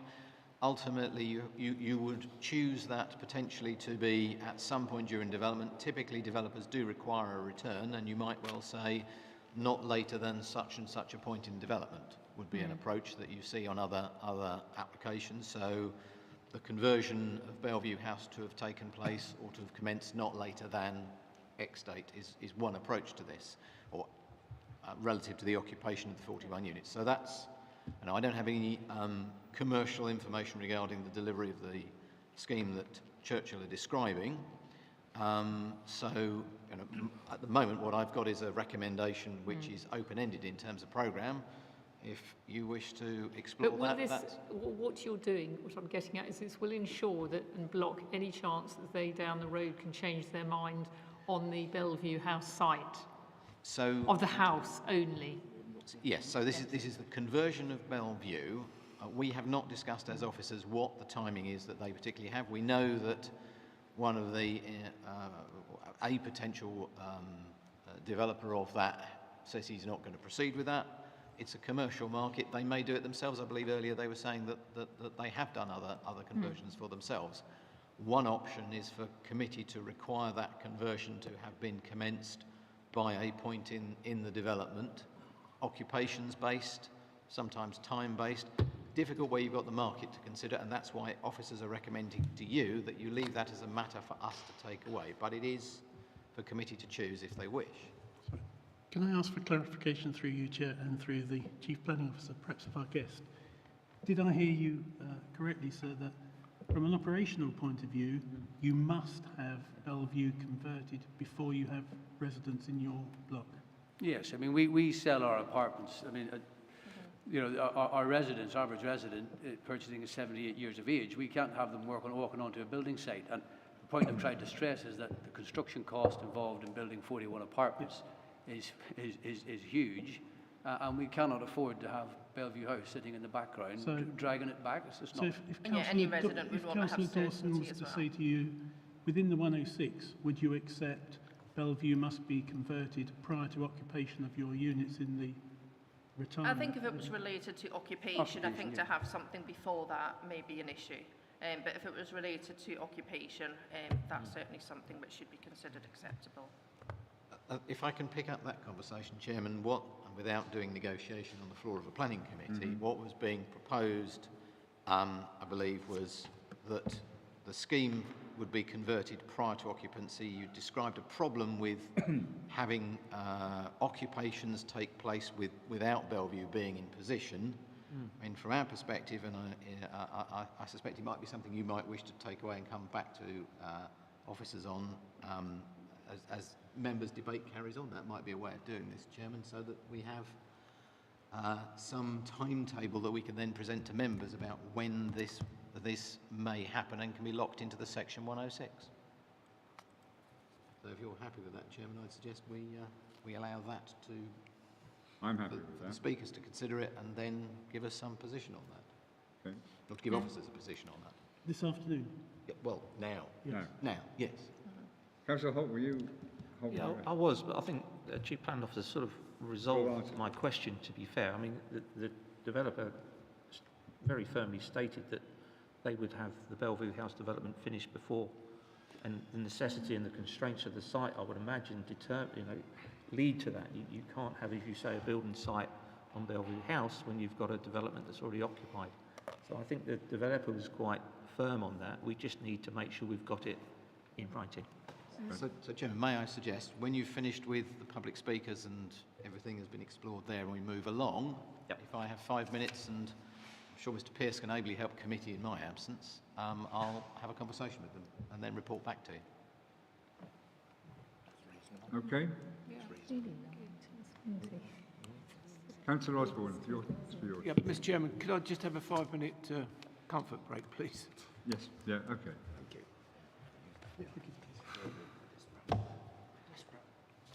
I was just going to say that could presumably be part of the delegated decision in the construction management plan, We'll should have an adjournment. 5 minutes. Something along those lines. Thank you.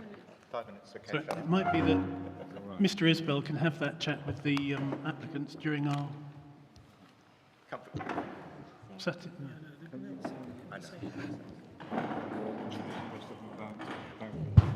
know. Yeah.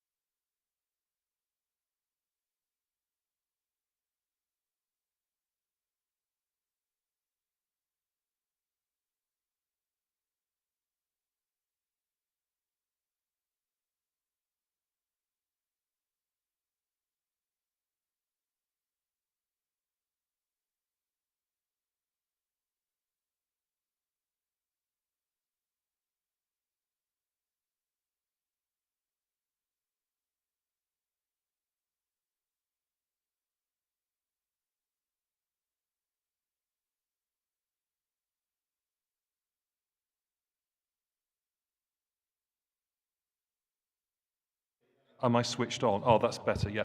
I have just warned the chairman. I'm very sorry about the practical inconvenience. I know this has been a long day already and quite a few practical problems have delayed us. I've just been given, I and the monitoring officer, Emily Ewell, have just been given some information by a member of the committee, which means we must give you legal advice in private and find something out and resolve an issue. I hope it can be done quickly, but I'm afraid I must advise the committee that for that to be done, this is an issue of probity, and for that to be done properly, I need to advise you to pass a resolution excluding the press and public briefly, so we can deal with you can receive legal advice in private. I'm very sorry, ladies and gentlemen, if the committee passed that resolution, but there's space outside, I hope. All of my officer colleagues are not press and public, but you don't all need to be here. You might like to join the public as well, just leaving those around the table here. That's Can my I get advice. someone to make a proposal? I'll propose it. You propose. Anybody second it? Councillor McGraw seconds it. Anyone? All in favour, show of hands, please. Thank you. That's passed, right. Thank you, Will. Clear the floor. I'm not voting. It's Monday. What time is it? Sorry, what date have we? Well, 5th of August.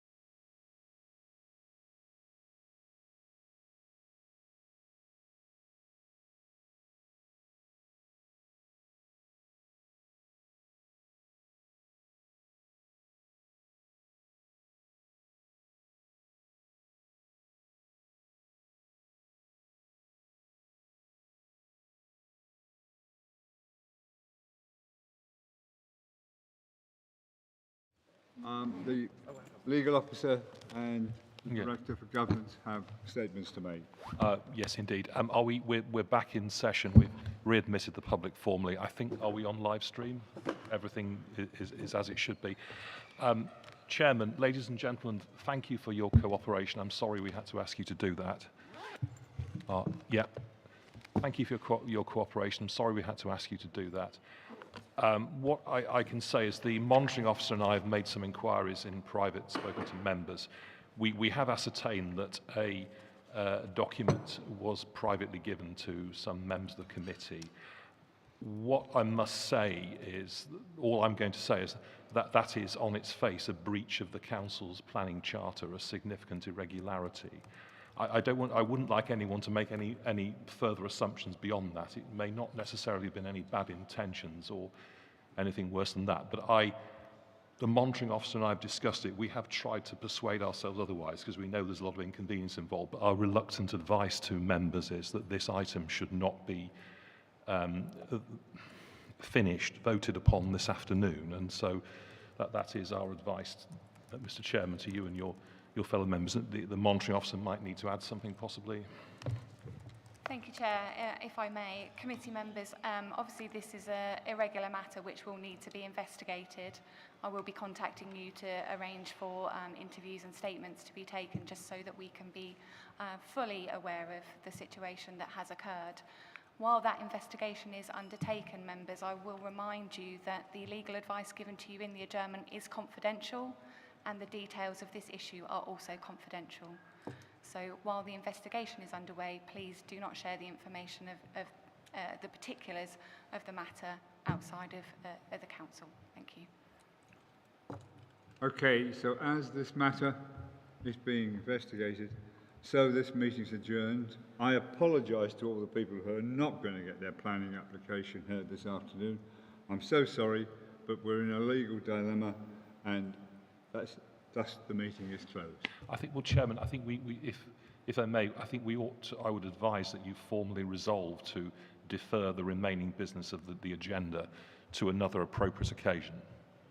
That would, if I may, through right, yes, if you would do like that. to invite. Do I have volunteer? Councillor Horton, Councillor Busby. A show of hands, please. Thank you. Meeting's closed. Sorry. Of course, you're not.